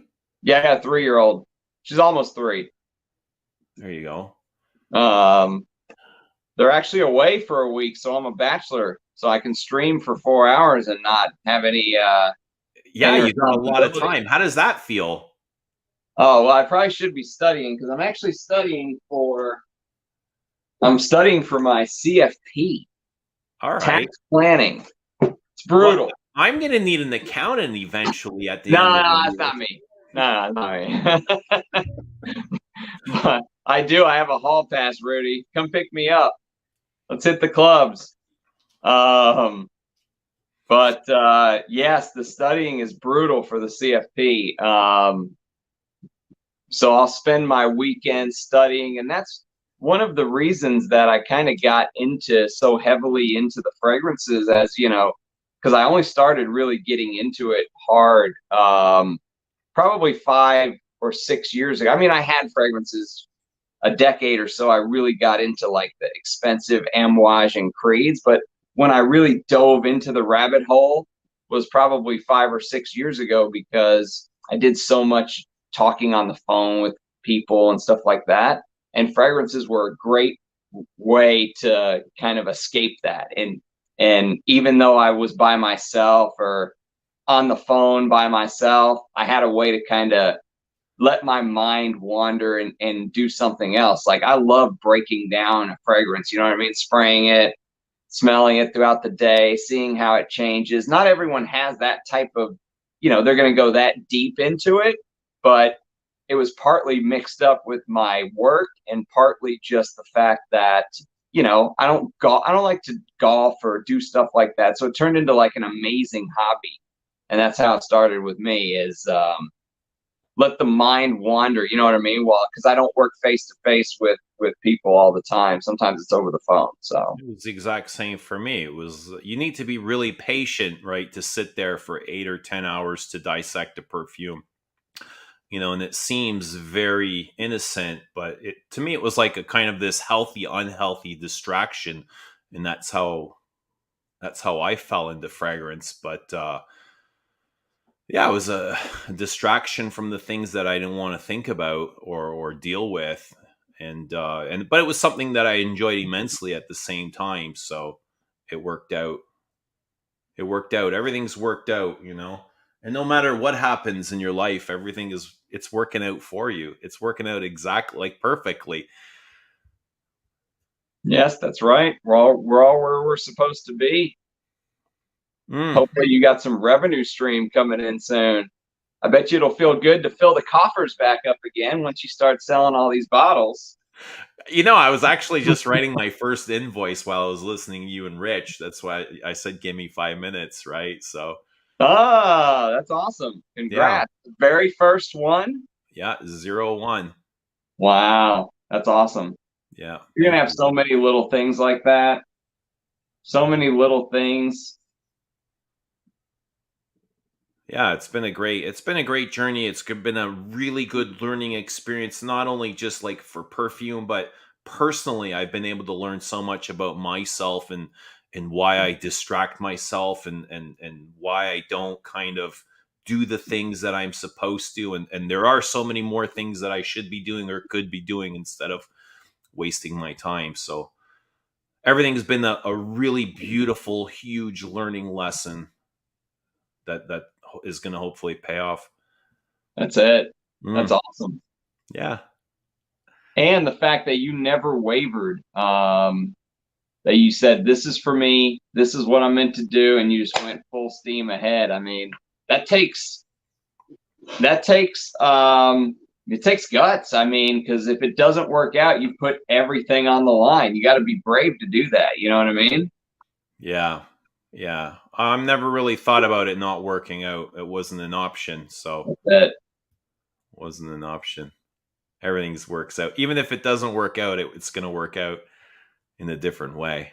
Yeah, I remember you tell. There was a story that I saw you tell. It was like I couldn't retell it, but it was like the farmer had a cow. You know what I'm talking about? I remember hearing you tell that story on your. That's right. Come on, news. You don't have to do that. Thank you. Farmer had wild horse that ran away, and the neighbors came over and said, "Oh no, your horse! You poor guy, your horse ran away, and it's so awful." And the farmer was like, "Awful? Well, yeah, maybe it is awful." A couple days later, the horse came back with two more wild horses, and the neighbors came over and they're like, "Oh yay, your horses came back! That's wonderful." And the farmer was like, "Wonderful? Yeah, maybe it is wonderful." And one of the horses then went and kicked the farmer's son in the leg and broke it. And the neighbors came over and said, "Oh no, that's so awful! Your son broke his leg." And he's like, "Awful? Yeah, maybe it is awful." And a few days after that, the military was coming over to recruit people for the war, but they couldn't take the son because he had a broken leg. And the neighbors came over and they said, "Oh, he doesn't have to go to war. That's so wonderful." And he's like, "Wonderful? Yeah, maybe it is wonderful." So things are always unfolding, right? So don't be too quick to place judgment on whatever's happening in your life because there's so many things that we're not able to see in that moment. Well, especially with the perfume based on heartbreak, it's like if you take that line of thinking to the extreme, you could say if that heartbreak didn't happen, you wouldn't be where you're at today. I mean, There that you sounds go. harsh when you think about it, but I know Well, what yeah, you if it mean. wasn't a heartbreak, it would have been something else inspired, Yeah, right? But that that's to me it. was the greatest experience that I've ever had in my life. And I don't mean in a horrible way. I mean in an actual, if you sit there and and are able to appreciate the feelings of a human body and what we're able to comprehend, to me it was very painful, but it was also very beautiful in the sense that here it is, like my heart is broken in a million pieces, but it's so sensitive and delicate, and I got to be gentle with it, or else it won't make it. And that was kind of the beauty of that experience. I And remember you saying that Antoine Lee had told you that no one has ever told him to make a perfume like that. right, over something that we've all experienced, right? Something that's quite common, I would imagine, is a broken heart. But it's not just a broken heart; it's the two stories that come after it that complete it. Perfume 2 and 3, I assume. Yeah, they all come together. They all unfold together. So you It's almost like mentioned, a guide. You can almost use them as a guide. And if you've been following my journey, you can probably sit there and piece it together. yeah.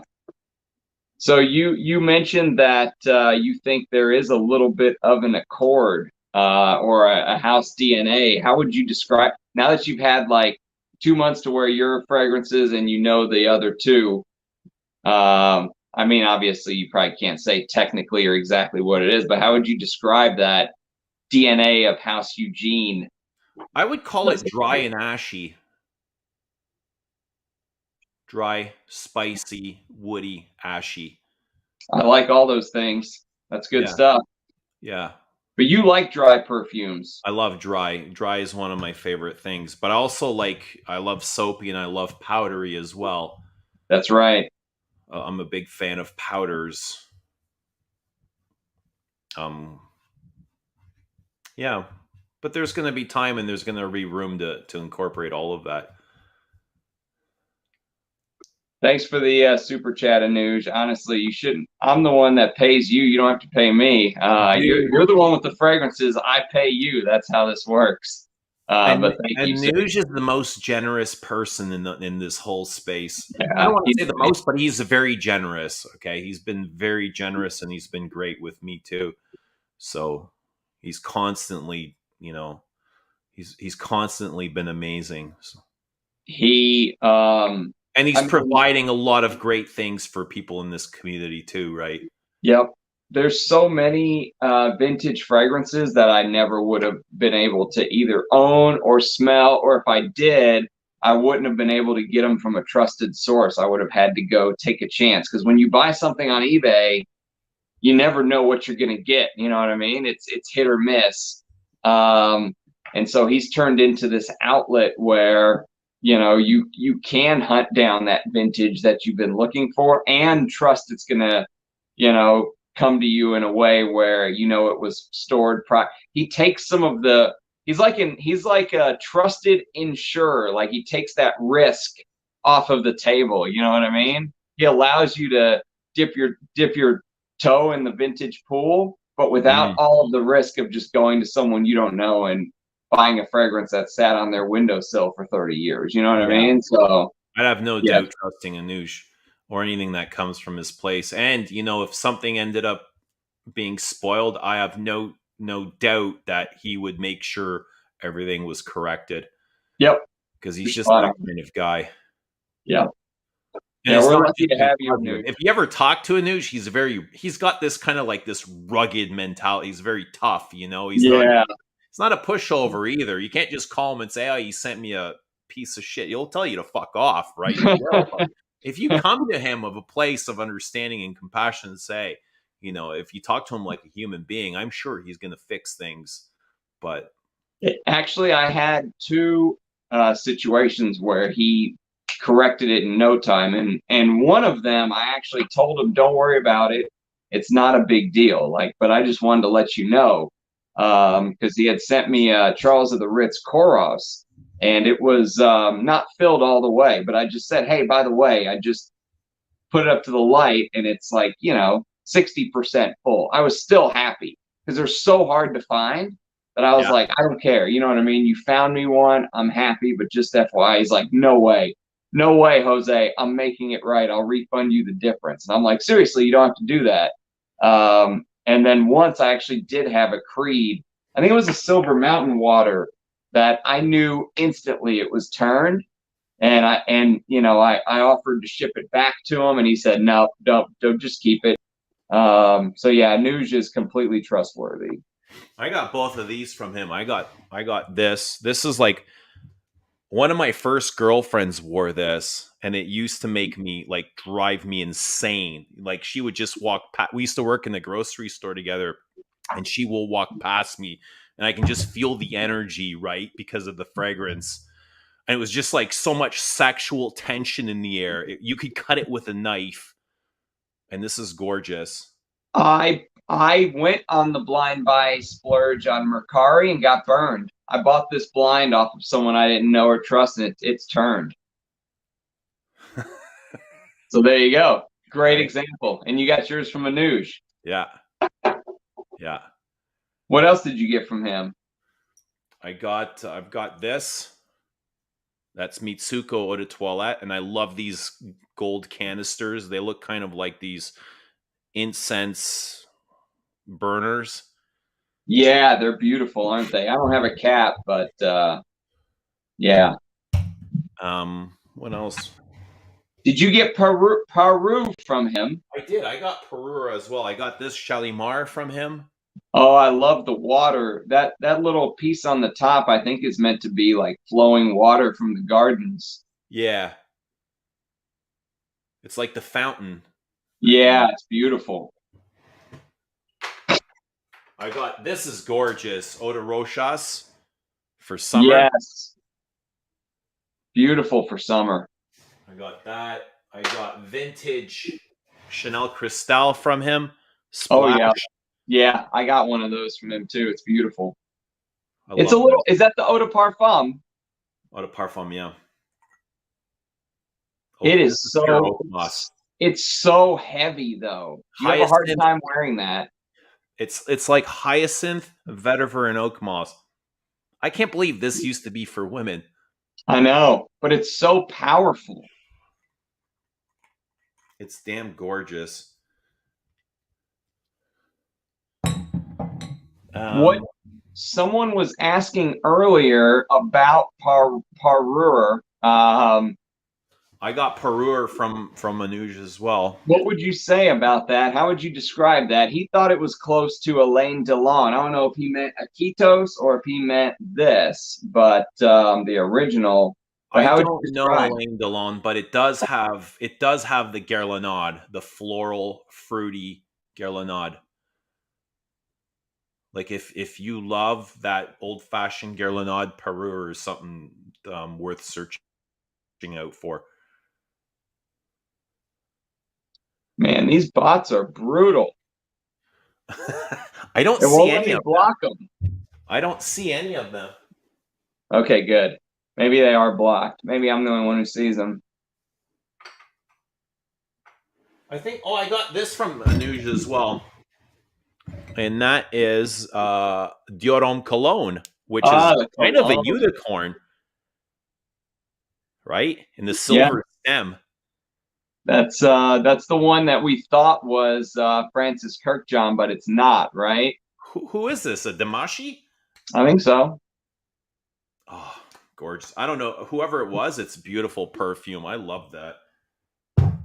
What else? Styx says, what's the driest fragrance out there, Eugene? Oof. That's a great question, actually. There's some dry fragrances that I can't even do. They kind of make me like want to throw up, you know, because they're so sticky and thick. Yeah. I really got the stickiness from this Accord du Desert when I wore it, but it was 100 degrees in Texas. So let me think about that. Yeah, that's a tough question. Super dry. That might be one I'd have to come back to, unless you think of one off the top of my head. Off the top of my head, off the top of your head. I think Promise is quite dry. Frederick Promise. That's very dry, where it has you searching for water, like makes your tongue pasty. I was thinking about that, but for some reason, those modern amber woodies don't feel as dry as some of the vintage stuff to me. Like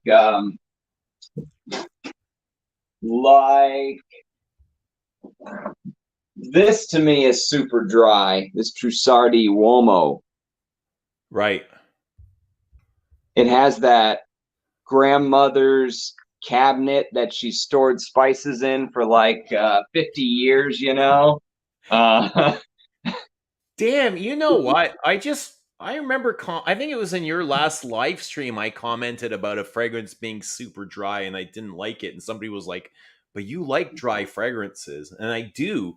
And I can't remember what fragrance I was discussing.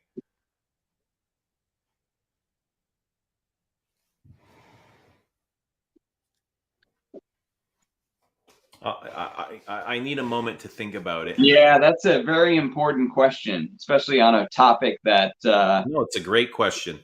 Yeah, that's right. I mean, is there a bad question unless it's like about compliments or what's going to get you laid? When it comes to perfume, no, there's no bad Those are the questions. questions I don't like. Yeah, I mean, most people that ask those questions are either. I don't like to necessarily put them down or be mean to them either, because the way I think about it is they're probably people that are coming from content like Jeremy's channel, and they're trying to move to something a little bit more sophisticated. Mm. You know what I mean? Like they're kind of dipping their toe in, going deeper into the hobby. So I never want to really put them down. You know what I mean? But because I want to welcome them in, but I also want like-minded people on my channel. So, but for me, like I've never worn a fragrance hoping they get a compliment. So that's why I don't go there. Like those kind of questions don't excite me or interest me. Like everything I wear is for my own self, for my own pleasure, for me to enjoy, regardless of if the people, and that's not to be selfish or discriminating. Like I don't really care if you like my fragrance or not. I don't care. I'm not really in close proximity to anybody throughout my day. So I have that freedom to wear whatever I like.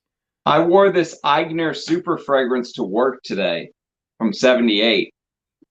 Are you familiar with it? No. It has Costas in it, which is like this note that sometimes smells a little bit like like civet, wet dog. You know what I mean? I wore this to work.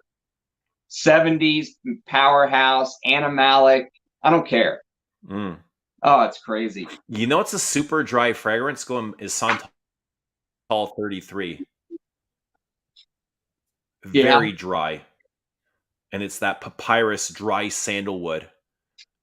That's a good point. Green sandalwood that's lacking the creaminess of the Mysore. Yeah, that's that new Caledonian pickle smell, right? Yeah, if that's the same as Australian.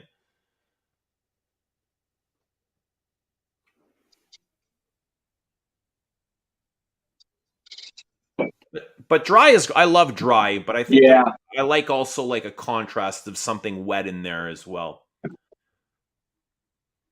Are you familiar with this? No. So this actually is an Enchante. You can see he's got the label on this bad boy, but look at this bottle. Damn, it looks what like does a that shampoo. smell like? I may have smelt that once. Is it very incensey? It is very clovey and smoky. Yeah, there is some smoke. There's some smoke.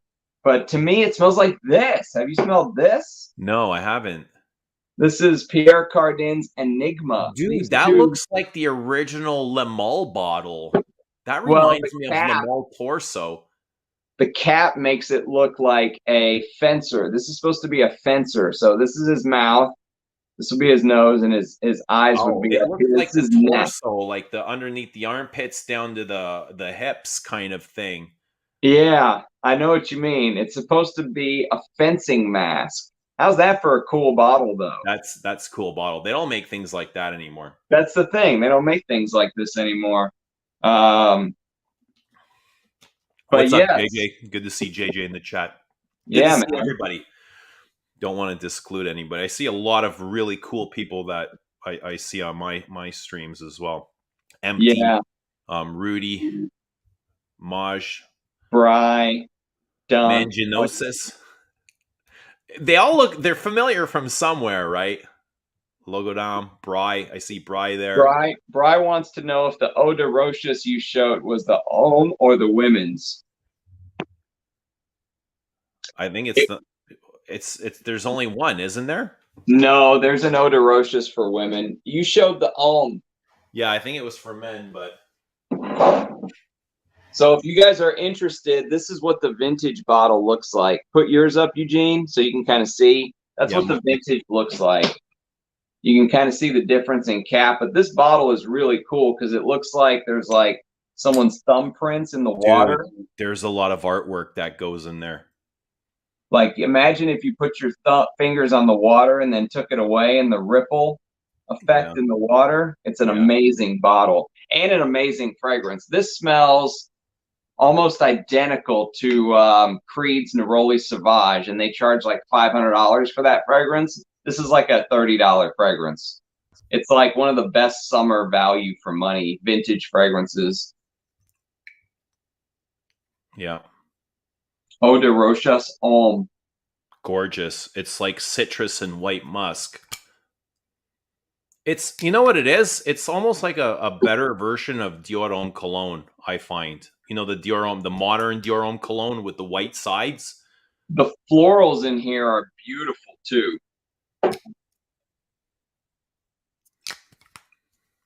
Absolutely great.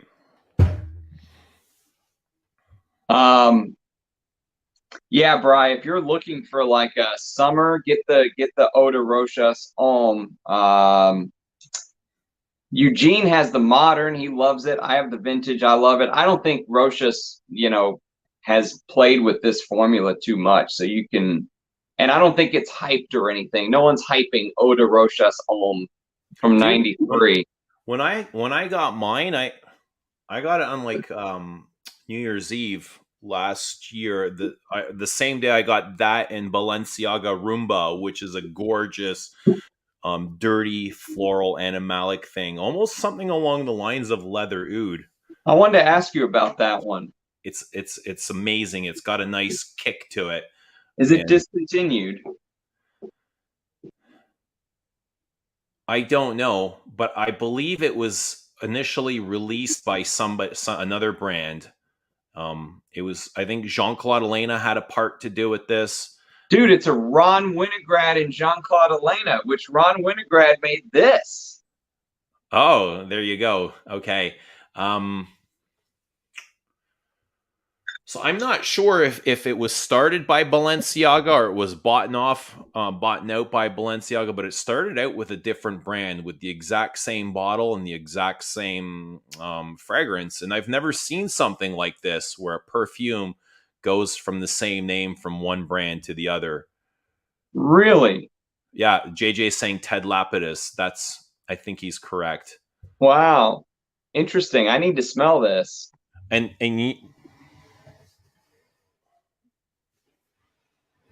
is it the same fragrance, JJ, or is there a difference between the Ted Lapidus and Balenciaga versions? By the way, my phone is going to die at some point, whether it's 5 or 10 minutes. How much time do you have? I don't know. Well, let's just do it till it's dead. All right. So I also got these from Manouche, and I love this. Yeah. I'm not crazy about Italian perfume. I know it's very ignorant of me to say, but I love this. And does yours have glass in the middle? No. But I talked to Thomas, and he's like, the glass ones are the best, but don't worry if you can't find glass. Still good. These ones are still good. Yeah. And I got the original Polo Splash. Is that the Cosmere? The spray, but I guess they're just too hard to find.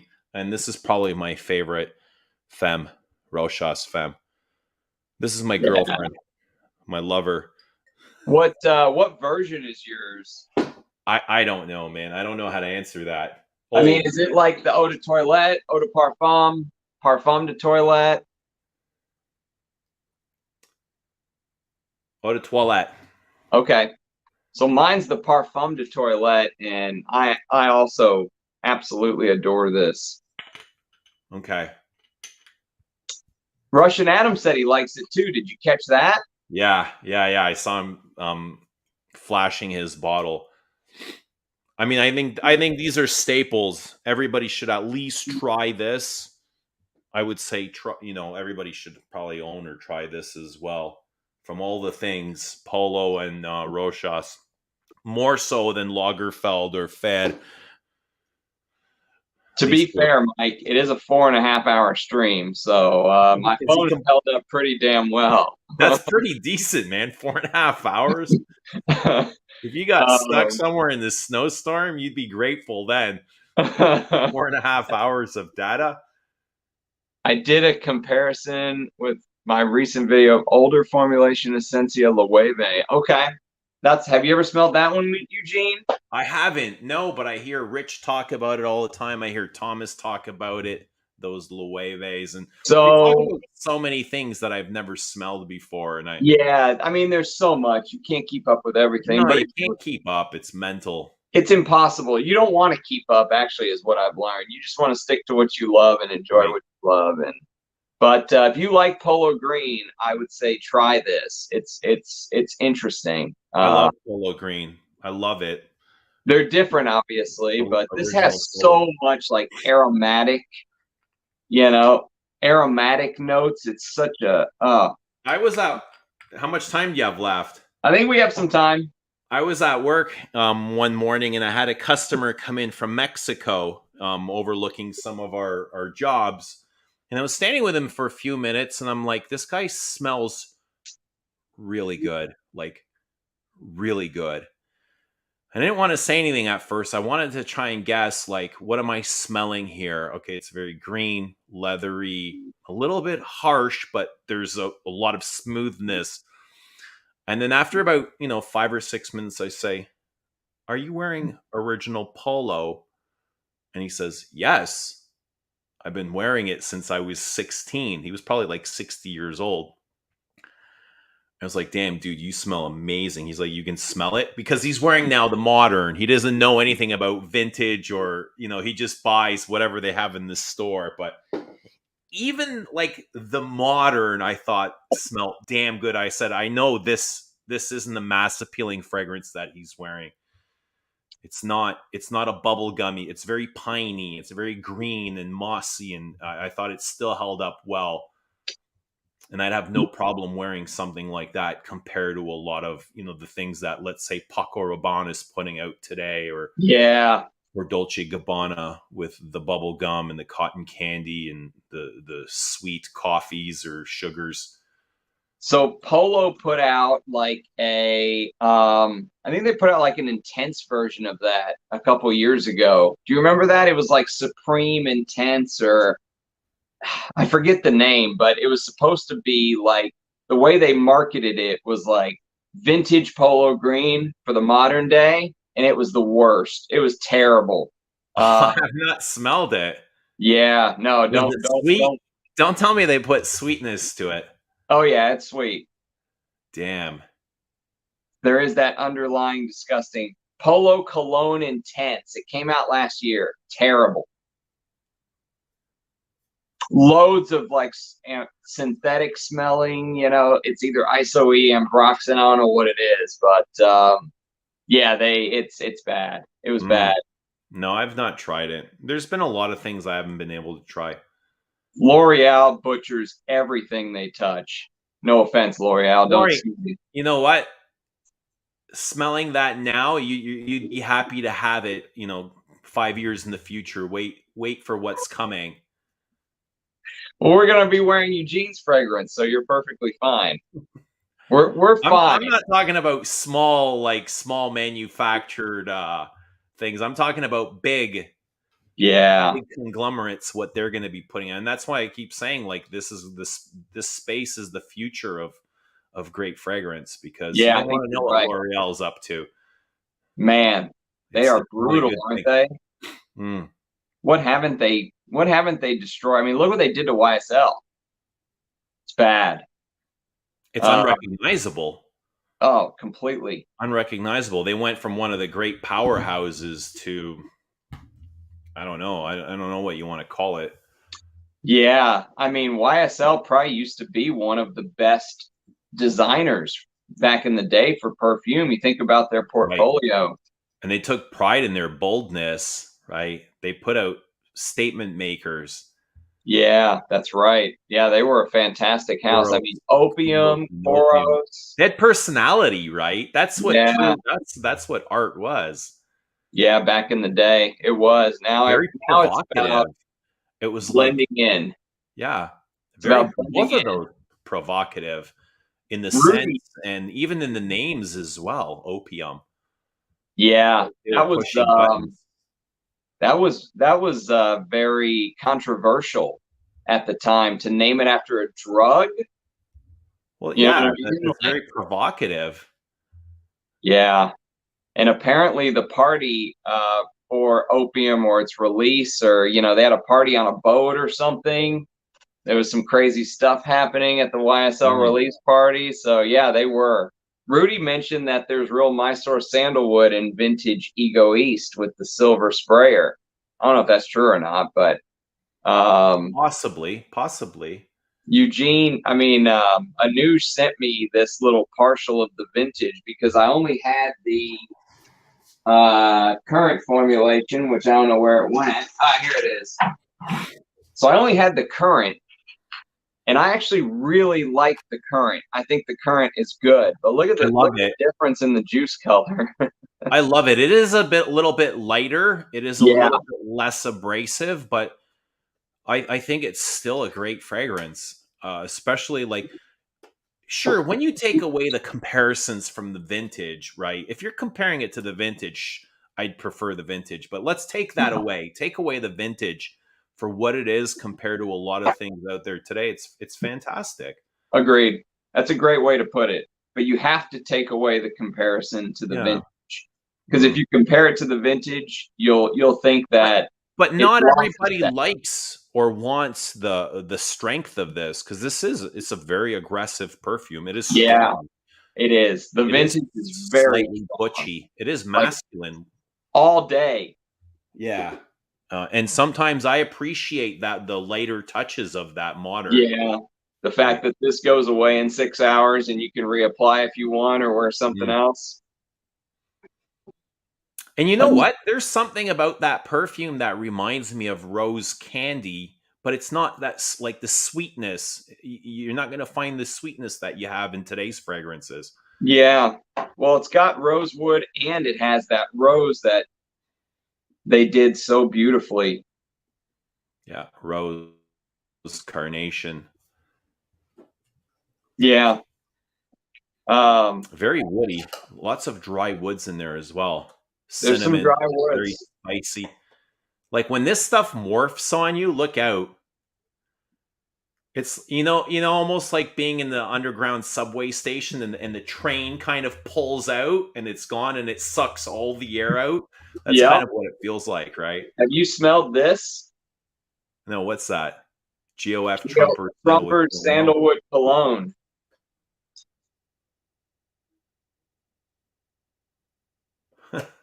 Read Anuja's comment. Our first retail store was opened in downtown Toronto in '79 by my old man. One year he did a window display of opium, and a nurse walking by stopped into the store and gave him shit for it. Wow. Because it's named after a drug, right? Yeah, she said you should be ashamed of yourself for selling opium. Oh, that's hilarious. Without realizing it's a fragrance. Yes. Check this out if you ever get interested in comparing kind of the differences. I think this came out a decade after Ego East, but it's very similar. Now, where do you get something like that? Because that looks like it's really hard to find. I think it's pretty readily available, actually, but these are made in England. They're made in Duck's Neck of the Woods. Trumper's an English brand, I think. Yeah, Mayfair Street. They've been around since 1875, they say. Nice. Yeah, they're an old brand. What do you think about these Chanel's being reformed? Because, they were talking about, Anuj was saying that it looks like Antaeus might get the axe. I heard Anuj say that. He's been saying that for a while now because they've discontinued the byproducts like the soaps or shampoos or whatever it is they had. The ancillary products, right? That's the first thing that those are the first signs to display before they discontinue a fragrance. Yep. It'd be unfortunate if they discontinued Untitled. Yeah. However, I can't imagine that's going to happen. Bois Noir has got to be the only one that I can recall right now of them discontinuing, but they didn't really discontinue it. They kind of they morphed it. Yeah, they kind of brought it together with Ego East. I don't know if it was a straight up discontinuation. But then that asks, like, why? Why would they discontinue Unteus? What would be the purpose? Right. I'm sure it doesn't sell a whole lot, but let's be honest, Chanel doesn't sell a ton of their fragrance. Like Cristal doesn't sell, Number 19 doesn't sell. You know, they still keep them up there. Right. Like when you compare them to modern things today, you can't walk into a department store and find a YSL booth and have them still carrying opium, right? Original opium. But Chanel, you can walk in and still find Number 5. You can still find Cristal at the Chanel counter. Yeah, that's a good point. Some Dior counters, you can't even find Fahrenheit. It's amazing. I have a bad feeling they're going to discontinue that one day. I hope it never happens, but Fahrenheit. You can't find the original Miss Dior. It's all like the newer Miss Dior's, like the suite. Or you can't find Diorella. Or Diorella. This Miss Dior that I got from Manouche, Esprit de Parfum. He said it's the oldest version he had at the time. Absolutely blew me away. It is so beautiful. Yeah, it is. It's so like green but dirty, you know, in your face with that dirty. Oh, all the stuff in the base is just amazing. I need to give this a full wearing, but I'm so happy with this. This is. I've got both of like these are both gorgeous, and I don't know really what the big difference. They're both Diorella. I think that one's older. This is a Splash, and this is, I think this is a Tester. I'm not sure, but they're both amazing. And I've tried like Miss Dior, and that's beautiful as well. But Miss Dior has gone through so many iterations. You know, I'm talking about the old, not the modern rose candy sugar Miss Dior. I'm talking like Miss Dior Shetty, or there's got so many different iterations I can't even keep up. But I'm talking like the old Miss Dior. So good. Bri wants to know what we think of Chypre Palatine. I'll speak for both of us. We love it. Yeah, I do. I love it. But apparently you got to get the orange juice because the new juice they say that's clear is not as good. I don't know. I've never compared them. The owner says it's never been changed. Yeah, he got in a big argument, didn't he? Yeah, there's some video on YouTube. Yes, saying it's never been changed. But I mean, when you see the color of a fragrance is different, something has come out.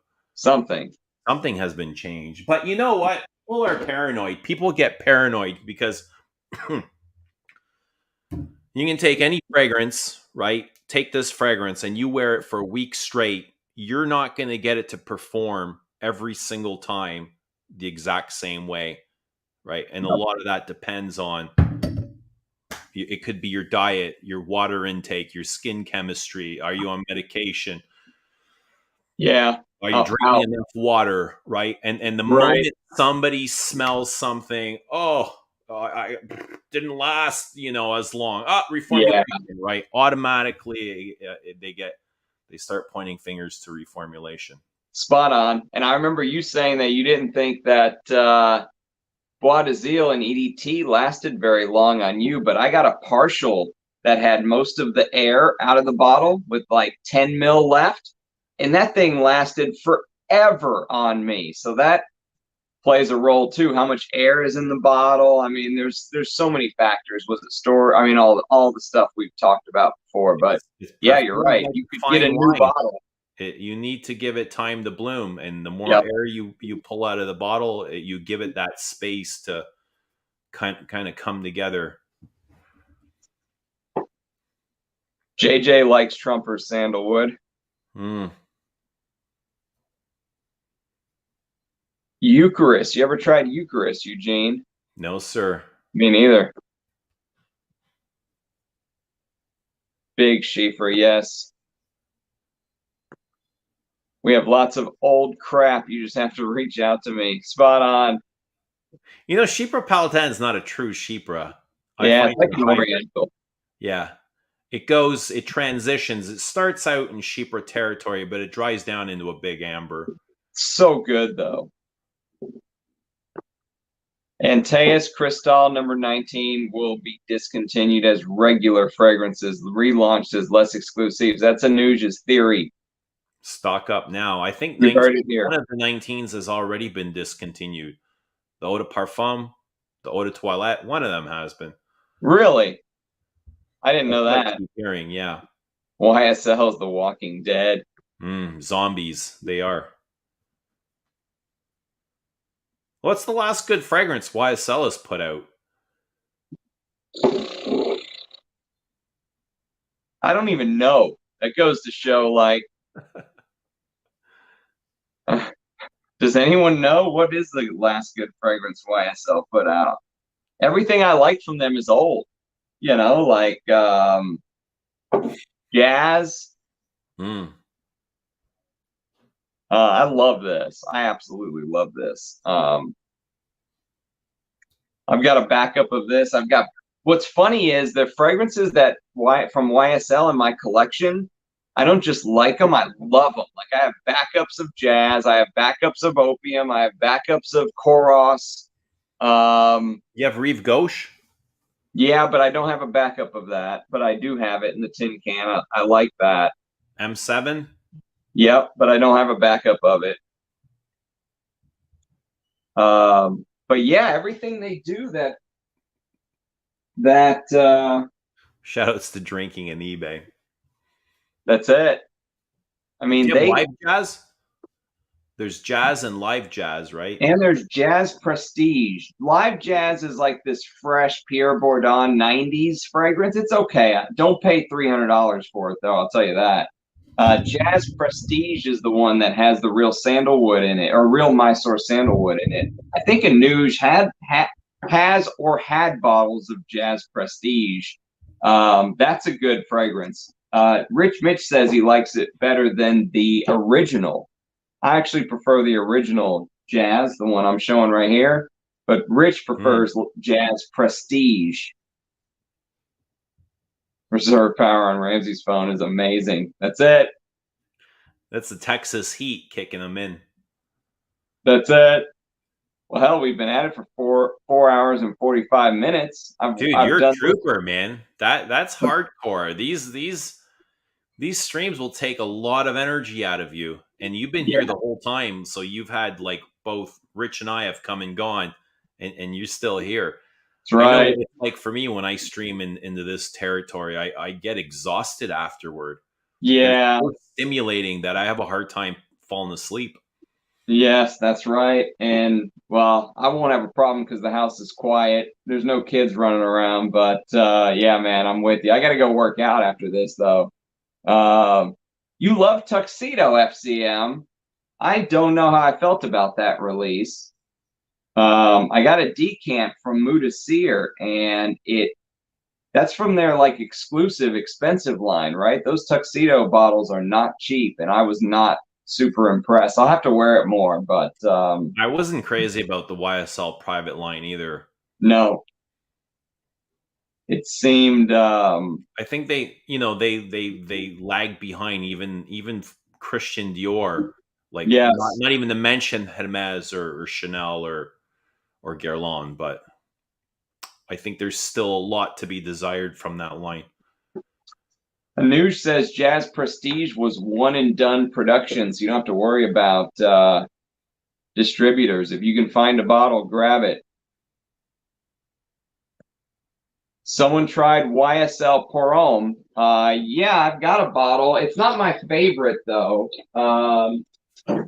Thomas loves that stuff.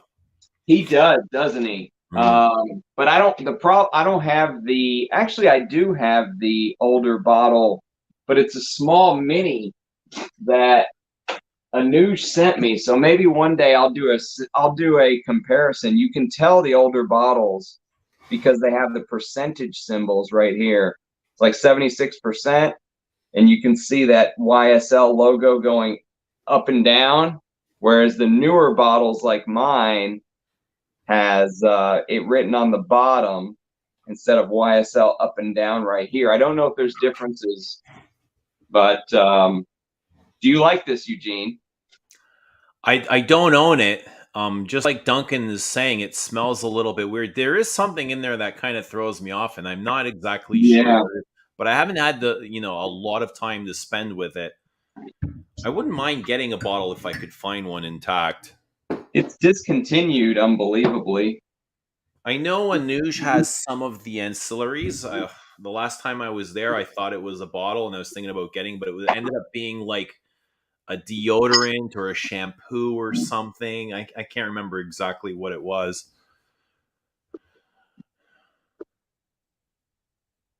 Good from a distance, weird up close. Very sharp, spicy, lots of citrus, lots of lemon, almost like a lemon pledge. Yeah, I think that's. I wouldn't mind giving it a whirl for a couple of days and kind of spending some time and discovering it, but yeah, I need to wear it more. Although I will say, if you're going to wear, if you said, Ramsey, you've got a chance to wear Chanel's Pour Monsieur and EDT or YSL Cologne, I think I'd take YSL Cologne. But if you gave me, I don't like the EDT. Really, no, I love that. I do not like the EDT. Wow. I like the concentrate better. I like the EDT concentrate they did from the late 80s much better. But the original EDT, man, I struggle with this one. That feels a little bit thicker, the concentrate, and it feels like there's a little bit more tension in that one, where the EDT is more citrusy and fresh. Yeah, the EDT is just so citrusy, and I remember thinking that it's so fleeting. Like you would have to. I feel like I'd have to reapply this like every 2 or 3 hours. You know what I mean? Like, yeah. I don't know. There's times where it lasts, and I think that's in the humidity when your skin heats up. There are moments where it jumps off, but I find that similar to New York Intense. Have you tried New York Intense? I have a bottle. I love it. Really? I like New York Intense more than I like YSL Pour Monsieur. Okay. See, I find Pour Monsieur and New York Intense have similarities. Yes, but the thing that I liked about New York Intense is it has a little bit of like animalics in the dry down. So it's interesting. Yeah, that civet keeps it very interesting to me. Yeah. It's definitely my favorite Nikolai, hands down. I love it. I love it. I went on a date a couple of days ago and I wore New York Intense. Oh yeah? Yeah. Did she like it? No, she didn't really comment, but I only put on one spray, but it was for me, not for her. The gentleman. You didn't want to put her off, right? It's like, who's this cologne guy? Yeah, that was my fragrance of the date. You should have put on a Ketos or some shit. Koroks. Right, maybe Poison, Dior Poison. Oh, I actually like that stuff. I just can't wear it very often. It's a big, heavy perfume, but can you imagine wearing that as a signature scent back in the 80s? Poison. Oh, yeah. Is my mic messed up again? It was, but it came back. What is going on? It's unbelievable. I think if you're gonna do live streaming, get like a lapel mic or something. I'll holler at you off the stream. I'll holler at you about it. No, you're good now. It doesn't matter. Like, you got me on now, so it doesn't matter. But when you had Russian Atom, if you're gonna keep that, and I know a lot of people are gonna come specifically to check out Russian Atom, you want to kind of keep have like a high level mic or something. I didn't even get a chance to mention this, but in 2 days, I'm doing a live stream with Liz Moores from Papillon. I heard you say on was it Saturday, Sunday? What day was that? So it's going to happen on Friday. That's awesome. How did this happen? How did this unfold? One of my subscribers said, "Hey Ramsey, I've heard you talk about Anubis and Salome, but I never hear you talk about the rest of her line. Have you ever smelled them?" And I said, "No, actually, I just got the ones I love, and for some reason I stopped." And he went, "Okay, well, let me send it to you." So he got with Liz Moore's, and she like sent me the entire sample pack, right? And she commented on the first impression that I did. And whenever she sent the sample pack, I had mentioned, "Hey, tell her thank you very much," because he kind of worked as like the mule, because he muled them from the UK and sent them to my PO box and titled it "Cufflinks" or some shit. You know what I mean? Right. And it got here, and so I said thank you very much, and then we started chatting on Instagram, and she was like, "Yeah, I'll do an interview with you," and I was like, "Really, you will?" Because I hear she's pretty picky about who she goes on streams with. And so I did the first impression. She said, "Well, let me get back to you on the time," and I was like, "Whenever, whenever you want, I'll work it in." And then after I did the first impression of Tobacco Rose, which, by the way, have you ever smelled Tobacco Rose? I haven't smelled any of her work, but Oh, you I haven't keep smelled hearing any? wonderful. No, I keep hearing wonderful things though. So this, if you didn't watch my first impression, I said that it was one of the closest fragrances, because Russian Adam gave me all those essential oils, to the actual like Bulgarian Rose Otto that Russian Adam gave me. This was like spot so close, unbelievably close. And it smelled so natural. It smelled like there was even real ambergris in there. So I was nice to the fragrance in my impression, but that's honestly what I felt. The ingredients seemed through the roof. And then she wrote back and said, "Yeah, let's do it this Friday." And I said, "All right, I'll make it happen." I mean, I'm going to take an hour or two off of work to do because she's in England. What time So Friday? it'll be 11 Central Standard Time. So 5 o'clock her time in England. She's 6 hours ahead. I'll put my tie on. I'll put my important person interview tie on. Good. I'm looking forward to it. Yeah, me too. I don't know anything about her. Well, we're all gonna learn, because I don't know anything about her either. But hopefully, we learn some good things. What more than anything? What do you want to learn about her from this interview? What do you want to get out of her? I'm just interested in knowing her story. Like, how did she go from? Just let her talk. I mean, she's one of the few like niche brands that it seems like put out. And whenever I did my first impression on Tobacco Rose, I didn't know the price. I said, if this is priced anywhere at $250 or less, you're getting a good deal. You know what I mean? It was like $195. So her stuff seems to be high quality. She doesn't gouge on the price. The materials seem really good. And even when I talked to Russian Adam, I was like, "Hey, what do you know about her? What have you smelled from her stuff?" And he's like, "She's one of the few people that, still uses like really the real high quality ingredients." She basically saying she's one of the few good ones left. He agreed with me. But if you like Diaghilev, like I like Diaghilev, and I know you do, check this one out first. It's called Salome. All right. Salome is like Diaghilev's twin at a tenth of the price. I mean, it's not a twin; it's different, but it's in that animalic chypre. She uses Iraq here. Spicy, leathery chypre. Beautiful. All right. My favorite from her line. So those are 50 ml bottles? 50 mLs for, I think, $195. Euro? No, dollars. US dollars? Yeah, I think so. Let me check. Let's see what Lucky Scent says.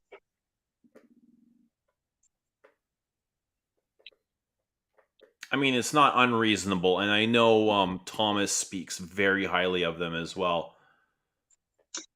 Yes, that's right. I think he really likes Anubis, which is the resinous. Anubis is like labdanum, benzoin, really resinous and smoky.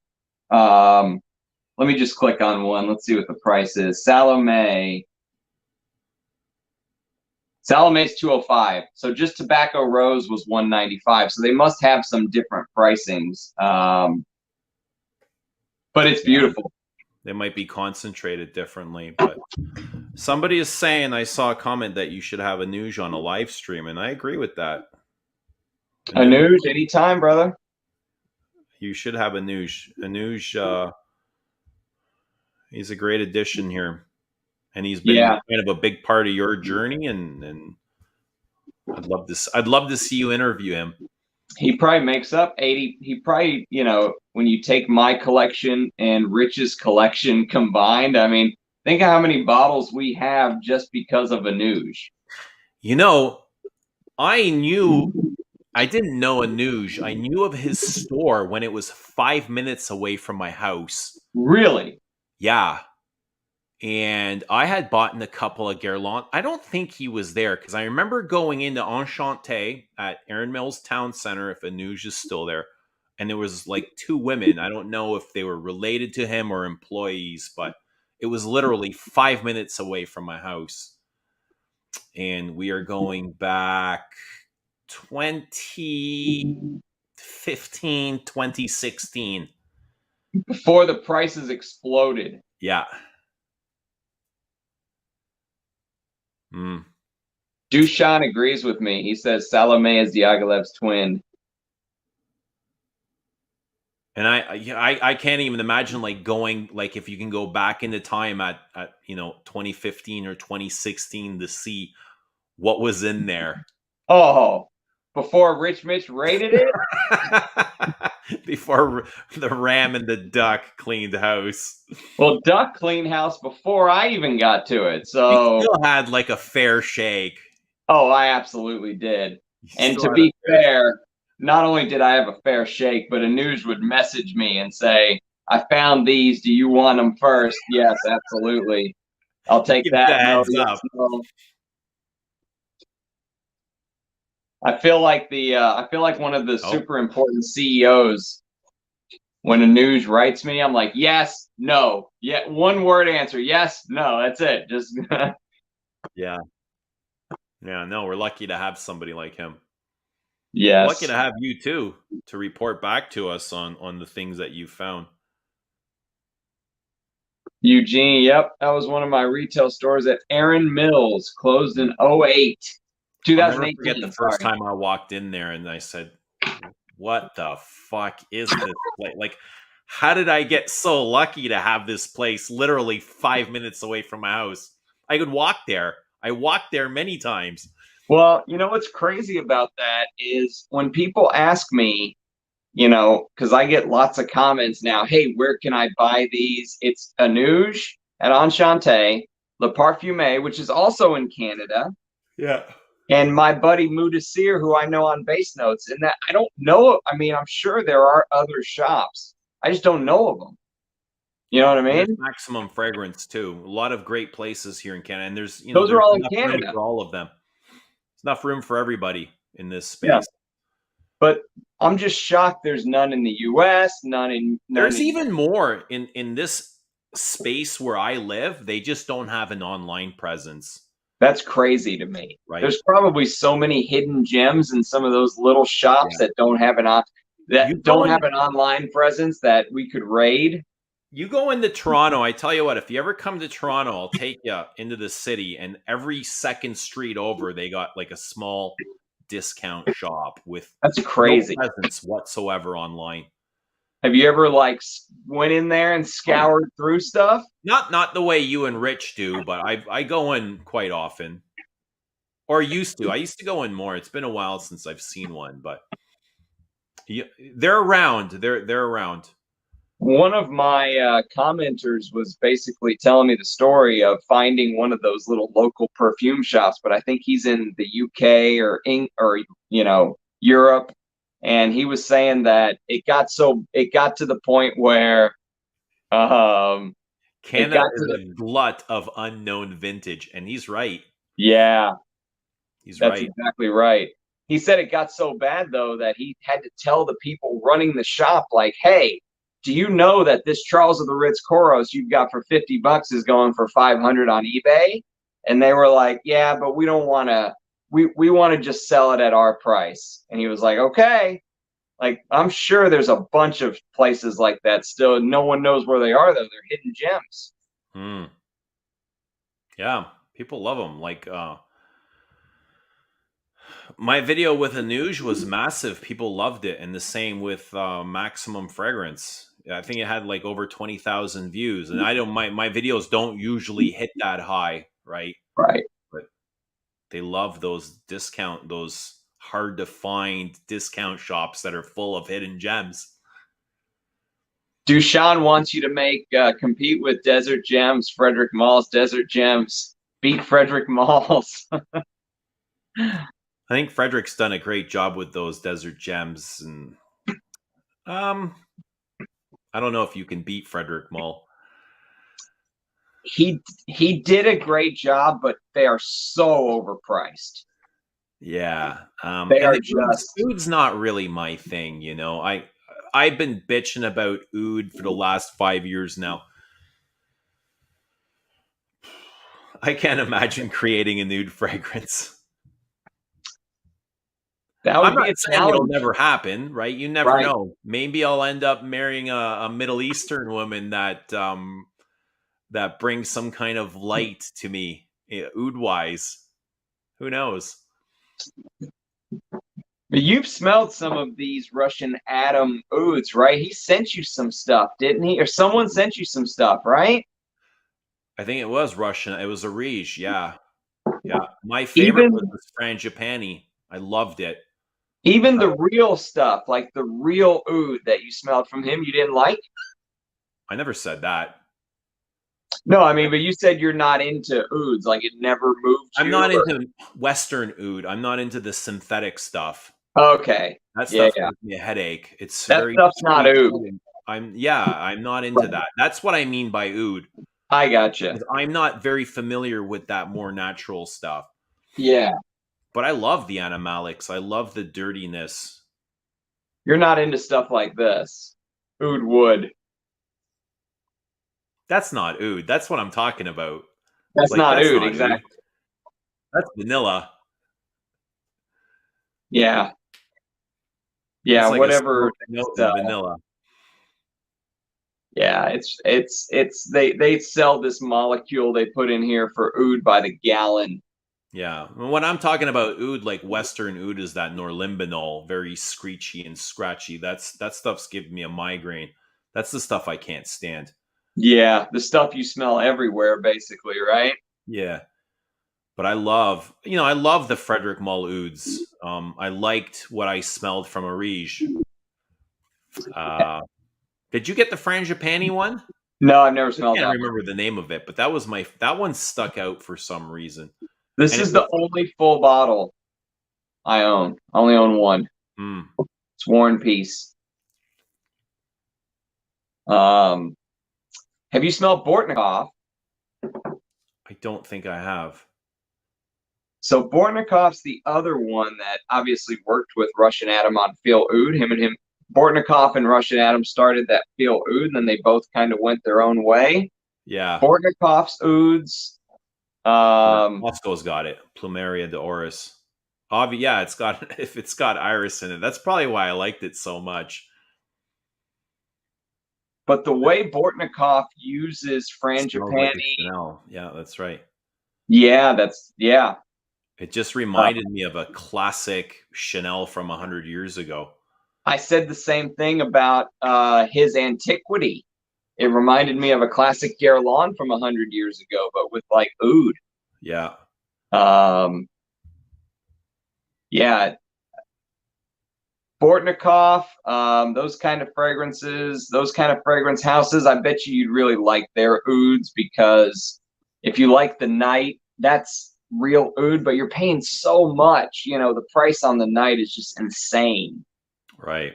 When you can get 50 mLs of real oud from, Arige or Bortnikov for $300. I don't know.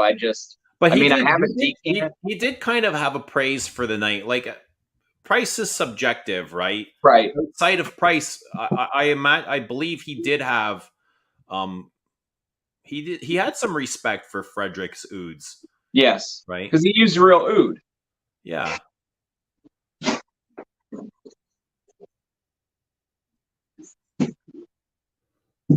Yeah, Amber Cologne. There are some Bortnikov.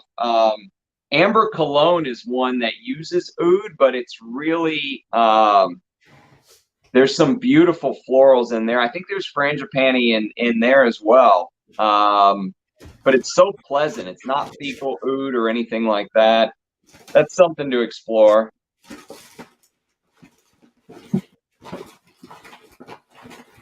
I've got one of his sample kits somewhere kicking around. I'm not exactly sure where it is. I'd have to dig. I can dig it out sometime. That would be interesting for you to revisit, though, after all this time. Yeah. So is he going to collaborate, Arij and Bortnikov? Yep, that's what he said. He said they're actually already working on it. Because I asked him, I was like, "Hey, man, like, you guys started this feel oud, and then what? You just never did anything together." And he basically said that, he didn't want Bortnikov's artistic style to mess with his, so he was very strict on I who he really worked like with, when who he he said that. smelled. He didn't want Bortnikov's work to influence his style. Exactly, because he's I mean, you can tell he's not doing it for the money.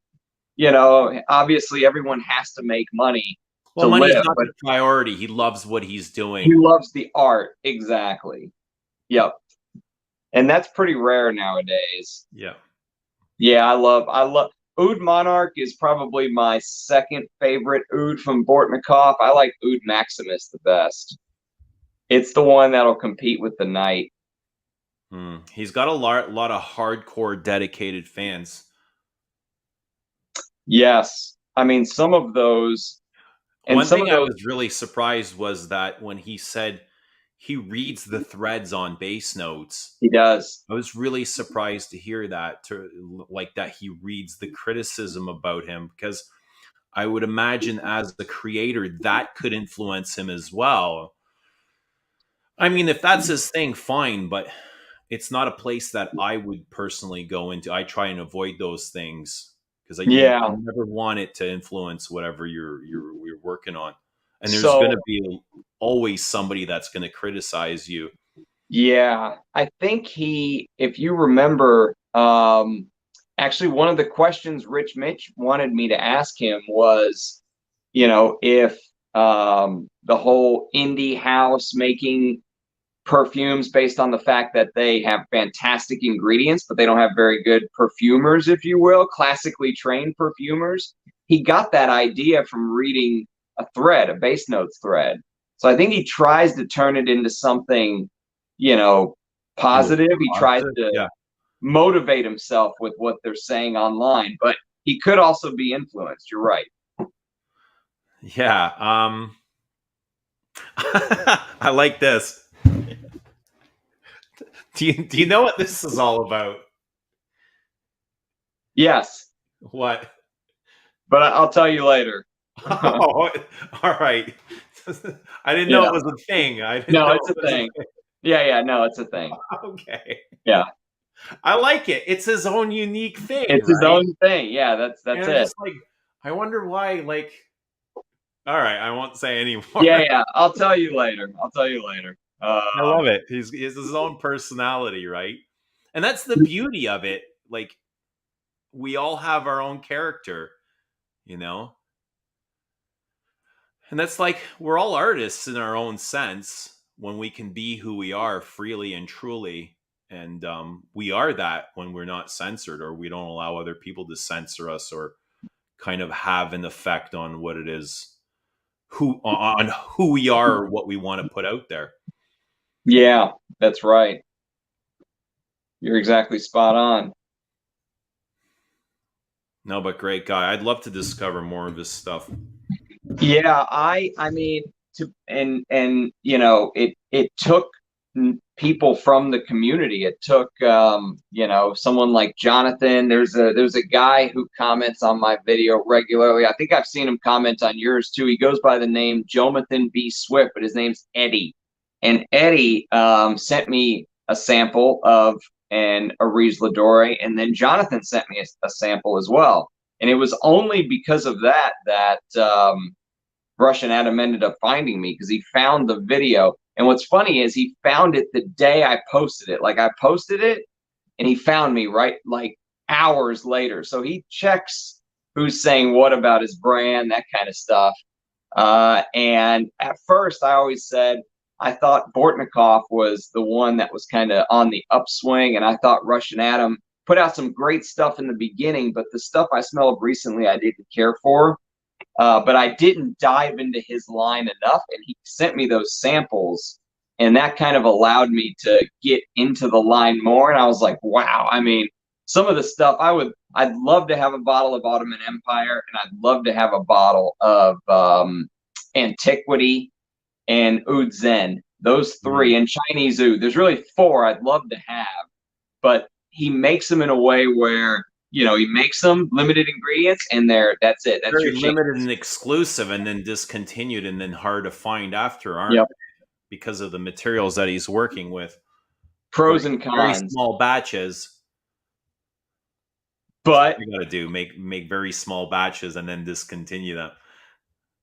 Or just that's it. You know, that oud oil from China that came from 25 years ago, that's it. It's a one-time use. We use it, it's gone. You know what I mean? But that does show that, you know, because some of the Bortnikovs, it is interesting how they're always available. You know what I mean? Like, if they're using this very rare oud, how is it always I can just go buy Oud Maximus? You know what I mean?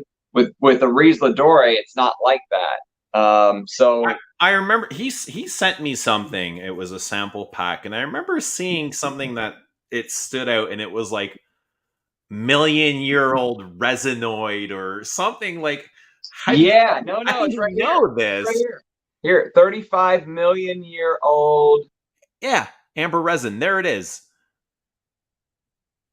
I asked him about that. I said, how do you know it's 35 million years old and not 30 million or 20 million? And he's like, oh, they've got tests that they can actually pinpoint how old the amber resin is.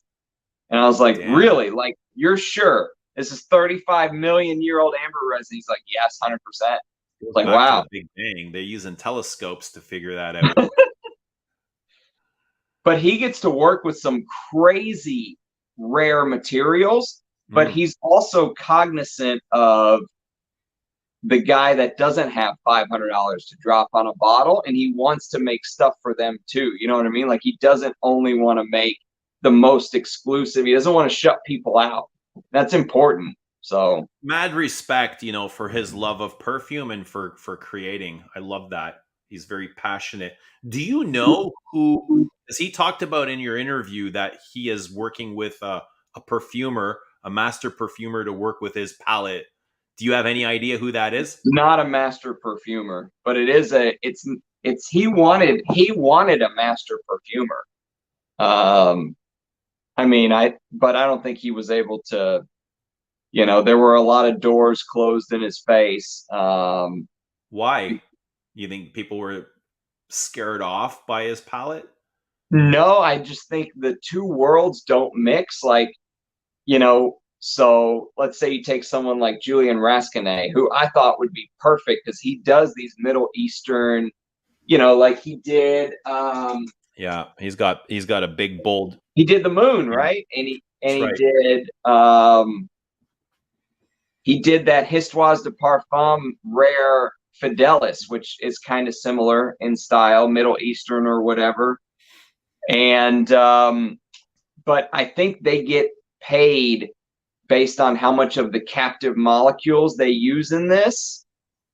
And with Russian Adam, he wants to give them real ambergris and real musk and say, make it as a one-time deal, and that's it. There's no, like, you're going to get commissions as the years go by.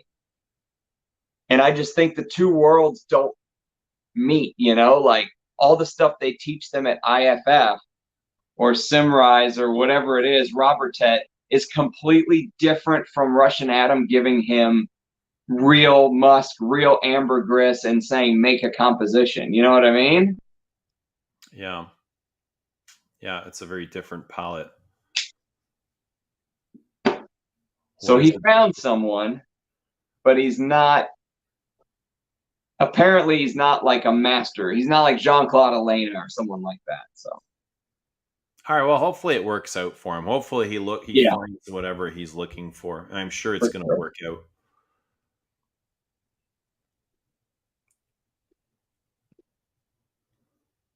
Well, I think my phone actually is about to die, and we are at 5 hours and 15 minutes. So how's that for a discontinued stream? We got two of the best on. I wouldn't call me the best, but I do appreciate you having me on. Yeah, Ron. Appreciate you coming on. We talked about a lot of stuff today. This was a good stream. Thanks, man. I appreciate it. I appreciate everything you do, and I look forward to your interview with remind me of her, Liz Moores. Liz Moores, that's right. Friday. It'll be I'd love to see you have a new Jean or anybody else that's interested. But it's good to see everybody in the chat. I see JJ, I see Legadoom and famous YouTuber, Flava Sauce, a lot of familiar faces, Dushan. It's good to see everybody. Omar, FCM, Josiah, Fosco, Remy, Bobby, Phil Stevens. Thank you, everybody, for being here. This wouldn't be possible without all of you guys. You guys are what makes this all what it is. Spot on, Eugene. Ditto, my friend. Thanks for joining. Cheers. And we'll see you again next time. Bye, guys. Thank you so much. Good night, everybody.